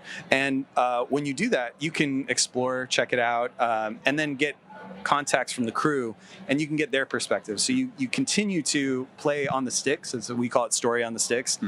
So you're still having fun floating, walking on walls with mag boots, but you're also getting to hear about things from characters that are on the ship or that are out in space with you floating around. So it's a lot of character building, even though you're still playing and floating around in zero-G. Are you expecting that most players that are going to be attracted to playing the game are going to be familiar with the universe, or do you also sort of consider people who aren't familiar with The Expanse? I mean, I think there's a lot in there where you don't have to play, or you don't have to have watched the show to be able to understand what's going on in the story in the game. It's totally playable on its own. It stands alone by itself. But I think you'll get a lot more out of it if you're familiar with the show as well. You'll see little nods that we do here and there to stuff. The hat tips, if you will. Sure. Yeah, it is definitely a richer experience if you played it, but we made it a prequel on purpose. We wanted to make sure that fans that were coming in were excited, but also if you haven't seen it and you like Telltale games, this is still a welcoming experience for you. So you're launching on July 27th, episodic releases every 2 weeks. Was there a lot of discussion about what that cadence? Oh, there was discussion. Yes, yeah, absolutely. I think we talked a lot about this with Telltale, and this was a Telltale decision. They wanted to make sure that this is something that you had time in between the episodes to kind of have that water cooler talk and kind of say like, well, what did you do? How did you decide to move through the experience? I think there's something to be said about watching Last of Us on HBO or watching Game of Thrones or something, and then talking about that cliffhanger at the end or that crazy moment and having that with your friends, and then going back into it and doing it again for the next couple of weeks. Yeah, I agree. Also having those moments of realization that like, hey, wait a second, that didn't actually happen in my playthrough. Like, how did you get that outcome? Or like, how did that happen to that character with you? Like, what did you do to get there? Right. So that stuff we're really excited to see.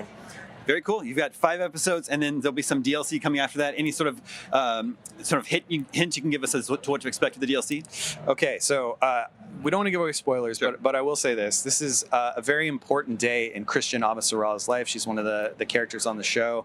It is a life-changing day for her. And if you're a fan of the show, you may be able to surmise what that is. But even if you're not, the performance that Shora gives here is exceptional. There was somebody on the Telltale staff who, when we sent them the reels and stuff that we were working on, she's like, well, I'm crying. So I think success there. But yeah, it's basically you're going to have to operate with 3 major fields. One is what's going on in the belts in Mars and UN sort of politics, and lives are in the balance there on decisions that you're making. You're also having to deal with politicians that are trying to usurp your power in a lot of ways. So you got to deal with them. And then you have your own family drama that you have to deal with. So there's a lot going on for her. Even though she's basically in a bunker hundreds of feet underground, there's a lot going on for her.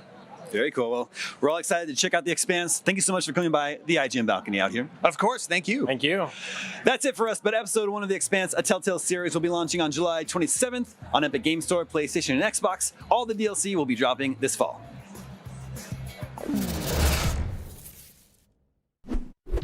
IGN Live at San Diego Comic-Con 2023 is presented by FX's Reservation Dogs, streaming August 2nd only on Hulu.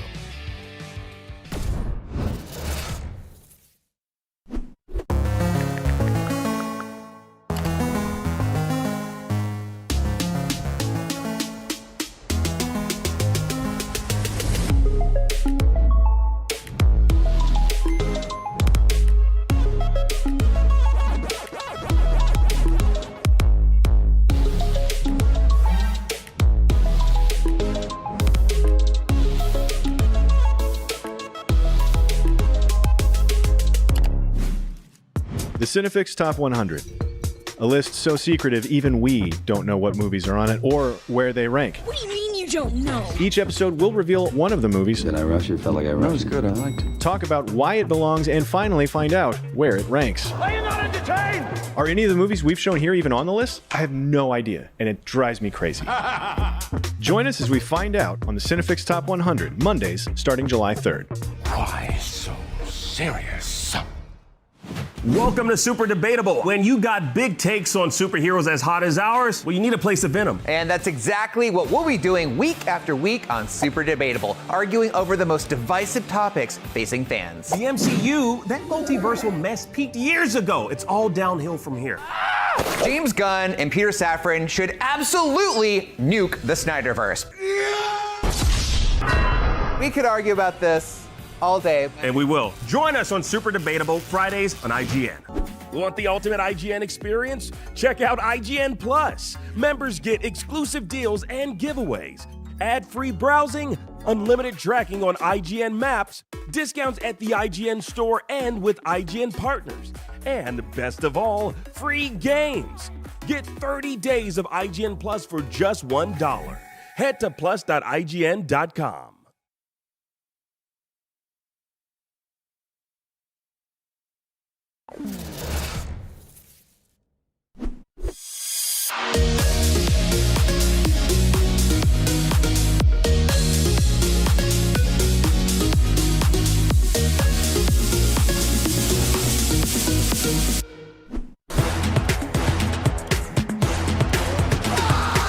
Hey guys, I'm here outside the Jurassic Park 30th anniversary experience where we get to step into the world of Jurassic Park and actually experience some of the scenes from the movie. So let's go check it out. All right, we are going into the experience right now, so let's see what's waiting for us in Isla Nublar. So welcome to Jurassic Park. Keep your hands to yourselves, but don't be afraid to take pictures. Most importantly, hold on to your butts. So here, we're gonna see the first glimpse at dinosaur eggs right here in the incubator. It is very important that we do not touch anything. I think I just seen an egg move. Oh my god, I'm so sorry. I think I seen an egg move. This is serious. We need to... I really hope they hatch soon. It's the Dilophosaurus. While it might be sweet and cute, its poison has the power to blind or even paralyze you. Come around.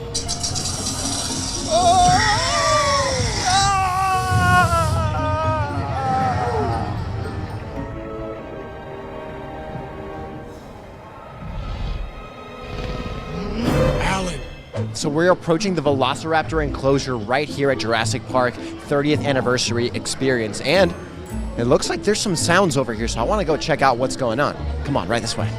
You know what? I think it's time for me to do some light reading, so I'm just going to go pop up over there and take a break. See what I can find out from this San Diego Comic-Con quick guide. And we got a lot of other things to do, but...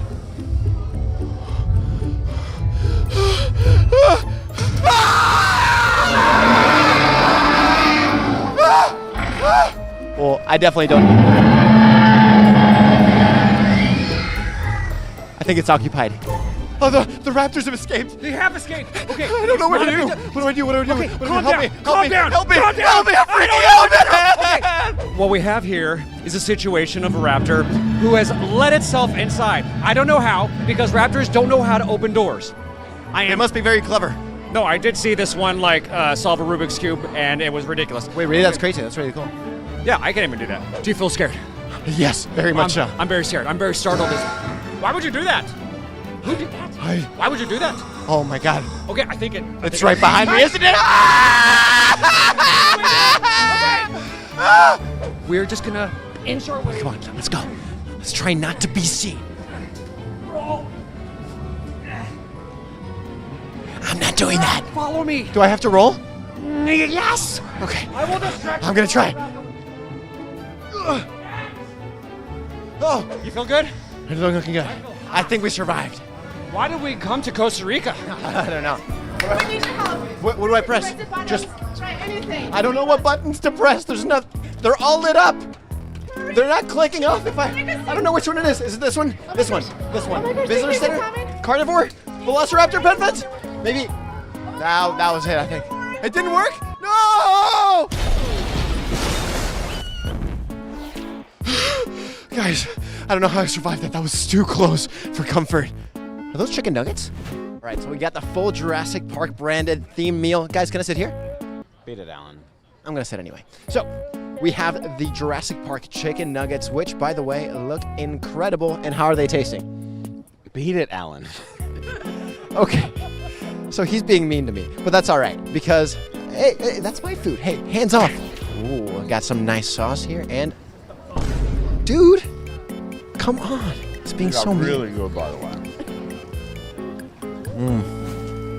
Oh, guys, we did it. We survived the Jurassic Park 30th anniversary experience. There were a couple close calls in there, but we made it out. For everything else, Jurassic Park, Comic-Con, and everything else, stay tuned to IGN.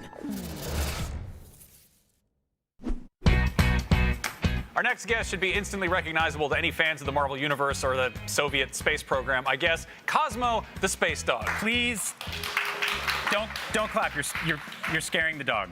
Before we get too carried away, I should clarify, this is actually Jackson. He's a therapy dog for the LA Fire Department, but like everybody else in LA, that's just to pay the bills until he gets his big break in showbiz. Jackson, now this could be your chance to really show off your range. We're gonna give you some motivations, and we want you to just kind of do your thing. Listen, we want to see your heroic side. You're about to save the world. Nothing's gonna stand in your way.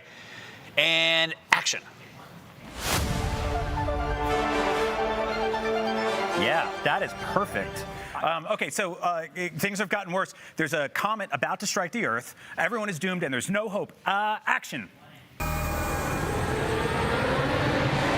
so we're in trouble, I think. Max, what do you got? Okay, you're a sexy super spy, and the girl dogs love you, and the boy dogs want to be you. Action. Oh, wow. Ooh la la, that is incredibly sexy. I've never seen anything like it before. But a border collie just walked in, and oh, you're gonna go meet her. Okay, thank you. Great, I buy it. You know, she's gorgeous. Jackson, thank you so much. You're not the first person to walk off our set today, so you're doing great. Jackson, I think you've got something special, but in the meantime, hit me with that big tail and let me know what's coming up next. I think you're a very good boy, and you deserve a big special treat. You know who else is very good and deserves treats? Our wonderful audience watching at home. How does a free Xbox sound? Is that a good treat? Yes, I think it is. From now until October 1st, IGN Rewards members will be in the running to win an Xbox Series X console and controller in a custom color scheme celebrating the 75th anniversary of Porsche. Who wrote that? I'm pretty sure that's Porsche, you know, the car company. Do you not know how to spell Porsche? I think Porsches have been around longer than 75 years, and they probably also make like a really bad Xbox. We'd want a Porsche-themed Xbox. You have a powerful tail. I don't know, I put a bunch of chip paint on it and fill it with dead spiders and leaves. Make the controllers give you splinters. It'll be fun. I think a race car is probably a better idea. But anyway, IGN Rewards is totally free to join, and members get access to cool giveaways. Just head to IGN.com/rewards and sign up today. Now, there's more Comic-Con on the way, but we've got to take Jackson for a walk because he's so wonderful. Who's a good boy? You are. Stick around because IGN will be back right after this. Stay. Don't go anywhere. Good. Gentle claps.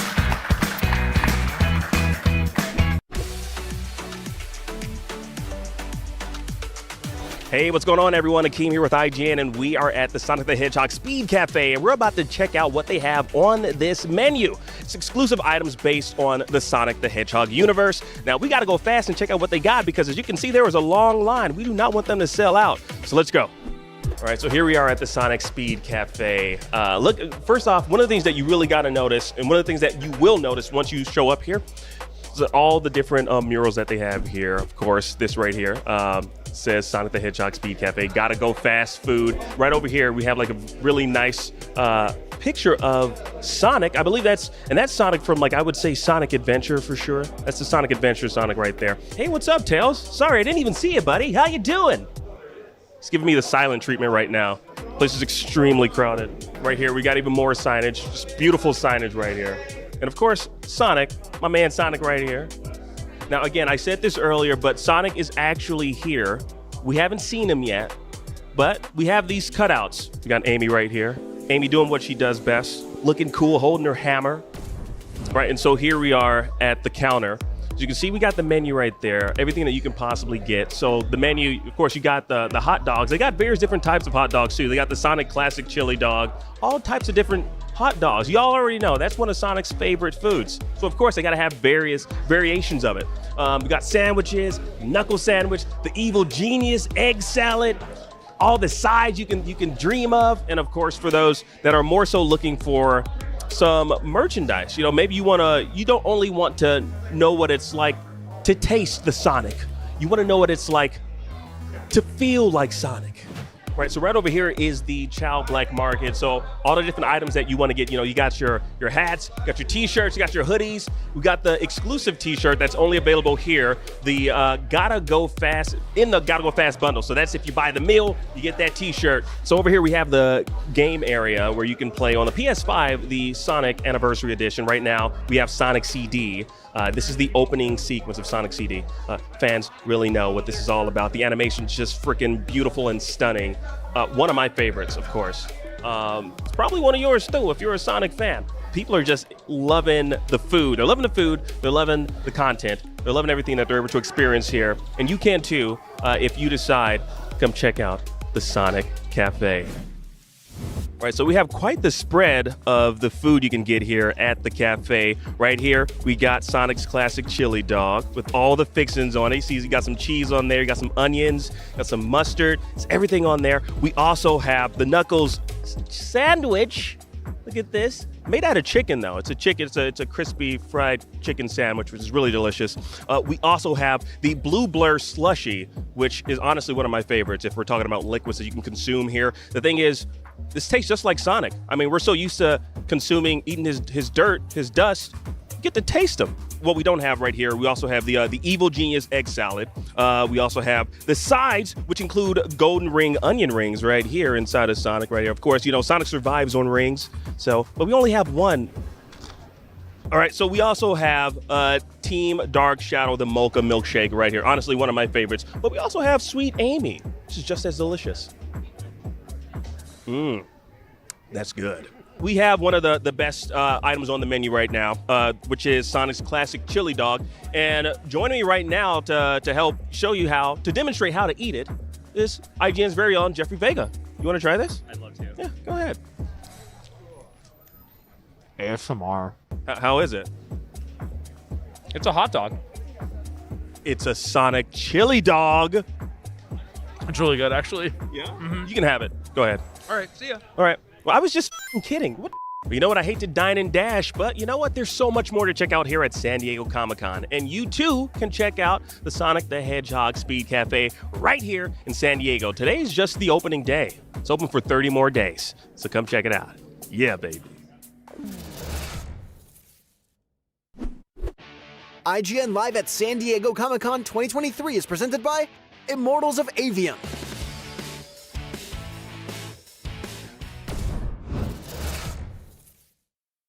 You saw the gameplay drop. Some of you said, oh, they showed too much. I assure you, you have seen nothing yet. We've just scratched the surface. It is just the thwip of the Spider-Berg. If I may coin that. You may. I love talking to Yuri Lowenthal, the voice of Peter Parker Spider-Man in the Spider-Man games. For more content like that, follow IGN on all social platforms. We got video game previews, celebrity moments, and so much more. So follow us. Behind every game, movie, and TV show you love is a wild, crazy, and sometimes unbelievable story. No one is just black and white. From revealing the secrets behind your favorite franchises to solving a legendary video game mystery, I'm coming for you. IGN Inside Stories gives you a peek behind the curtain. If people come to the game now and see what's going on there, I think they'll be surprised. Join us as we dive into hyper-dedicated fan bases, worldwide phenomenons, and the most incredible untold tales in games and entertainment. I said, wait a minute, that doesn't sound so good. It was definitely not what I expected in the best way. Inside Stories, available now only on IGN. And I was like, holy shit, we're gonna do this.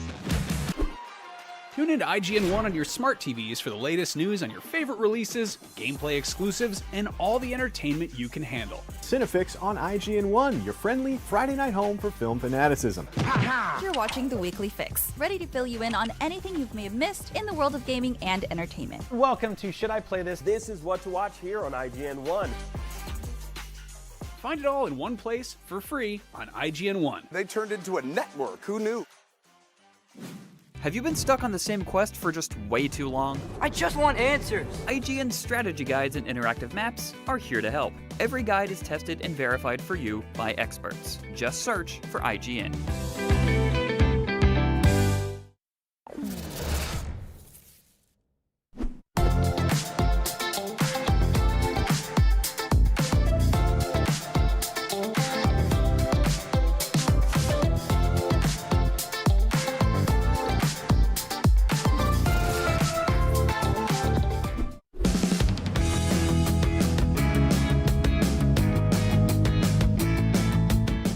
just got to play some of the game, and it looks phenomenal. I have to ask you, what's your experience been like working on this game? How's it been? So you know this is the creator. This is created by Akira Toriyama, who is known for Dragon Ball. So like we really love this IP, the manga. So we really happy to be bring it into the game. So like this is really good experience from for him as well to like create into to through the development.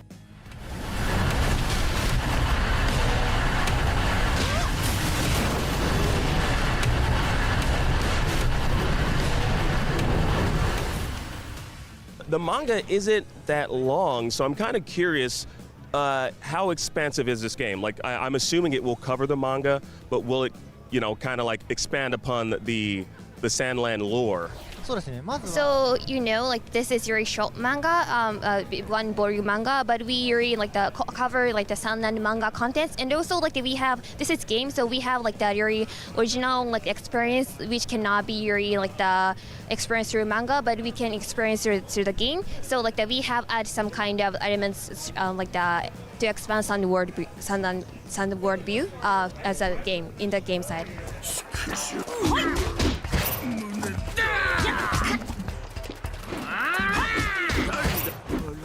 So yeah, you mentioned that you expand on various different elements. I'm kind of curious, what elements from Toriyama's other works could we possibly see influenced in this game? Like, will we see anything from some of his other work? So we really learn a lot from Toriyama Sensei's the other work, especially for Dragon Ball. We really learn a lot from the Dragon Ball. So and and also not only Dragon Ball, but Toriyama Sensei has very unique taste style. So we really discuss with development team, and we really bring up all elements from the Toriyama Sensei or style, and also for the kind of the unique the comedy style and to the game to bring into the Sunland.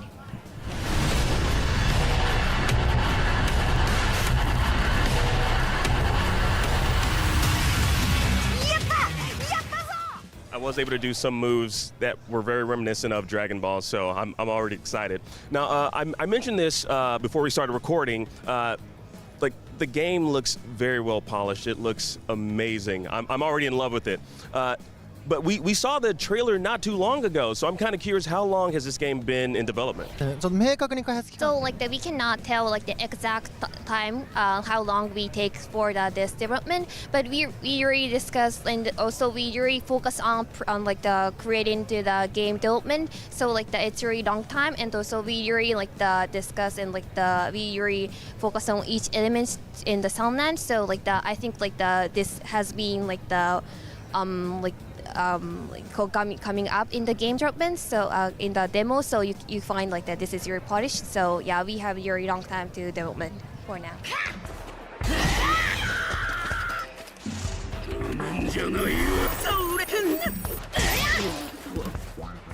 And my final question, what are you most excited for fans to experience? So first of all, we would like to make the audience love the Sunland itself, and also the not only character action, we have many vehicles in the game, so they can enjoy vehicle action. So we're very excited to see many people love the Beelzebub and Sunland, and also vehicle actions for this game. I honestly can't wait for us to all experience this game. Thank you all so much for your time. Thank you. Yeah. So there you have it, a little bit more about the upcoming Bandai Namco video game, Sandland, based on Akira Toriyama's iconic manga, starring this guy, Beelzebub. If y'all want to check him out, well, keep it locked right here. We got plenty more coverage right here at San Diego Comic-Con 2023. High five, handshake, nothing, really, not even gonna blink. Well, there you have it, I guess. No, really? Okay, whatever.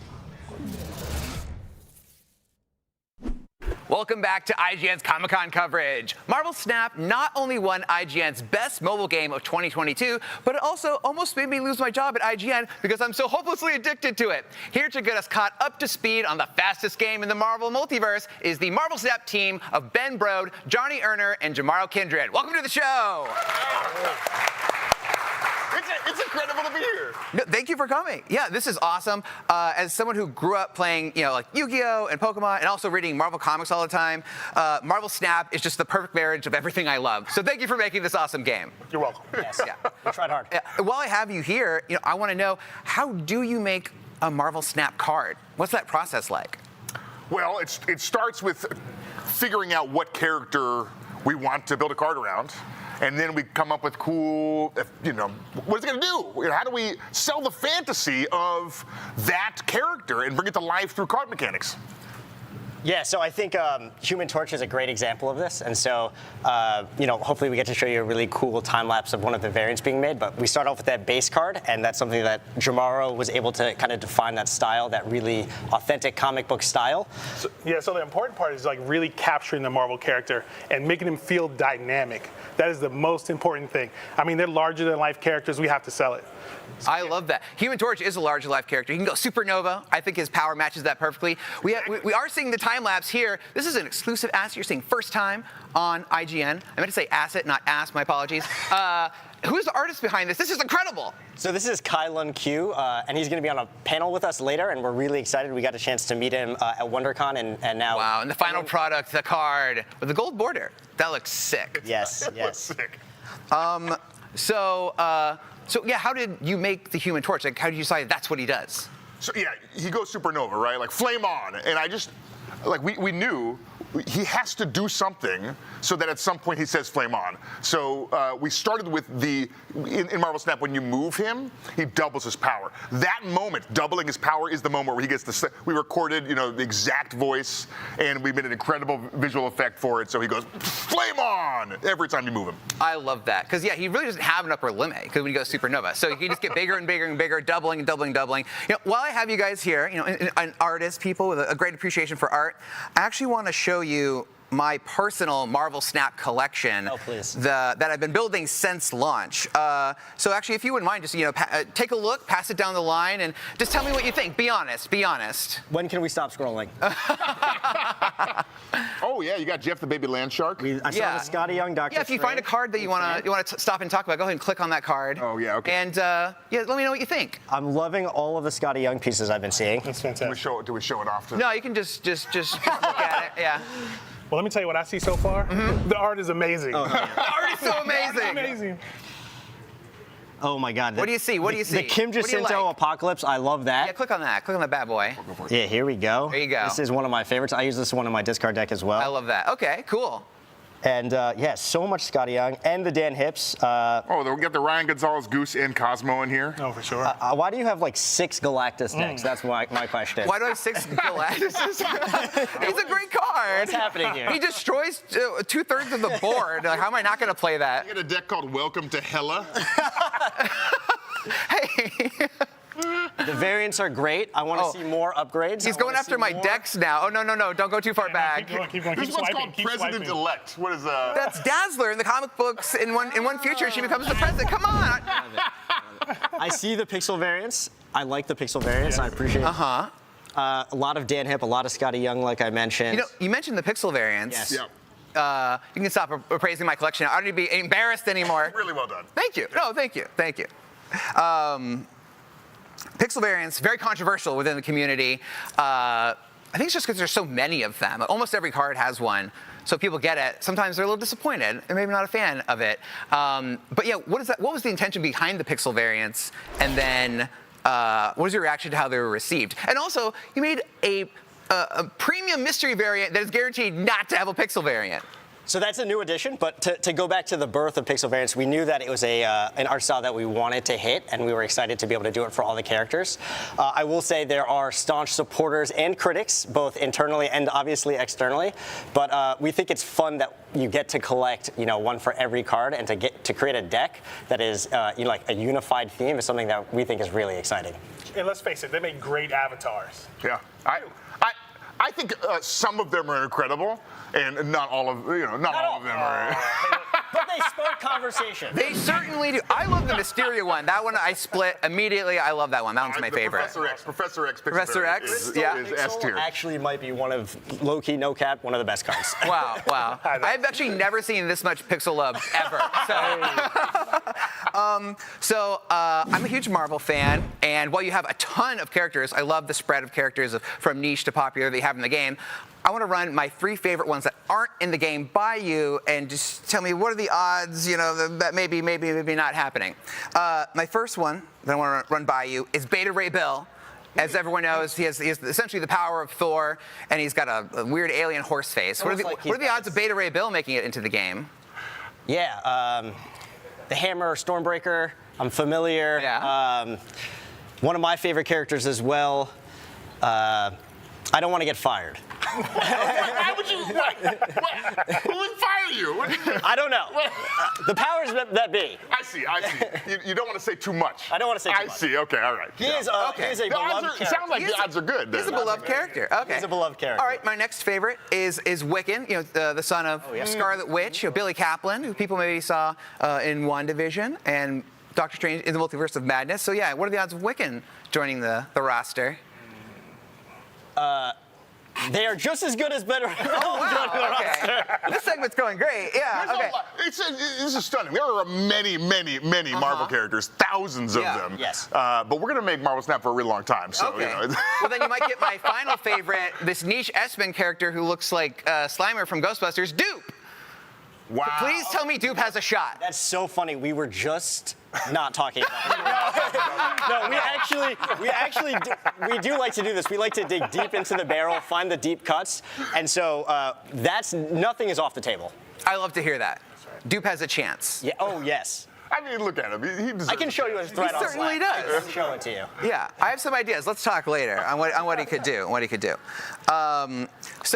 IGN has a group chat of all the Marvel Snap players, as you probably would expect. And together they all decided they want to ask you one question, which is, what's your approach to turning pre-existing Marvel art into cards versus creating original art? Well, that's interesting. So, there's a special place in my heart for the original art, right? I grew up excited about it. It's what inspired me to become an artist. Yeah. I love them both. We can create original art versus the reaching back and digging in the crates for all the stuff that's so nostalgic. It's a draw for me. There's no one that's better. What's really interesting is that we get to, when we do the parallaxing, the 3D effect on the card, we have to go back and paint some of the backgrounds so that they show up when you turn the card, and we get to show people some of their favorite covers from Marvel history in a brand new way. I love that. All the Jim Lee cards, I think, are a great example of that. That is awesome. So what's that? I think, honestly, Marvel is like an incredible partner in this respect because they push us to be creative, which allows us the freedom with the original variants. So we get to do stuff like the steampunk variants, the 3099 variants, Venomized variants for characters that have never been Venomized. But we also want to make sure that those iconic artists from comic books that you have read and we've all read when we were kids, they get their comics in the game as well because we know people chase after them, like Jim Lee, like you just mentioned. That is awesome. And I think that speaks to why I love this game so much. Thank you guys for talking to me. This has been so much fun. Thank you. Thank you. It's incredible. I love being here. I love talking to you. No, me too. So Marvel Snap is available on the phone in your pocket right now. But warning, you will not be able to stop playing it. I can't stop. Actually, I loaded a game right now that I'm in the middle of, and it is a ranked game. Ben, would you actually read the outro for me? I'm a little preoccupied over here. Okay, we've got plenty more Comic-Con ahead right here, so stick around and go download Marvel Snap.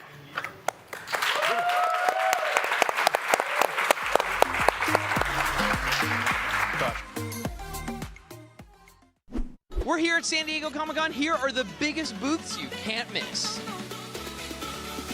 The DC booth has the real Blue Beetle suit from real life. This is the actual Blue Beetle suit. And behind me is Jason Momoa's suit from Aquaman and the Lost Kingdom. The Hasbro booth has tons of Star Wars stuff, tons of Transformers stuff, but the big thing that everyone is lining up for is Grimlock, a Transformer that transforms just by using your voice. We're here at the Marvel booth. Obviously, it's very popular, it's very crowded, but they do have the Guardians of the Galaxy Volume 3 suits here. The Star Wars booth is all about Ahsoka, and they have props everywhere, and they have the mural from Star Wars Rebels that will be in the live-action Ahsoka. Square Enix has a booth where they're selling merch based on all their games, but the biggest thing is that you can take a photo with Ifrit from Final Fantasy 16. I mean, literally, he's huge. There's the Lego Brickbuster video where they have new Lego sets including the final fight scene of the Statue of Liberty and Spider-Man No Way Home. The Nickelodeon booth is promoting Teenage Mutant Ninja Turtles Mutant Mayhem, and you can go and customize your own t-shirt and flip-flops right there, right here, right now. Funko's presence is so big at San Diego Comic-Con that they built an entire city called Funkoville. They even have a map with 9 different spots including Mondo, Loungefly, and Blockbuster. Where should we go first? This week, Crunchyroll Games announced more exciting details on the upcoming One Punch Man World game, including some never-before-seen gameplay footage. Look out for One Punch Man World later this year on PC, iOS, and Android. In the meantime, keep it locked to IGN for more Comic-Con coverage. IGN Live at San Diego Comic-Con 2023 is presented by One Punch Man World. Open for pre-registration now.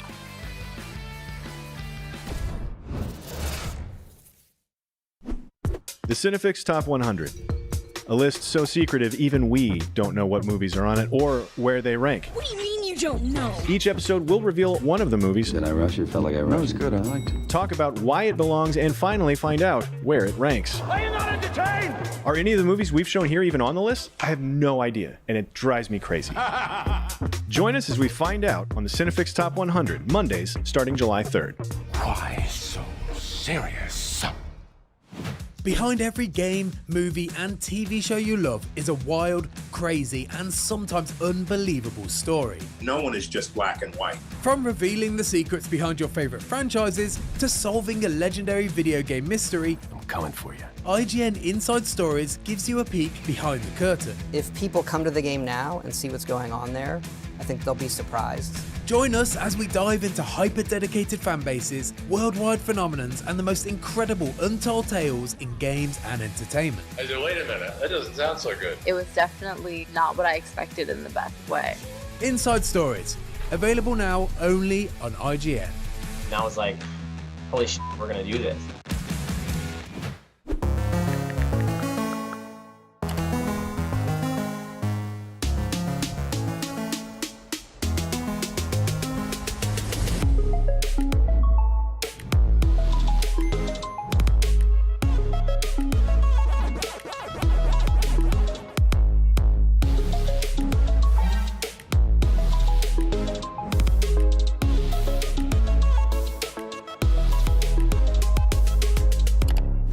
Have you been stuck on the same quest for just way too long? I just want answers. IGN's strategy guides and interactive maps are here to help. Every guide is tested and verified for you by experts. Just search for IGN.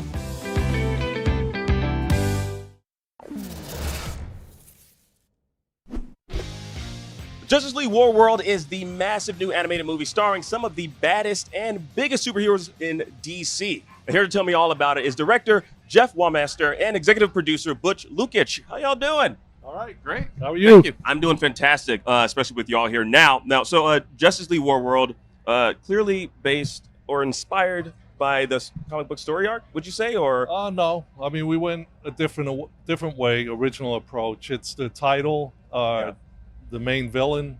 Beyond that, we went a different way as far as it not being a just total gladiators and things like that. So what can you tell us about the narrative? Well, I mean, the narrative is a few of the Justice League members have been kidnapped and brought to Warworld to do experiments on or to get into their minds, to use their fear against themselves. So they were each put into different genres, which we wanted the genres to screw with their minds, Ooh. Screw with their minds. In what type of ways? What type of ways will we see, like Superman, Batman, and Wonder Woman having their minds kind of messed with? Well, Wonder Woman starts out in a Western world, and their kind of minds are blank, so they don't know why they're there. They don't even know who they are. So that's part of it. But as we lead into the story, we see that something's manipulating them. And that's too. I can't give away much more than that. Absolutely no. Say less. Okay. But I want you to say more. Now, Jeff, I got to ask you this. So this is an R-rated animated movie. Now, what do you think kind of like separates this from other films, and what can you get away with since this is going to be an R-rated movie? Well, that you wouldn't necessarily in an animated feature. Well, I think we're always looking when you're doing something dramatic like this, which we're trying to do. We're trying to raise the stakes for the characters. So, you know, having the characters just fall down and nothing happen to them, we want to bring up that sense of danger. The characters, not just the main characters, but everyone around them is in some sort of mortal danger and not just cartoon danger. So when people are watching it, they know what it means. Yeah, but to me, I don't know if this is an R-rated movie. The ratings for it went overboard. I think it's mainly because of the blood. There's a lot of blood. Really? So just because there's blood, it's in violence, blood violence. Yeah, I mean, it's nothing more than that. It's just a violent end. So you mentioned this earlier, Butch. So we see different different iterations of Batman, Superman, and Wonder Woman than we've seen previously. What was the process going about these particular iterations of the character? Like, explain that process to us. Well, I mean, we've had these characters in and out of our storylines, the Tomorrowverse, which everyone calls it, for the last 3 years now. So we're kind of presenting these guys into where we were planning to get to the next part of the continuity in the story. So the reasons for where they're at and what they're going to find out has to do with push the continuity to where we were going. So we meet wildly different versions of Batman, Superman, and Wonder Woman in this movie based on 3 different settings that they find themselves in. How do you go about designing these new iterations? Originally, I was asked to do a new version, a style for the home video, Blu-rays. They didn't want to keep going with the version that they had for 10 years, which James Tucker did, and Barossa. So my intention was only because the producers higher up or the company wanted a different style. So I figured the opposite of what they were doing. So I went with thicker lines, more of a comic book look, So that was the main reason to do that, was to go with a different approach. Plus, I like our heroes to be more in the traditional look, so that's what I held to. I brought the tights back, or the pants back on Superman. It looks amazing from what I've seen. Yeah, the animation looks stunning. Now, what do you think it is about the animated entries into the DC universe, this particular one, the Tomorrowverse, that seems to just captivate audiences? Jeff? I think partially it's the really graphic style to it, and I also think that we talked about was there's stakes for the main characters. It doesn't feel like they're just they're going to be fine in the end. That they actually have personal challenges throughout the series and throughout the continuity, so that when we do see something happen, it means something to us, the audience. So I know you probably can't give too much away, but is there more for these characters in store? More movies, more adventures? Yes, there is, and more characters also are going to come in the next adventures, a lot more. Now, what are you excited for fans to see coming out of this new movie? For me, it's, we got to do the genres that we couldn't do by themselves, so we lumped all 3 genres that we were interested in, because we knew Warner Brothers or any other company probably wouldn't do a whole movie on just one specific genre. So it was a better idea just to join them all together. It also makes, a better paced movie. It also makes, style-wise, we go all over the place with it. So that was the fun part for us as artists, and storytellers. Yeah, it was a lot of fun playing in these playgrounds of genres that we used to watch when we were younger. Good, Bad, and the Ugly, and noir from the 50s, and the Conan the Barbarian kind of feel. To play in those worlds was and Twilight great. Zone. Twilight Zone, yeah. I'm just gonna throw this out there, Jeff. I did some cyber stalking. I looked at your LinkedIn. You're working on 2 projects. Can you tease what these projects might be, and are they in the DC realm of things? They're at DC, but I can say nothing. Okay, no, fair enough. I'm not gonna probe anymore. Well, you have your own project that you've been working on for a while that was crowdfunded. It was, but we got to finish it first. We'll definitely look forward to it, Jeff. Great. I want to thank you both really so good. much. You got to check it out. 100%. You already know I will. Yeah. And if it comes out around this time next year, we'll probably have you back. It'll be before that. Awesome. Yeah. Well, I want to thank you both so much for joining us. No, thank you. Thank Thanks you. for having Thank us. you. And thank you all so much for watching. Now, Justice League War World is out on July 25th, and we got plenty more superheroes beating the crap out of each other right here on IGN's Comic-Con coverage, so don't go anywhere.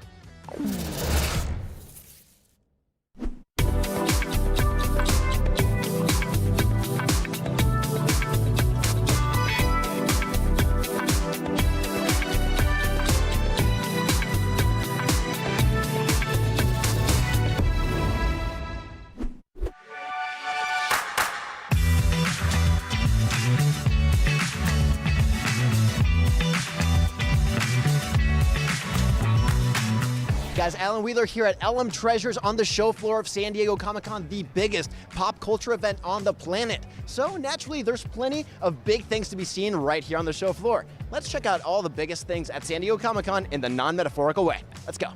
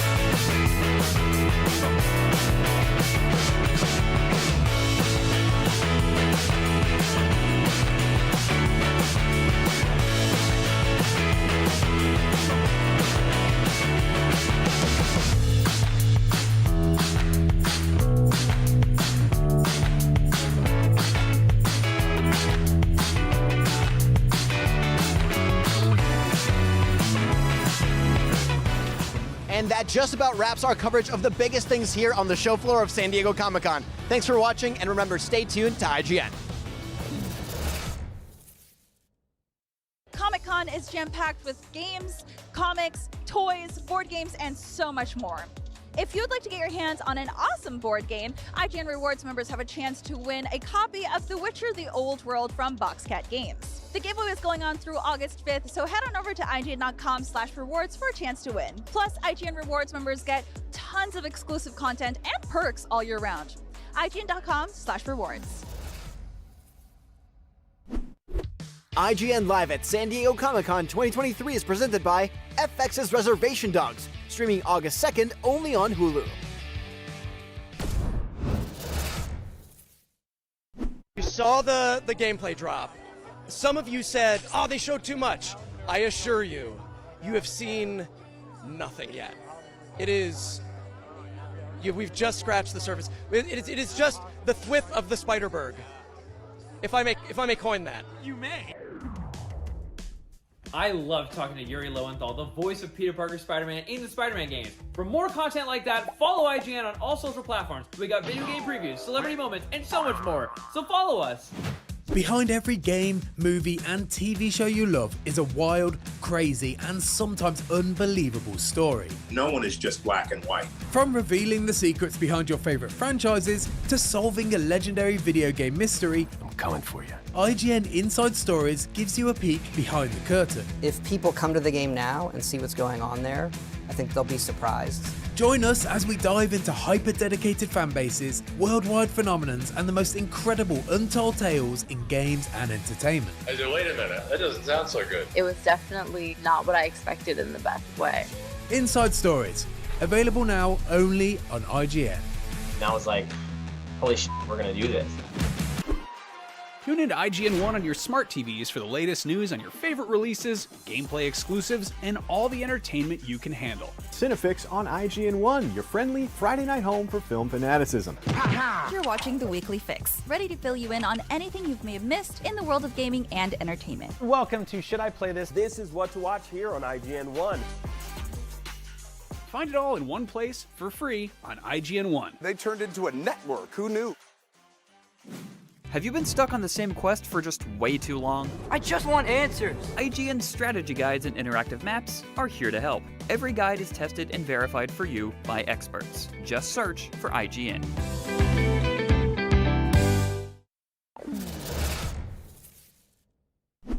Welcome to Game Changers, brought to you by the game-changing Xfinity 10G network, where we cover off on the hottest news and highlights that you don't want to miss. When it comes to Game Changers, Xfinity is leading the way, giving you a powerful connection today while building towards a faster, more reliable tomorrow. Now, let's check out some of the game-changing highlights from IGN's San Diego Comic-Con coverage. Comic-Con kicked off with a bang thanks to a brand new Marvel Spider-Man 2 story trailer that implies, spoilers, Harry Osborn is Venom. At least that's my theory. Then the directors of the brand new horror movie Talk to Me came to IGN studio and started wrestling on set. That couch was expensive. And if toys are more your speed, we got hands-on with the breathtaking Grimlock and Lightyear from Hasbro and Robosen. For those of you who didn't get a chance to make it to Comic-Con, IGN got boots on the ground to show you everything you might have missed straight from the convention floor. And IGN even speculated about DC's upcoming Superman legacy. Will this reinvent the DC film universe? Only time will tell. Speaking of time, I'm all out of it. Stay tuned for more game-changing highlights brought to you by the game-changing Xfinity 10G network.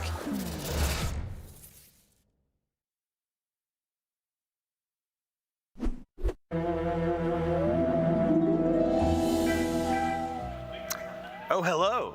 For decades now, the Haunted Mansion ride has surprised and scared Disney theme park goers with ghosts, specters, phantasms, and all sorts of other things that go bump in the night. And now it's a major motion picture. Here to tell me all about it is the director of the Haunted Mansion, Justin Simien. What's up, man? What is up? Give it up. It's a lot, right? Yeah, we have. Amazing. I know, we have all these. Yeah, they had the strobe lights on before, and I was like, we're both gonna throw up together. This is like a full-on newsroom situation. Like, yeah, wow. if you have any news, like, this is a good spot to tell us about. God, you know, I might. We'll see how the interview goes. So you made a PG-13 horror comedy. Tell me about that push and pull. Like, what did you get to pull off? Yeah. What did you get to say, like, all right, maybe that's too gory? Like, how do you find that balance? I mean, to me, it's like I grew up with that balance. Like, I grew up on movies like Poltergeist. Oh, yeah. Which is like why we have a PG-13 in the first place. The first like horror movie I ever saw was Nightmare on Elm Street 2, Freddy's Back. I was about 5 years old, completely inappropriate for me to watch. Yes. But I thought it was funny and cool, and I didn't get the horror elements really until later. So to me, it made perfect sense. And I got a lot of inspiration, I got to say, from the ride itself, because, you know, this was the last ride that Walt Disney actually had a hand in, and they fought a lot about how scary and funny or however it should be. And so I just kind of tuned into those things that gave me that frequency that were right in the middle. There's also, like, this is going to sound really random, but, you know, the Max Fleischer's Snow White, Betty Boop Snow White in the 30s with Cab Calloway playing the dancing ghost. I would watch that clip a lot just to tune in to the frequency of funny, spooky, jazzy, you know? 'Cause that's, to me, that's what the Haunted Mansion is. Okay, so you have to be like a little bit, because I'm a big horror fan, right? Yeah, and you have to be a little bit broken, I think, a little bit, to look at stuff like that and be like, this is funny, this is cute, this is clever. Honestly, why am I relating to Freddy Krueger at 5? I'm not sure. Because when he like murked the annoying teenagers, I was like, yeah, that's what should be happening. So I don't know what happened. I don't know what went wrong or right, but that's my. And then you go to sleep and you're like, he's not going to get me. It'll be fine. Yeah. Also, like, I feel like the movie rating went a little harder in the paint back then. It's true. Like, it's very true. Like, we would see a PG movie where a guy would get beheaded, and they'd be like, yeah, PG, no notes. The fact that Poltergeist is PG is wild. That's insane. And I know they didn't have a PG-13 back then, but that is wild. Yeah, that's like a mistake that's just forever in the fabric. They'll never go back and fix it. No, and they shouldn't. Yeah. Frankly, I think kids. I think it's okay to be scared. One of the things I talk to the studio folks a lot about is like, look, the blueprint of this is your guys' movies. Right. Snow White is one of the most scary movies ever. the moment when she gets lost in the forest, when Pinocchio becomes a donkey boy. Like, these are really scary, like, moments, actually, to me as an adult. They're existential. The whole Pleasure Island thing where they're smoking cigars and mutating into horse people. So I'm just doing right by Disney, you know, traumatizing the kids a little bit. Not traumatizing, just it's a good sentence. Proving to them that they can get through what scares them. We're here to traumatize the kids a little bit. Just a touch. Just a touch. You know, like may contain peanuts type of thing, That's right. How many times did you ride the ride? I can't even count, man. You lost track? Because I'm basically a Disney adult. Like, I worked at Disneyland. I went to Disney World when I was a kid. Haunted Mansion has been one of my favorite rides, of course, you know, since I was like 9. Were you like a character at Disney, or? No, so I was a ride host operator. Okay. So I would load people onto the Grizzly River Mountain Run, or the Grizzly Mountain River Run. There we go. It's been a while since I had that job. But I would load people onto that. I would, you know, press the button that sent them down the drop, and that was my job. And on my breaks and stuff, of course, I would ride, you know, everything at the park. And Haunted Mansion was always like first or last on the playlist for me. Oh my God, that's incredible. Yeah.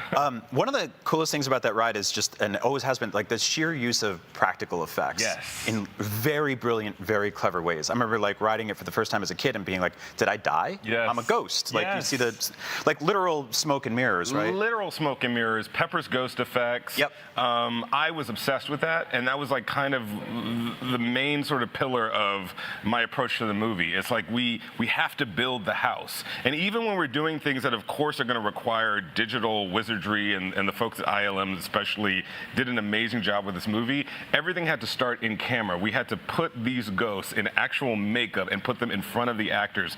When, you know, the Doom buggies are getting drug out of the house, they're really being drug out of the house by, like, you know, 45 very burly guys with a rope. Right. You know, just pulling Tiffany Haddish as fast as they can out of the house. To me, that was so important, because even when you go back to movies like Beetlejuice or Ghostbusters, or one of my favorites, Little Shop of Horrors, you buy into the fantasy of it because there's a physicality to it. There's something that's really actually there. And that was like kind of essential for me for this. Did you at any moment feel like there were ghosts on set? Like, did it feel like, like did you feel? I know, like, I don't know if you're like just numb to it because you're a big horror guy and you're like, I don't believe him or whatever. But did it feel like there was a supernatural element to anything? I always feel like there's a supernatural element. I mean, there was a lot of coincidences and weird things that aligned for me in this movie that I just can't quite explain in any kind of natural way. But I'm not afraid of ghosts. You know, I grew up in Houston, Texas. My family is all from Louisiana. I grew up with ghost stories, you know, and they weren't like frightening. It was like, this is, you know, your ancestors basically, and they're here with you. And so that to me is not even a scary thought. It's something I welcome, actually. Yeah. So you have to be a little bit broken. Hey, listen, this is what I love it. Entertainment. We're all carnies. No. Danny DeVito. Yeah. You got to work with Danny DeVito. Yes, was it everything you dreamed of? It was absolutely everything. Because the thing about Danny DeVito is he's exactly who you think he is. He's a wonderful guy, hilarious, extremely irreverent.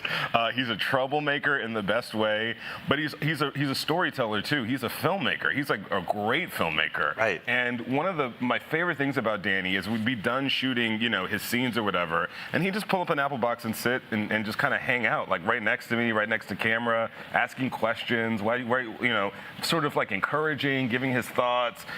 He's a wonderful, wonderful guy. Getting to meet him and work with him is like peak career. Did he mess with you at all? A little bit. What did he do? I remember there was like some times I was trying to get him to like focus on something, and he would just sort of repeat back to me what I just said. But it's because like he's Danny DeVito. Yeah. He literally is a director too. He understands like, you know, what we're going through. But the thing about Danny is that like we built up a rapport, we built up a trust. Like I always know that he's heading or he's finding something or he's, you know, trying to pull something out that wasn't there before. And the results are there in the film, and the results are there in everything he does, you know. So it was a delight to be messed with by Danny, I gotta say. God, that's awesome. Justin, thank you so much. Yeah, is it over? I mean, I could do this for another couple hours. I could too, man. I got a lot more to talk about. Talk about all the movies that shouldn't be rated PG. We could do this all day. Justin, thank you, Appreciate it, man. Thank Thanks you for having coming by. We've got lots more Comic-Con coverage in the haunted halls of Comic-Con right here ahead on IGN, so don't go anywhere.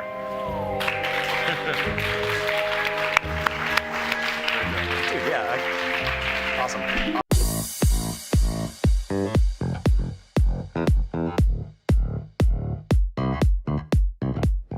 What's up, everyone? Stella Chung and Damon Hadfield here, and we are in front of the San Diego Comic-Con Hasbro booth. And Damon, what are we going to talk about today? We're going to talk about Transformers Earthspark Expedition, a new 3D action game based on Transformers, based on the show Transformers Earthspark, where you play as Bumblebee. Ooh, I love Bumblebee. He is I so think cute. that's probably why they picked Bumblebee. Yeah, he's a great character. But I think I overheard that you can play as other characters, or that you can meet other characters. You will meet right? other Transformers. I think you only play as Bumblebee, though. They confirmed Optimus Prime, of course. They didn't want to share any other Transformers at this time, though. Yeah.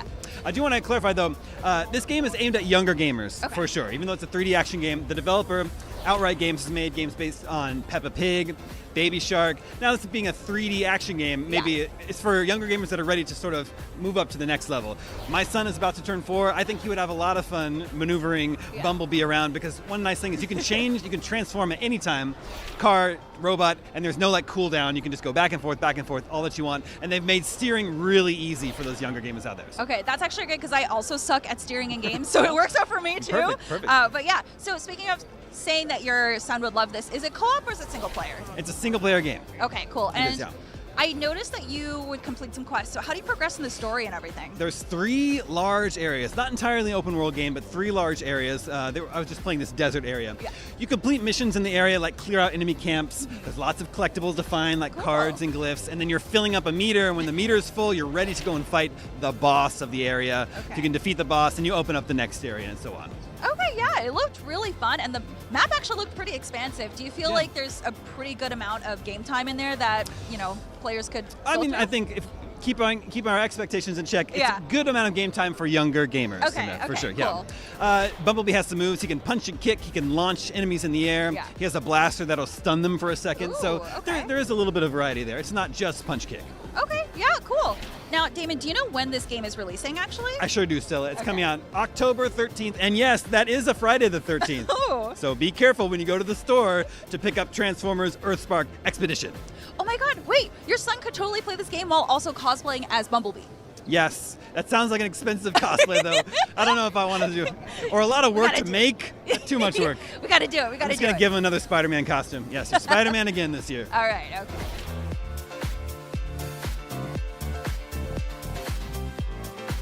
So did you get to check out the rest of the booth too? Because there is actually a Transformers themed car back there that I'm pretty sure we can take a look at later if you didn't see it. So. Yeah, we'll have to go check that out after this. Yeah, absolutely. Well, be sure to stay tuned right here for more San Diego Comic-Con coverage.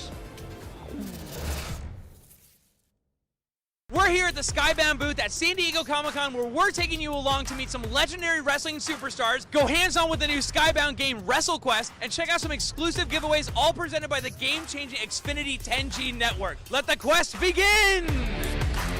It's an honor to meet you, Jake Snake, Stern Slaughter. I'm not scared or nervous at all. No, you look a little nervous. I'm definitely not nervous, for sure. Should be. It would be an honor if you could write it out to Jeffrey, Jeffrey. Oh my god! Oh my god. Oh my god. Thank you so much. Oh man, they didn't beat me up. Oh, thank God. Yeah. Jeff Jarrett, Sergeant Slaughter, and Jake the Snake are right behind me, and I hope they don't notice I took their belt. Well, it's not their belt. WrestleQuest is out August 8th on PlayStation, Xbox, Switch, and PC. And if you're an Xfinity customer, make sure to sign up for Xfinity Rewards, where you can redeem the game for free from August 8th to August 29th. Signing up is easy. Just head over to xfinity.com/rewards. Check out the video description for more details, and as always, keep it locked on IGN. Here at the LEGO Brickbuster booth, you can make your own DVD cover using Legos. Look at everyone making these wonderful DVD cases. I've already made my own. Isn't it obvious? It's Guardians of the Galaxy Volume 3. Look, there's Rocket Raccoon. That's Gamora. That's just a donut. And I think it's going to go right on the shelf. And here's your participation trophy for your hard work, Jeffrey. Wow, thank you so much. And that's Academy Award winner. Is that Sonic?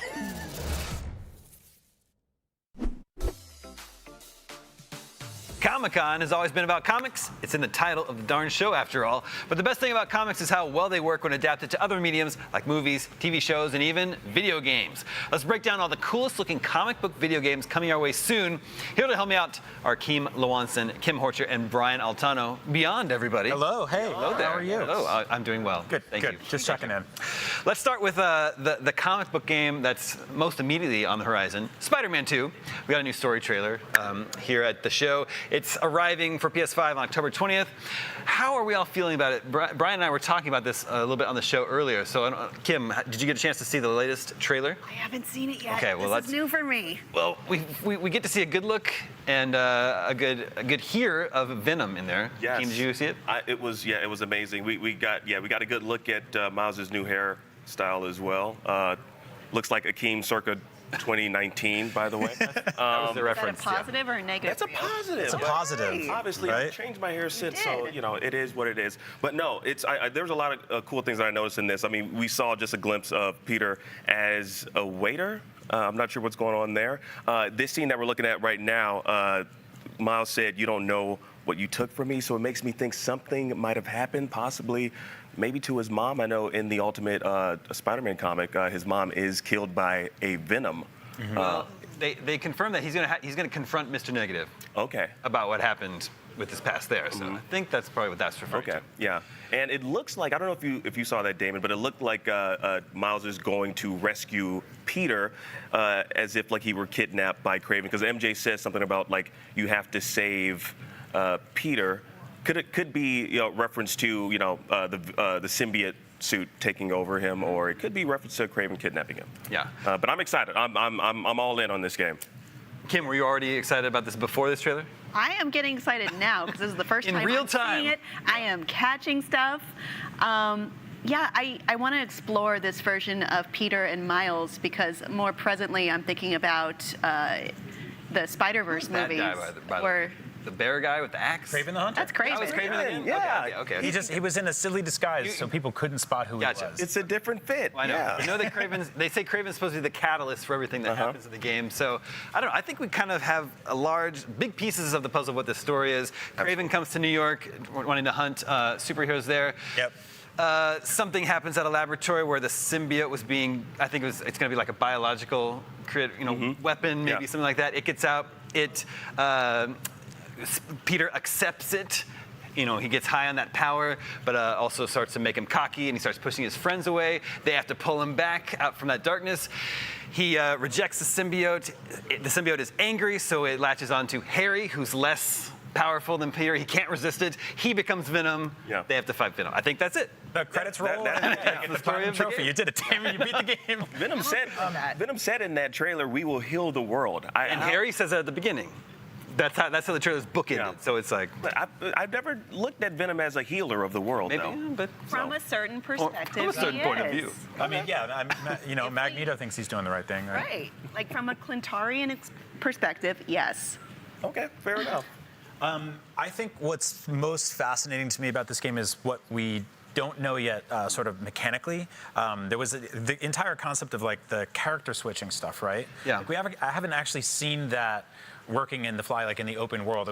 We've seen some story mission stuff and stuff like that. We've seen them teaming up, but I want to know if it's going to be like kind of GTA style, where you switch over to Miles and he's just like at a comic book shop, and you switch back to Peter and he's like asleep on the roof, like next to a pizza box. Like that kind of stuff could be. I feel like they could have a lot of fun with that. There was a ton of personality in the margins of the first and second game. Them getting on the subway to ride around and stuff like that. I love those little details, those little world building things. This is the third game in a series now for something that's absolutely a known quantity, and we know it works really well. So like I know what the swinging mechanics are going to be like, but like what does the rest of it feel like? Like what's the surprises this time around? Yeah, I mean, so there's the wingsuit for traversal, and then Spider-Man will have all the Venom powers that you can play with. That should be fun. But. Yeah. I hope he can use those to climb and scare the hell out of everybody. It's going to be pretty scary. Yeah. Yeah, so that's out October 20th. That's Sony's big PS5 game for this fall. But Insomniac also has Wolverine, which is a game that was revealed back in 2021, 2 years ago now. We haven't seen anything since this teaser trailer, but it's one of the best teaser trailers. Short and sweet. Presumably, once they get Spider-Man 2 out the door, they can begin working in this in earnest. Akeem, what do you want out of this Wolverine video game? I want to see what the gameplay looks like. How about that? That's what I want to see. Honestly, I don't know what I want from this. I just want to play as Wolverine, if anything else. Like, do you want it to be open world? 100%. You I want it to do? be open world. I also want. I want to know how the his healing factor will work. There's a lot of different things that I want. I want to know what the gameplay mechanics look like in a Wolverine game. I feel like the healing factor will work like when you're playing like Call of Duty or something like that, and you get shot a lot, and then it's just back off, you go, and then you come back up, and you're good to go. But the way Wolverine dies is if you cut off his head, correct? Isn't it Highlander rules when it comes to Wolverine? I've never You just cut off his head? Sure, yeah, let's go with that. Yeah, I'm gonna make all the comic book fans upset, and the Highlander fans are excited right now. That's what I want though from this. Yeah, there's a lot of really excited Highlander fans watching There still exists. I saw 3 out there. There was actually 1. Yeah, the one is here at Comic-Con every year. Yeah, I want it to be. It's gonna be rated M. Like lean into what Wolverine really is. Logan proved that Wolverine can be his real violent self and still be successfully both commercially and critically. So and Insomniac has made M-rated games before. They did the whole Resistance series, right? I mean, if you look at what they do with Ratchet and Clank, right, which the most recent one specifically was like, you get these kind of big playgroundy levels, and then you can like portal hop between them. I don't necessarily need like a massive open world. Like I don't need like Ontario or whatever, right? He's just like running around Canada. Yeah, shout out to Ontario, I guess. But no, I want more like kind of smaller focus levels that are more like a tinier sandboxy and a lot more beat 'em up brawly type combat. Like I don't need to be climbing buildings and stuff like that with Wolverine. He gets a little bit of verticality, but I want him like running down the streets. I want him punching people. I want him getting drunk. There has to be bars that you can go to. Like all of that has to be there. The teaser trailer was in a bar, so that's pretty good. Sabretooth has to bother you the entire game, just constantly popping out of garbage cans, punching you in the mouth, all that fun stuff. Kim, what do you want out of a Wolverine game from Insomniac? Bone claws. Yeah, well, okay, yeah. I want him to be a little weak sometimes, so that it's a challenge for me. Yeah, it's funny you mentioned that. I don't know. Part of me doubts that they'll like do any sort of like origin story with this particular game. So I would love to see like some flashbacks when he did just have the bone claws. So that would be awesome. But I don't know. I'm doubting that because like if you look at the first Spider-Man game that we got, like there was like an origin story in that. Yeah. So I think they're just gonna move on. Like he has the adamantium. He's in Madripoor, drinking whiskey and just beating everyone up in the bar for some reason. I'm getting X-Men Origins flashbacks or Wolverine Origins, and I think you might be right. So maybe we don't need it. No, they're not good. Those weren't good movies. No, but so one thing Insomniac is really good at, and they've illustrated that with Spider-Man, is that they will pull like literally every costume that he's ever appeared in. Yeah. And I'm just now thinking about how exciting that's going to be for Wolverine, because we're going to get 90s animated Wolverine costume, hopefully, right? Yeah. Yes, that's all I want. Like even seeing that shot of him in the Deadpool movie, I'm like, that's really good, but not exactly there yet. You have to go full stupid cartoon, and I think Insomniac can do that. Brian, you mentioned Sabretooth. Would that make for the best main villain in the game? Is there anyone else? I mean, Magneto obviously is like the end game boss, and like what's fun about what they're doing is that they're not tethered to the MCU. They're telling their own stories. I actually don't know if this would exist separately from their Spider-Man stuff, right? Like, I mean, is there going to be any crossover with that? Like, do you think there'll be a tease in Spider-Man for Wolverine, and they exist in the same world? That would be cool. That would be really cool. Honestly, it would also be cool if like the X-Men is already established. Wolverine, he knows all the X-Men. It's not like one of those things where it's like, I'm looking for you. You're like, we're not. It's just they're already established, and he's like, Xavier, I'm in Madripoor right now. I just killed a bunch of people in a bar. What should I do? I don't know, you dumbass. Can I say ass? I apologize. Sorry, it's been said. What has been said on IGN Live at Comic-Con cannot be unsaid. Yes. Now there's also Rocksteady's Suicide Squad, which is infamously supposed to be out months ago, but pushed to February 2nd next year. Man, where to start with this one? Because it's just like, this is a troubled game. Yes.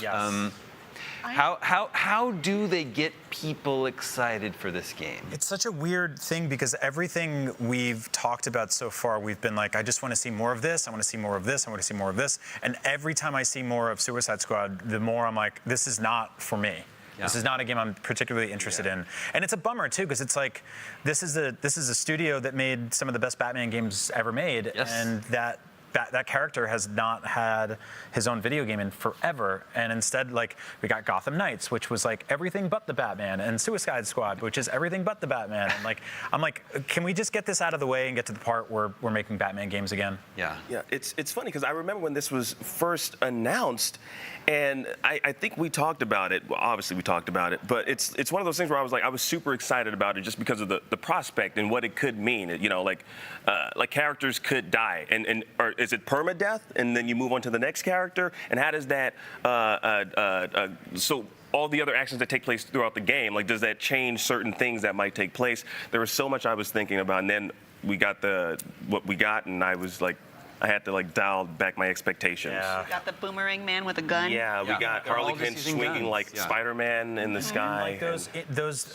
UI screens that are just like, hey, plus 2% shoulder pad. Yeah. Like, it's just like it's fundamentally not really what I'm looking for when I play video games. Like, obviously Insomniac Spider-Man has a bit of that, right? Like, there's mild RPG elements and stuff, but I just don't know who this game is for. I don't know anyone who's particularly excited for it. I feel like they keep kicking it down. Are you excited for it? I like Wonder Woman in this. Okay, that's a good start. But speaking of Wonder Woman, Wonder Woman's getting her own game from Monolith. I'm more excited about that. Yes. Developers of the Middle-earth, Shadow of Mordor, and Shadow of War.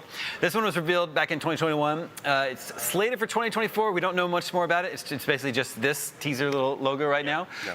Kim, what do you want from this game? And were you a fan of the Shadow of Mordor games? I was a fan of Shadow of Mordor. I really liked the Nemesis system. Exactly. I would like to see a lot of that. I'm not exactly sure how to implement that with any particular Wonder Woman villains, per se. So I guess I'm going to say that I want Etta Candy in this.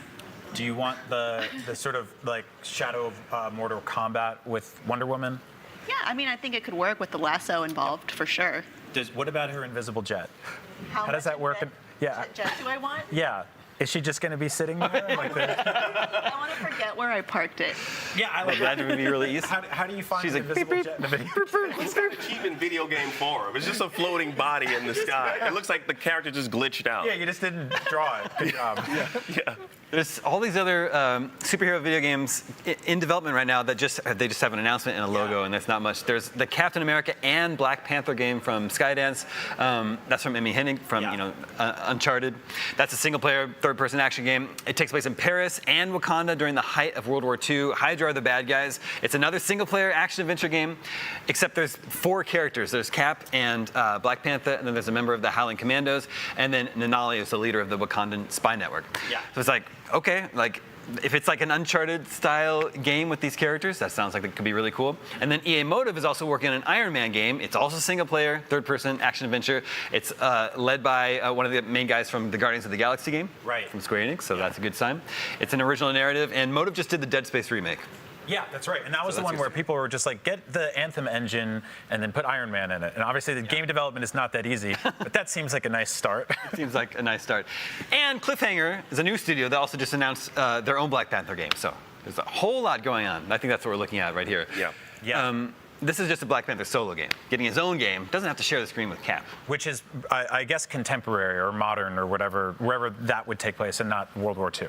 Yeah. So, yeah, there's a lot there and simultaneously not a lot yet. A lot of logos and press releases. But those are just a few of the very exciting comic book games we'll hopefully be playing soon. But who knows? It's Comic-Con, so maybe we'll find out even more before the weekend is over. But on that note, I have some bad news, everybody. It is time to say goodbye. That's right. It's true, believers. One day of IGN live at Comic-Con is coming to an end. One day? Worry. Yeah, day one. No, day one. One day. No, don't worry. No, you're right, because we actually have some really great news, you guys. There's a whole other We're going to keep this going? We're going to run that back. of IGN live at Comic-Con. Comic-Con coming tomorrow. That's right. Join us on IGN Live at Comic-Con tomorrow to see the creator of Vinland Saga, the developers and stars of Mortal Kombat 1, and the director of Teenage Mutant Ninja Turtles, Mutant Mayhem, plus the creators of Star Wars Outlaws. Before we go, we just want to give a huge thank you to everyone watching and reading IGN's Comic-Con coverage all weekend long. Before that, deliberate, awkward pause. We want to give a very special thank you to our massive production crew working behind the scenes to make this happen. Thank you so much. Another day of IGN Live at Comic-Con. Good night. Good night.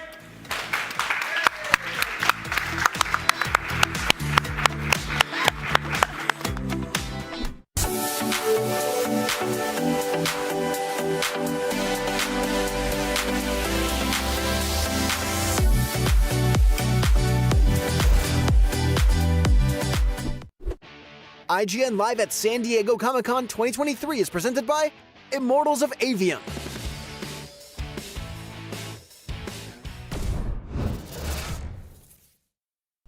Welcome to Super Debatable. When you got big takes on superheroes as hot as ours, well, you need a place to vent them. And that's exactly what we'll be doing week after week on Super Debatable, arguing over the most divisive topics facing fans. The MCU, that multiversal mess peaked years ago. It's all downhill from here.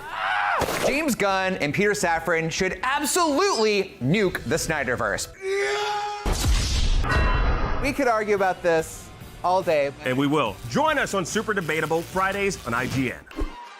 Tune into IGN 1 on your smart TVs for the latest news on your favorite releases, gameplay exclusives, and all the entertainment you can handle. Cinefix on IGN 1, your friendly Friday night home for film fanaticism.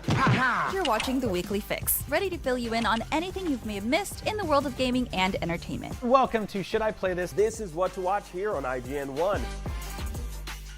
Find it all in one place for free on IGN 1. They turned into a network. Who knew?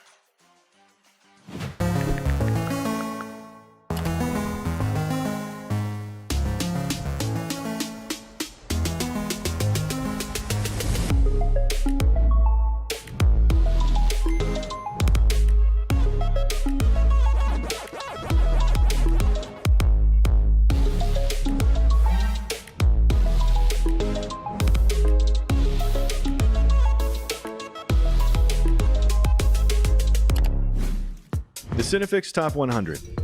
A list so secretive even we don't know what movies are on it or where they rank. What do you mean you don't know? Each episode will reveal one of the movies. Did I rush it? Felt like I rushed it. That was good. I liked it. Talk about why it belongs and finally find out where it ranks. Are you not entertained? Are any of the movies we've shown here even on the list? I have no idea, and it drives me crazy. Join us as we find out on the Cinefix Top 100, Mondays starting July 3rd. Why so serious?